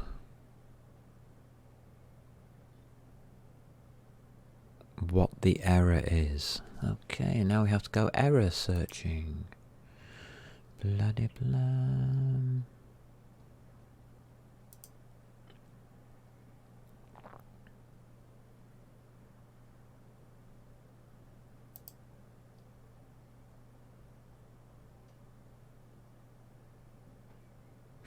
Do the error logging thing. Importer.get error string. Okay, let's try that.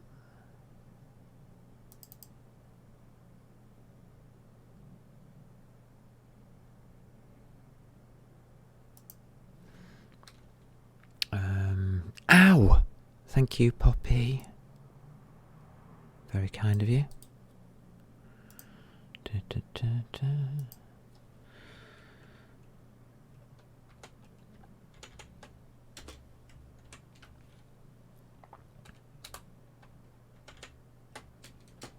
What we call our importer. Loader.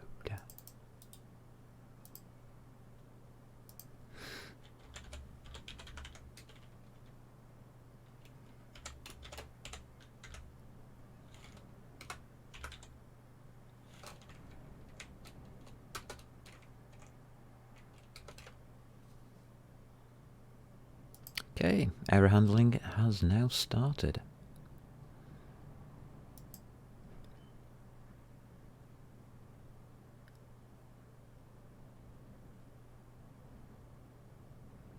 Constructing Blender DNA structure encountered an error.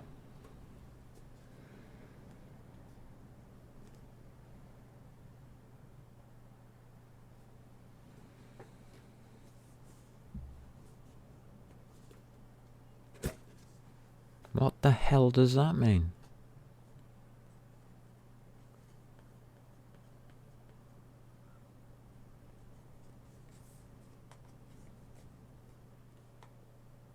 I'm not exactly a genetic engineer, so I'm not sure what the abbreviation DNA stands for.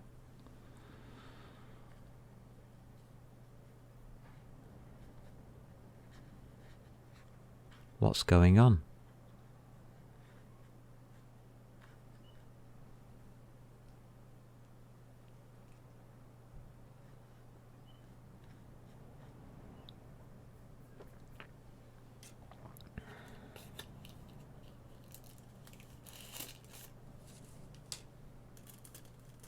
It's an interesting output to give me, don't you think?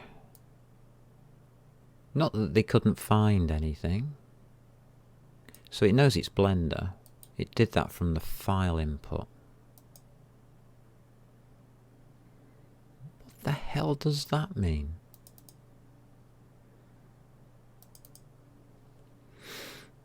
You know, give us a clue.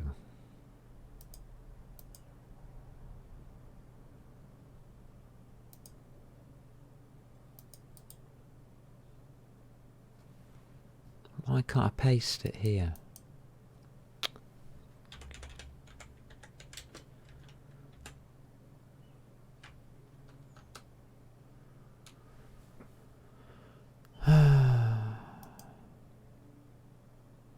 When attempting to load bundled test model, bob.blend, load fails with.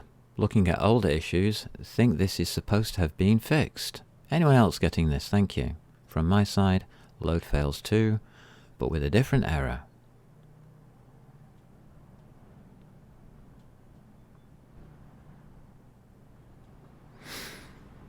Good. You've encountered the same problem. Oh, well, that's fantastic.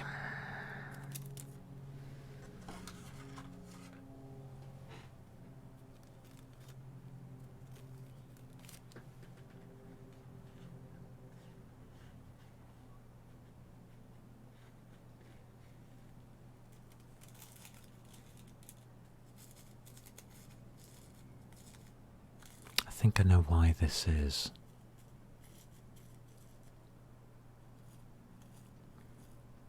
I think Blender's a non-standard collider format.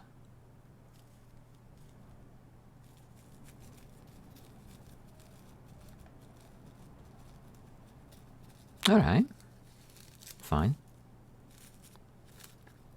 We'll use text. We'll swap to a text format so that we can actually see what's going on, if need be, but I don't really want to start looking at these files. I found that if I change line 419 in Blender DNA.h,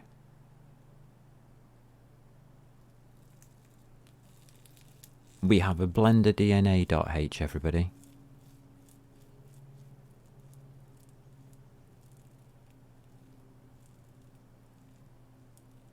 To simply throw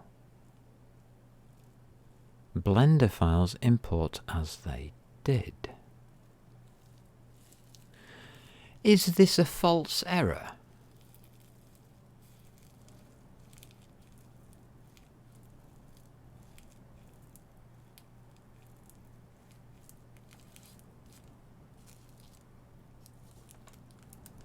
Because remember, my program dumps out.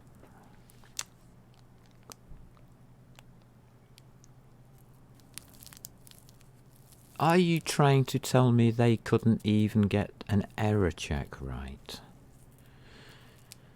I hope this is not the case.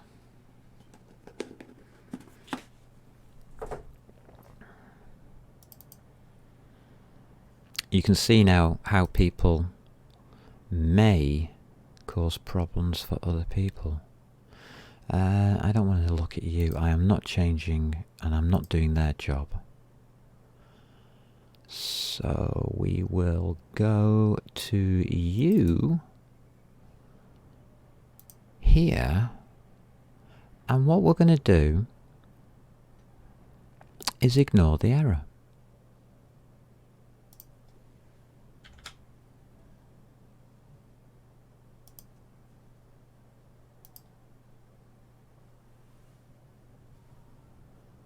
Oh, that didn't look good.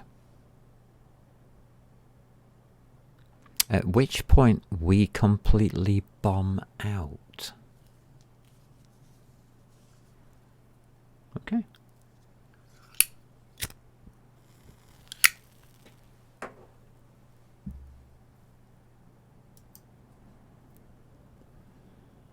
Time.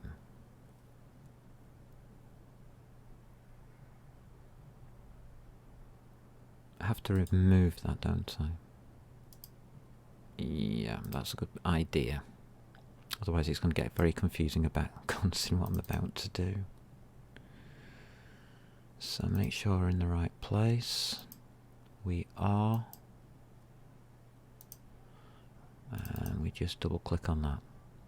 I think this is the wrong format.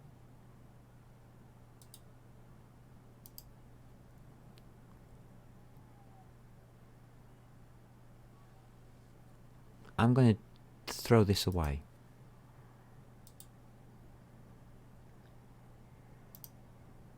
I'm just going to throw it away for starters because we have a different one. And I don't know what the difference between the two is. They look the same.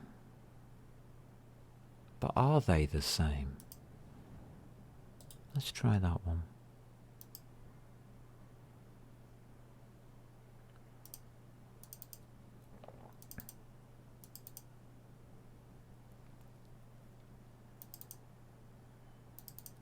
Put it into the build directory.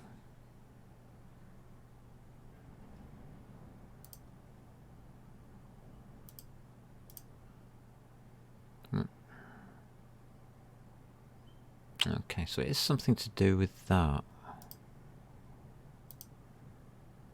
We haven't got Blender open at this point, have we? No, good.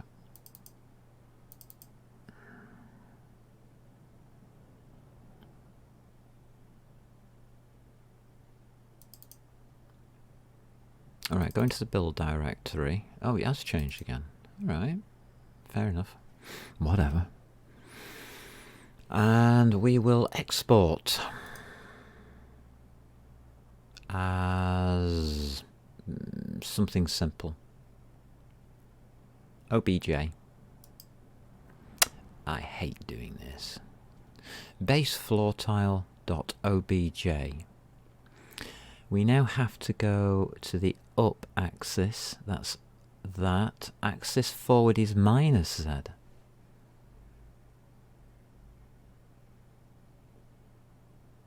Why?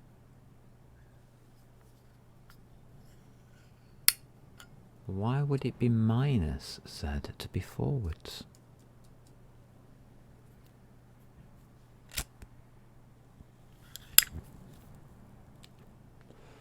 I think that might be from the camera's perspective. Right. Possibly.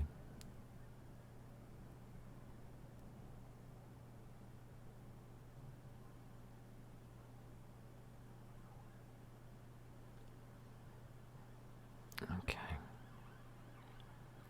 We want UV coordinates, normals, materials, triangulated meshes, yes. Curves as NURBS, don't know. Grouping, object groups, don't care. Material groups, don't care. Vertex groups, really don't care. Smooth groups, yeah, right, okay. And we are putting this into here. Export. Bye.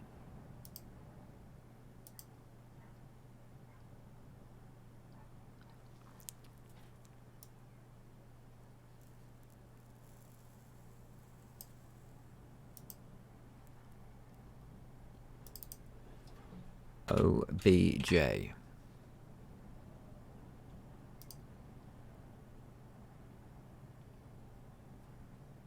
Didn't crash.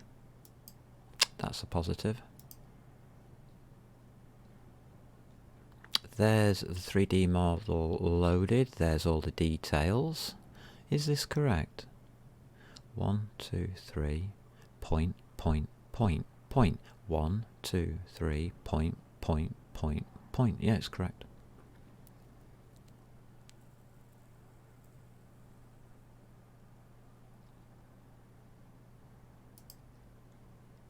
So that is a model as an OBJ file. Blender file not working. Cool. What I would like to do is place that data into our scene. We will need to do this before we go and make our scene. Our scene is being made when? It's being made at the renderer stage. The renderer is being controlled by the widget, so we have to send our model to the widget.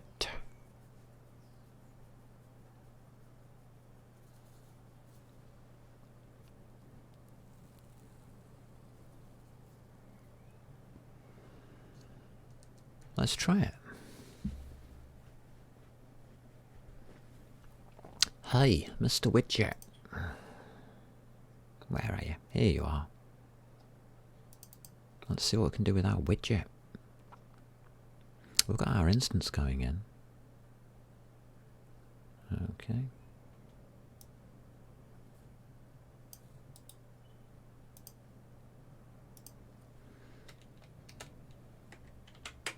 So load up our model. Doesn't matter where we load our model, as long as we have it. A night gamer model.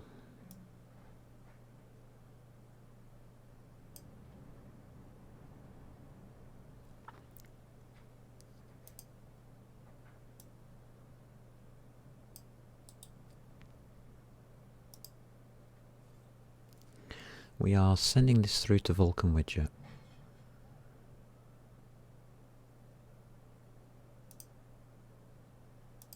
That's the first thing we're going to do.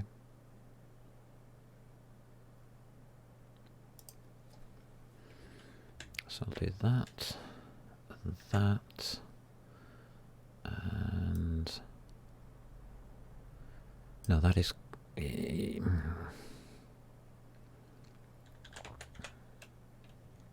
doesn't matter what we call it, just call it model, for God's sake. Clickety click. We now have a game model. We set the Vulcan instance, we do our QDebug.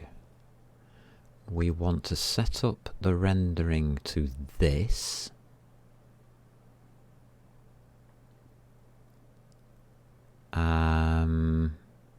Again,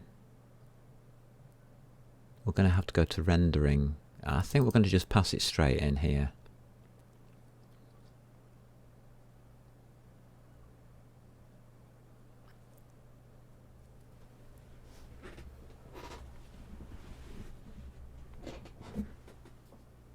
Oh, just for now.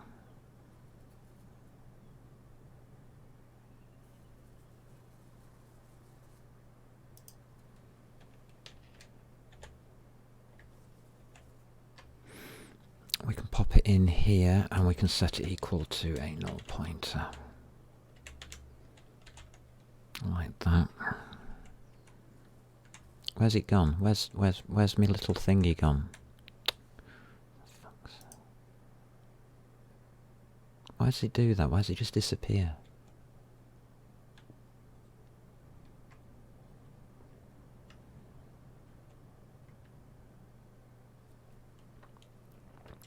Equals null pointer. Where's the light bulb gone? Jesus Christ. Right, we've got it.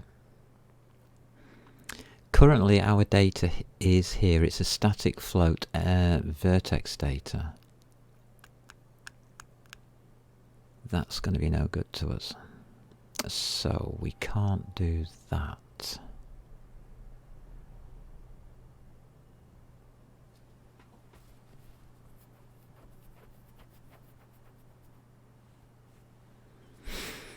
We don't know the size of our model, so we need to use a queue list. It's already in a queue list.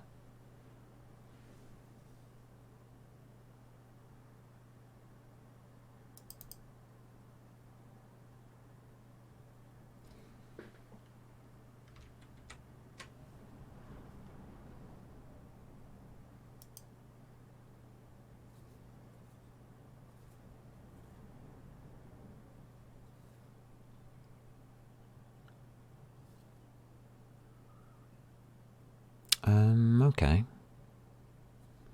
Let's make ourselves a nice little game model.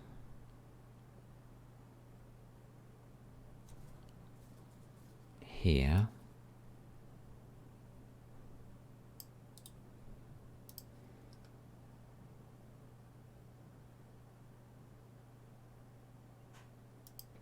I'll pop it here.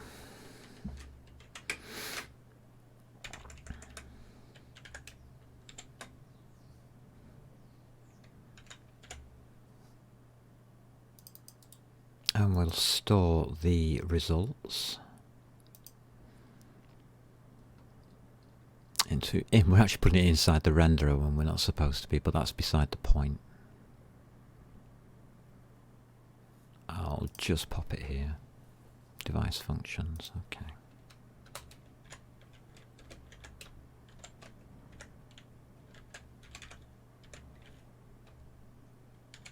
Is model. Done. That's okay.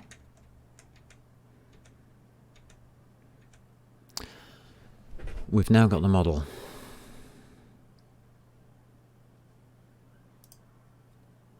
Alright, Vertex Data. Find next. So what we would change that to is size of m underscore model.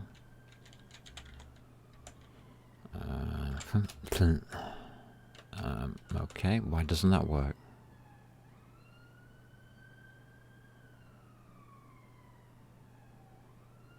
It's got a type def on it.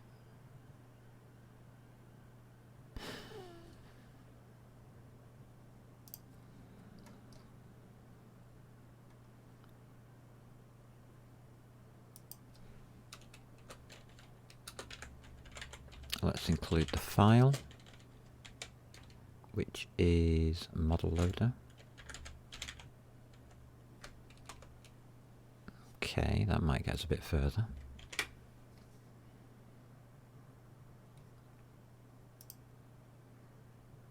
Save everybody else as well whilst we're here, please. So now we should be able to do that. We can get to the VBO storage. Size.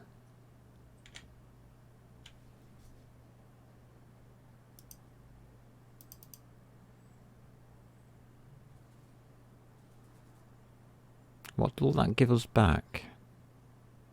It'll give us a queue size type, a value of 8.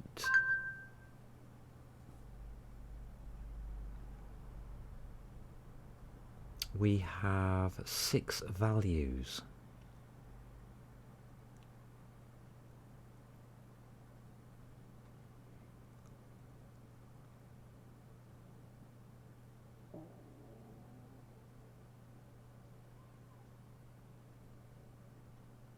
Returns the number of items in the list. Okay.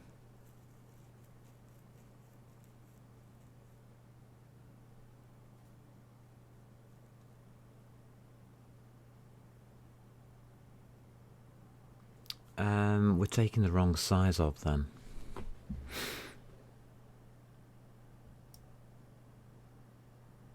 That's the number of items in the list. That goes outside the bracket.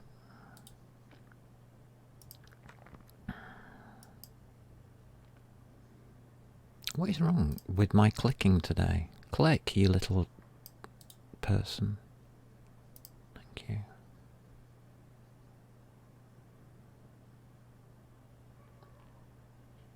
So we're going to have to multiply that by the number of items. And we're taking the size of VBO storage, which is a queue list. It's a float.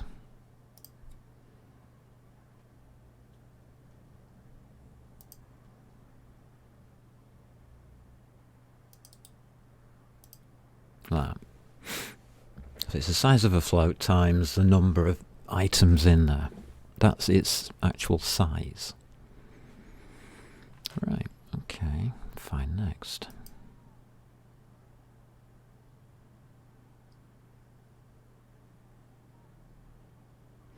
Vertex data is a pointer.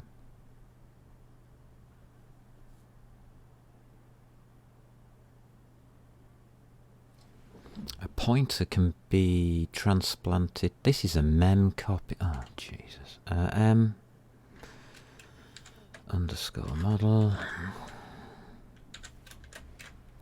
VBO storage is a pointer. Okay, I'm happy.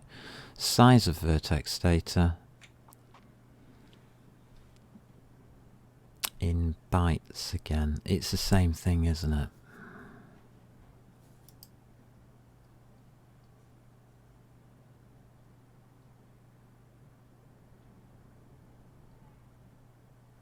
Size of vertex data.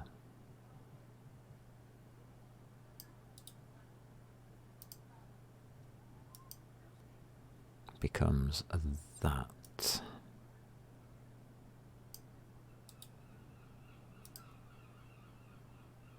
Okay.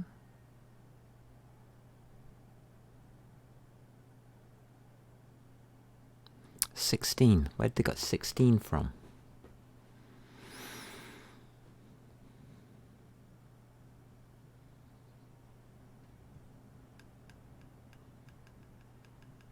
Pointer to data on GPU plus offset ident const data. Has this been padded? I don't know. It's coming up as 16. Go with it.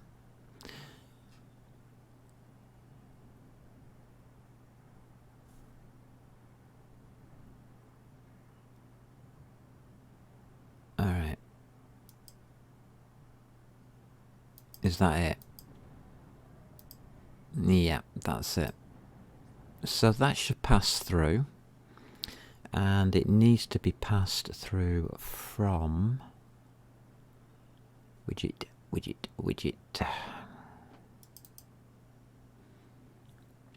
It's now the last item here.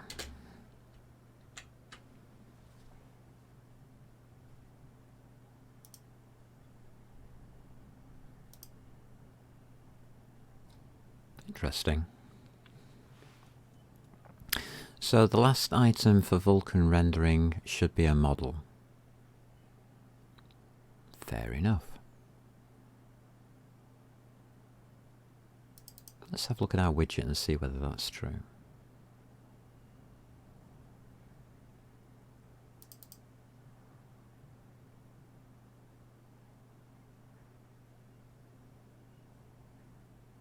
mRenderer equals that, comma, model.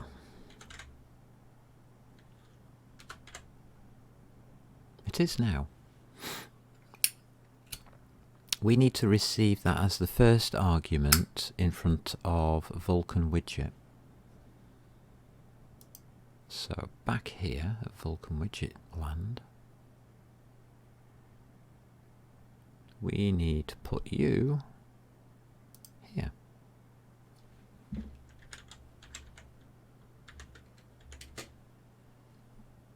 Like that. The thing that I've missed is the one in the middle. Do we need it? It's a pass-through.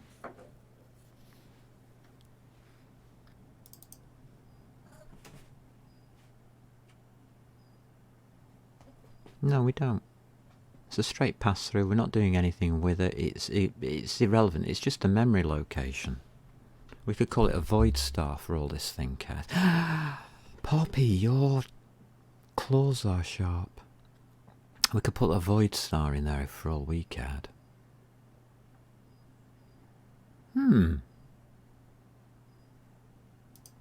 Possibilities.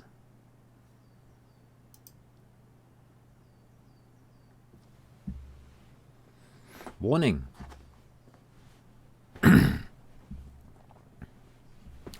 What's it doing? Had a compilation warning. Night vertex data defined but not used. Float vertex data. Oh right, okay, well fair enough. We're not caring about the vertex data right now. Good, we got nothing. That's excellent. Love it. So it's working. It's on screen. But we're not showing it. Okay, let's get back to our renderer. Come on then. If you want to jump all over me, come and jump all over me. But just don't dig your claws in. Right? It's okay.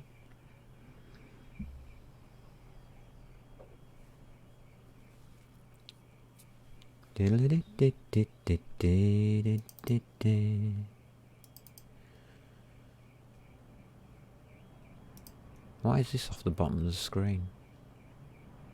I didn't realise my screen's not properly aligned. Huh, okay. Whatever.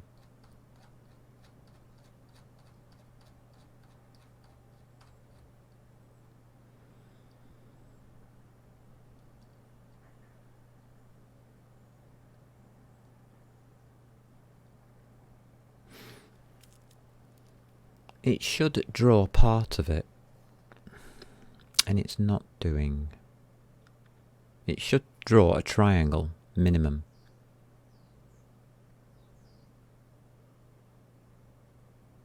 Oh, wait a minute.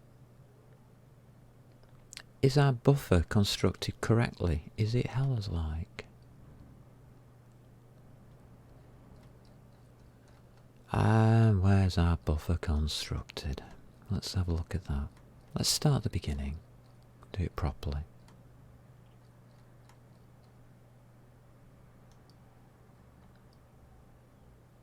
Buffer info, here we go. Vertex allocation, yeah. Memory allocation, yeah. Assigning the data.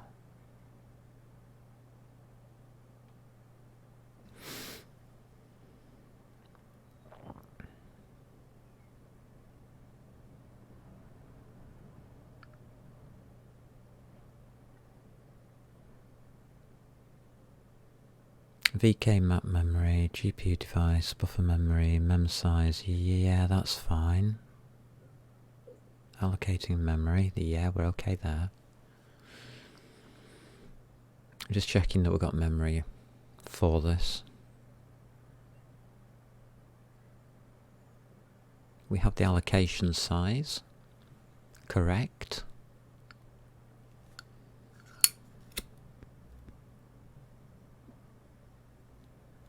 That should be fine.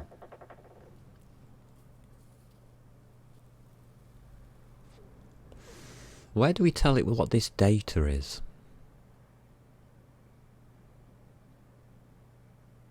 Oh, our shader's wrong.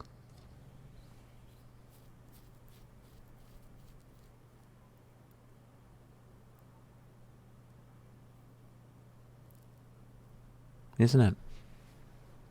Our shader's on a 2.3. We're on a 3.3.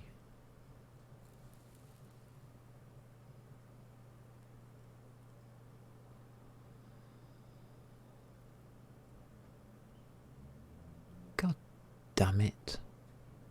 So we have to construct a new shader.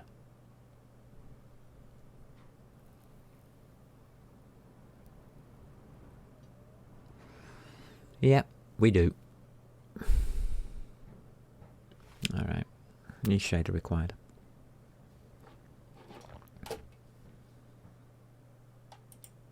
Okay, we are at the stage now where we can do a model. The code is correct. We just don't have the shader. That doesn't help.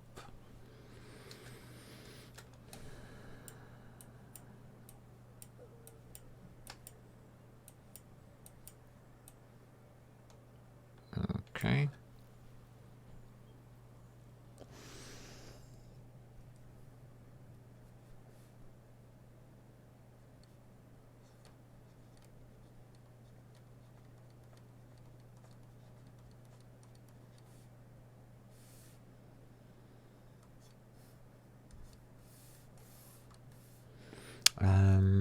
Right, where can we go to now? So we're now loading the model.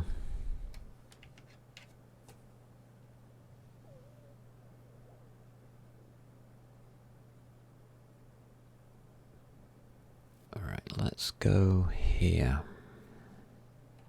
2.74 will do.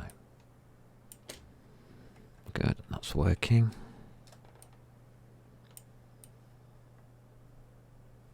Okay, loading the model.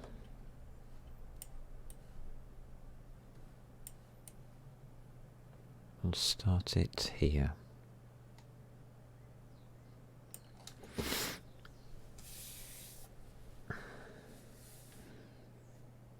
So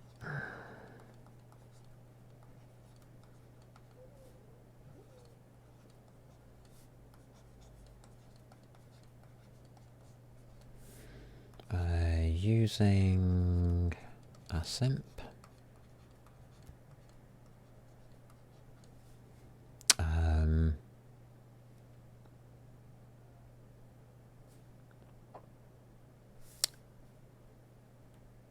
So we used a blender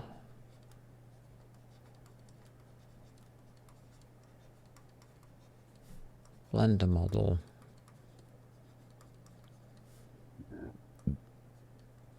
export to .obj, which is the simplest test format that I know of.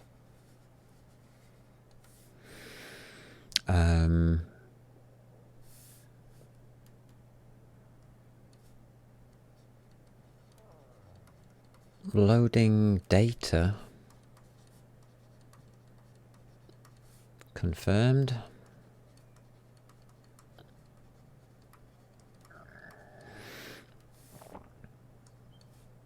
Data passed to renderer.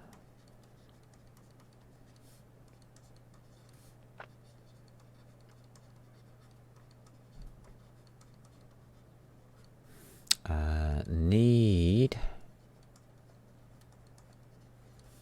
a new shader, new shaders.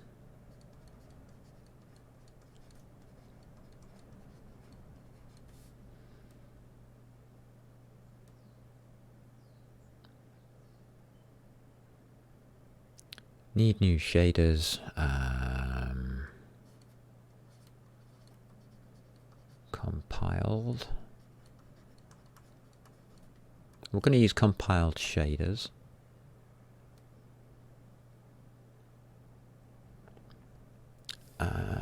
That's an N. How the hell do I go from a D to an N? You'll never know.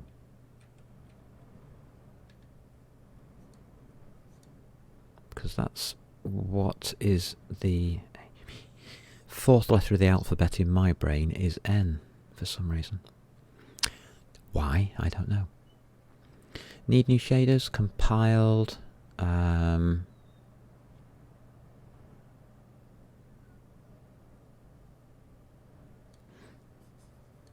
We need to review buffer setups because we are doing it differently now.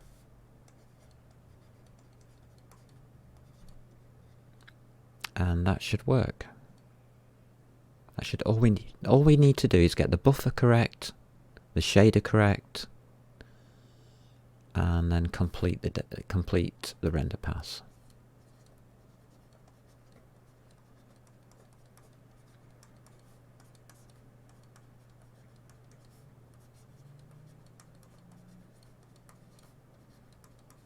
That's the process.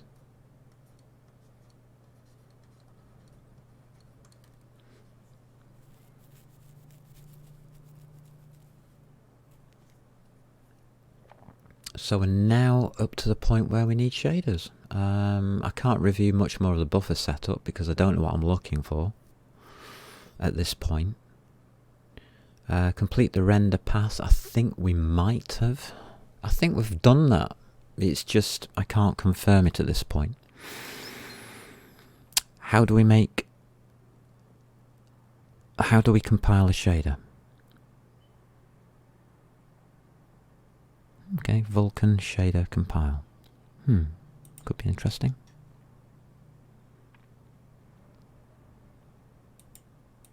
Because we're not doing that currently. Are we?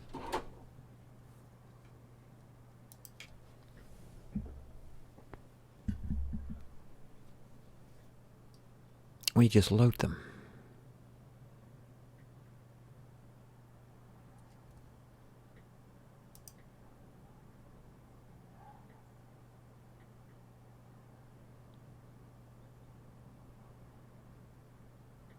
Yeah, we're just loading them straight as binary.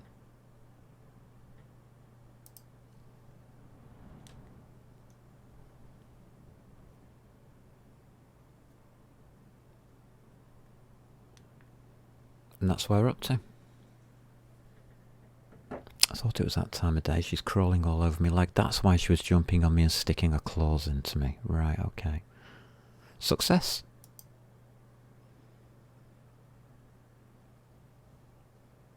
No idea what that was. Structured binding declaration cannot have type float. What are you talking about? What the hell's gone here? Who did that?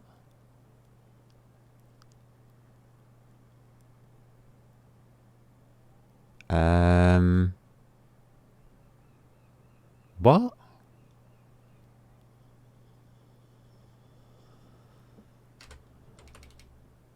the fuck?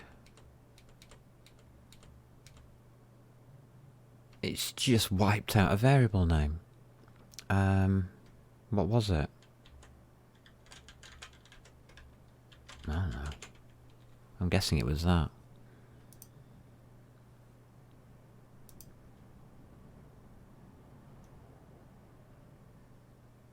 Okay, we're looking good. Things are looking very good. We have data.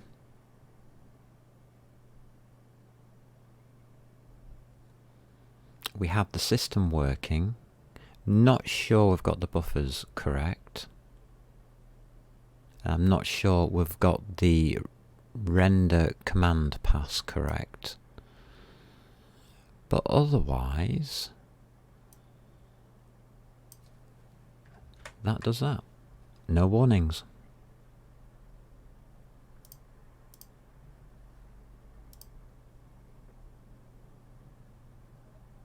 Fantastic. We win.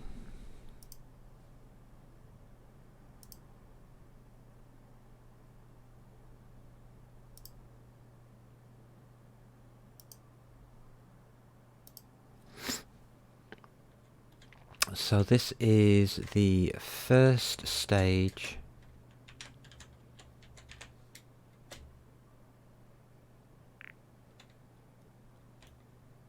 for loading a custom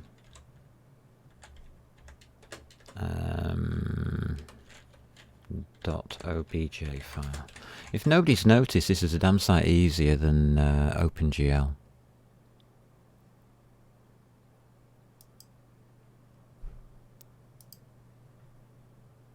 That's that done. Okay, we are done. Yeah, we're still putting this in here, but hey ho.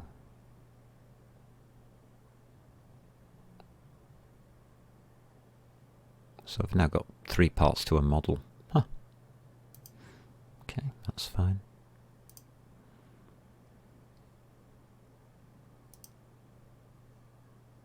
We're going to stay on here. Again, if anybody can get this working before I can tomorrow, please feel free to help me out. I don't mind. Push you up. Okay, that's your .obj file started. Push successfully. If you are on Windows, good luck with the async business. It is doable. Very doable.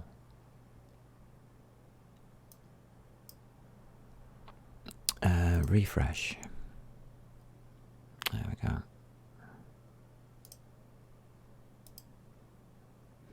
Right, this should now hold all the code.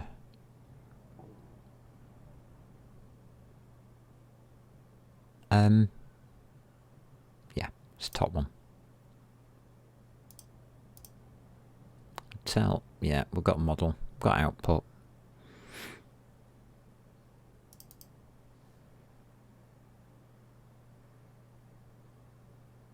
Yeah, model's being passed through.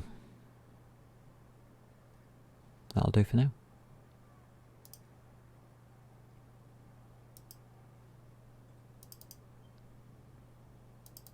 What happened to my screen? This screen seems alright. Why is this one not alright? It is now. Dodgy. Something dodgy happened. I think it might have been the Blender thing. Yeah, it usually is. Save changes before closing. I didn't change anything. Go away. I don't know. Lovely. We win.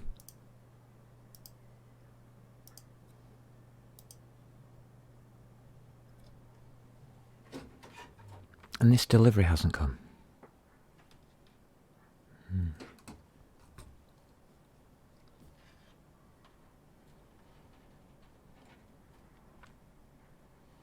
So I got a message at 10 o'clock last night, and no delivery.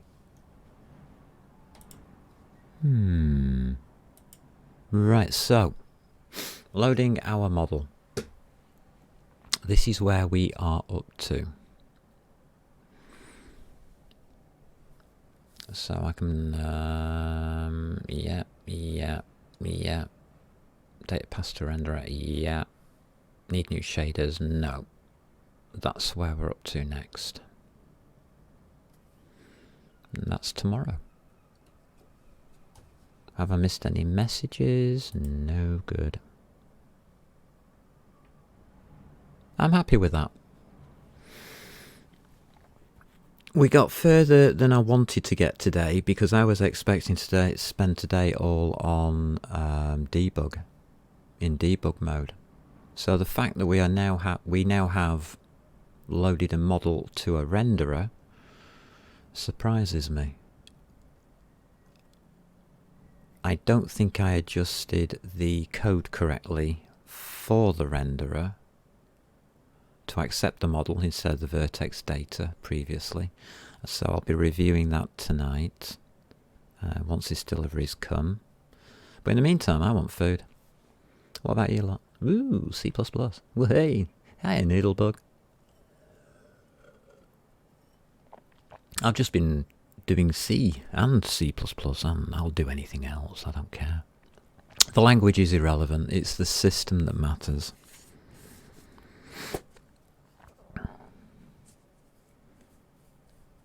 I don't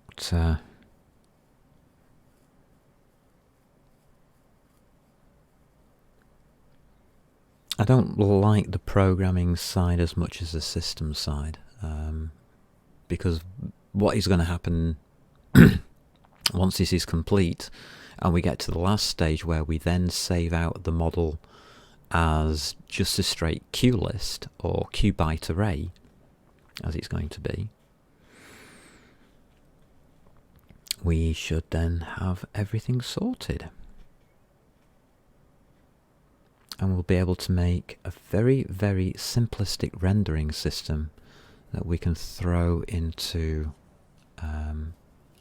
our game. Well, I'm not going to call it a game engine because it isn't. The Midnight Static Library.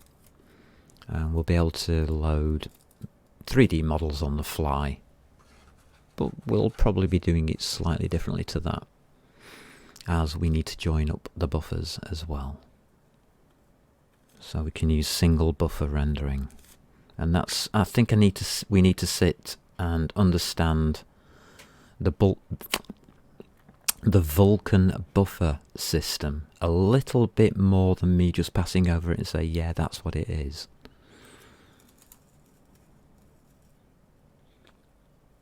That's on the programming side. On the system side, it doesn't matter to me. A buffer's just what I've already told people a buffer is. So go back and watch the vids, I suppose. Right, before I go, we're just going to do a quick check. Make sure you've got access to previous videos as well. We should be on YouTube. And on YouTube, we are up to our first 3D model. There should be a continued episode, should there not?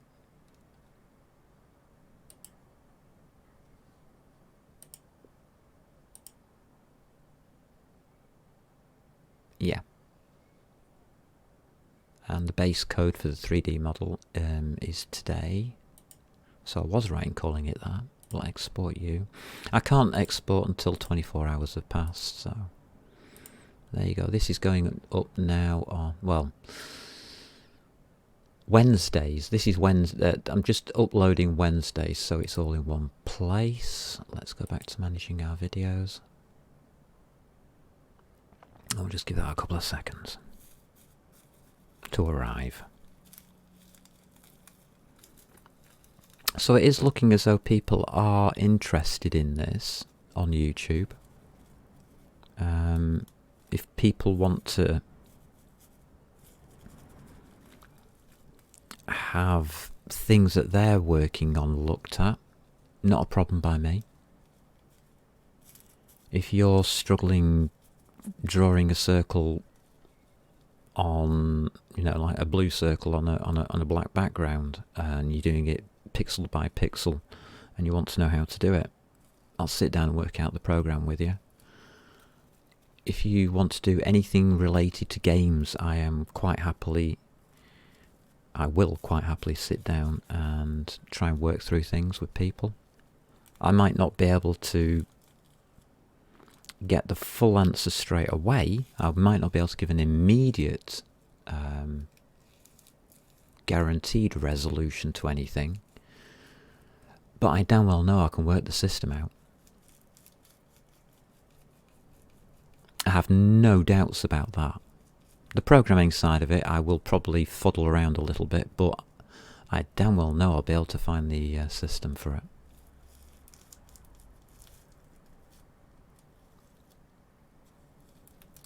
So at the end of the day, you will get some kind of resulting program out of it that is efficient, and the possibilities of getting gold standard code, as I call it, pass 3 standard code.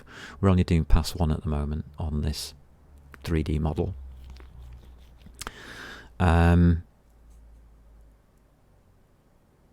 If there is a project that you're doing, I am quite happy to help.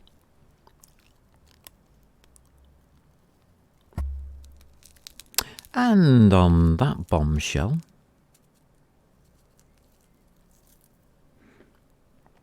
I think we should go and feed the cat. Come on video, where are you? Pop up. Thank you. Slot it into the right place for the Programming Games Club. Save. Everything looks good. So it's pending. It will do it itself. It takes a couple of hours usually. Alright, done. We're up to date.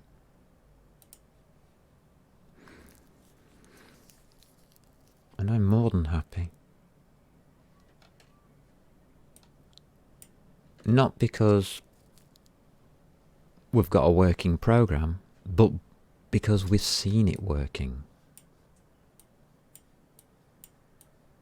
And that means a lot more to me than programs that work. Alright, we're over here, are we? There we go. There's our welcome sticker.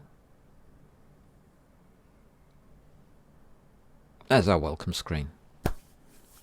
That's where we started the day. Thanks everybody who's popped by. Anybody who wants to learn different languages or wants me to change from C++, by all means say so. I don't mind if you say, yeah, this is all well and good, but I want to see this in Golang, then I will sit down and write it in Golang. It's no skin off my nose. It doesn't matter to me what language I'm programming in. I don't profess to be a programmer, so the language of the programming language itself is irrelevant. I'm a systems analyst. What I am doing here is I'm designing a Vulcan graphics system to be placed within games. That's what this is. If you want OpenGL graphics systems, I've got plenty of those probably already published. In fact, I should have on these GitHubs I use. So that side should be covered. If you just wanted 2D rendering with sprites, I can put that together quite easily for you. I'm not fussy how I do it. Anything else open here? Yes, we do have a Discord. I'll be publishing Discord to chat over the weekend. So if anybody wants to join in and contact me whilst I'm not streaming, that's fine by me as well. And if I click on that button there, I'm going to say thanks for popping by. Take care. And above all, have fun.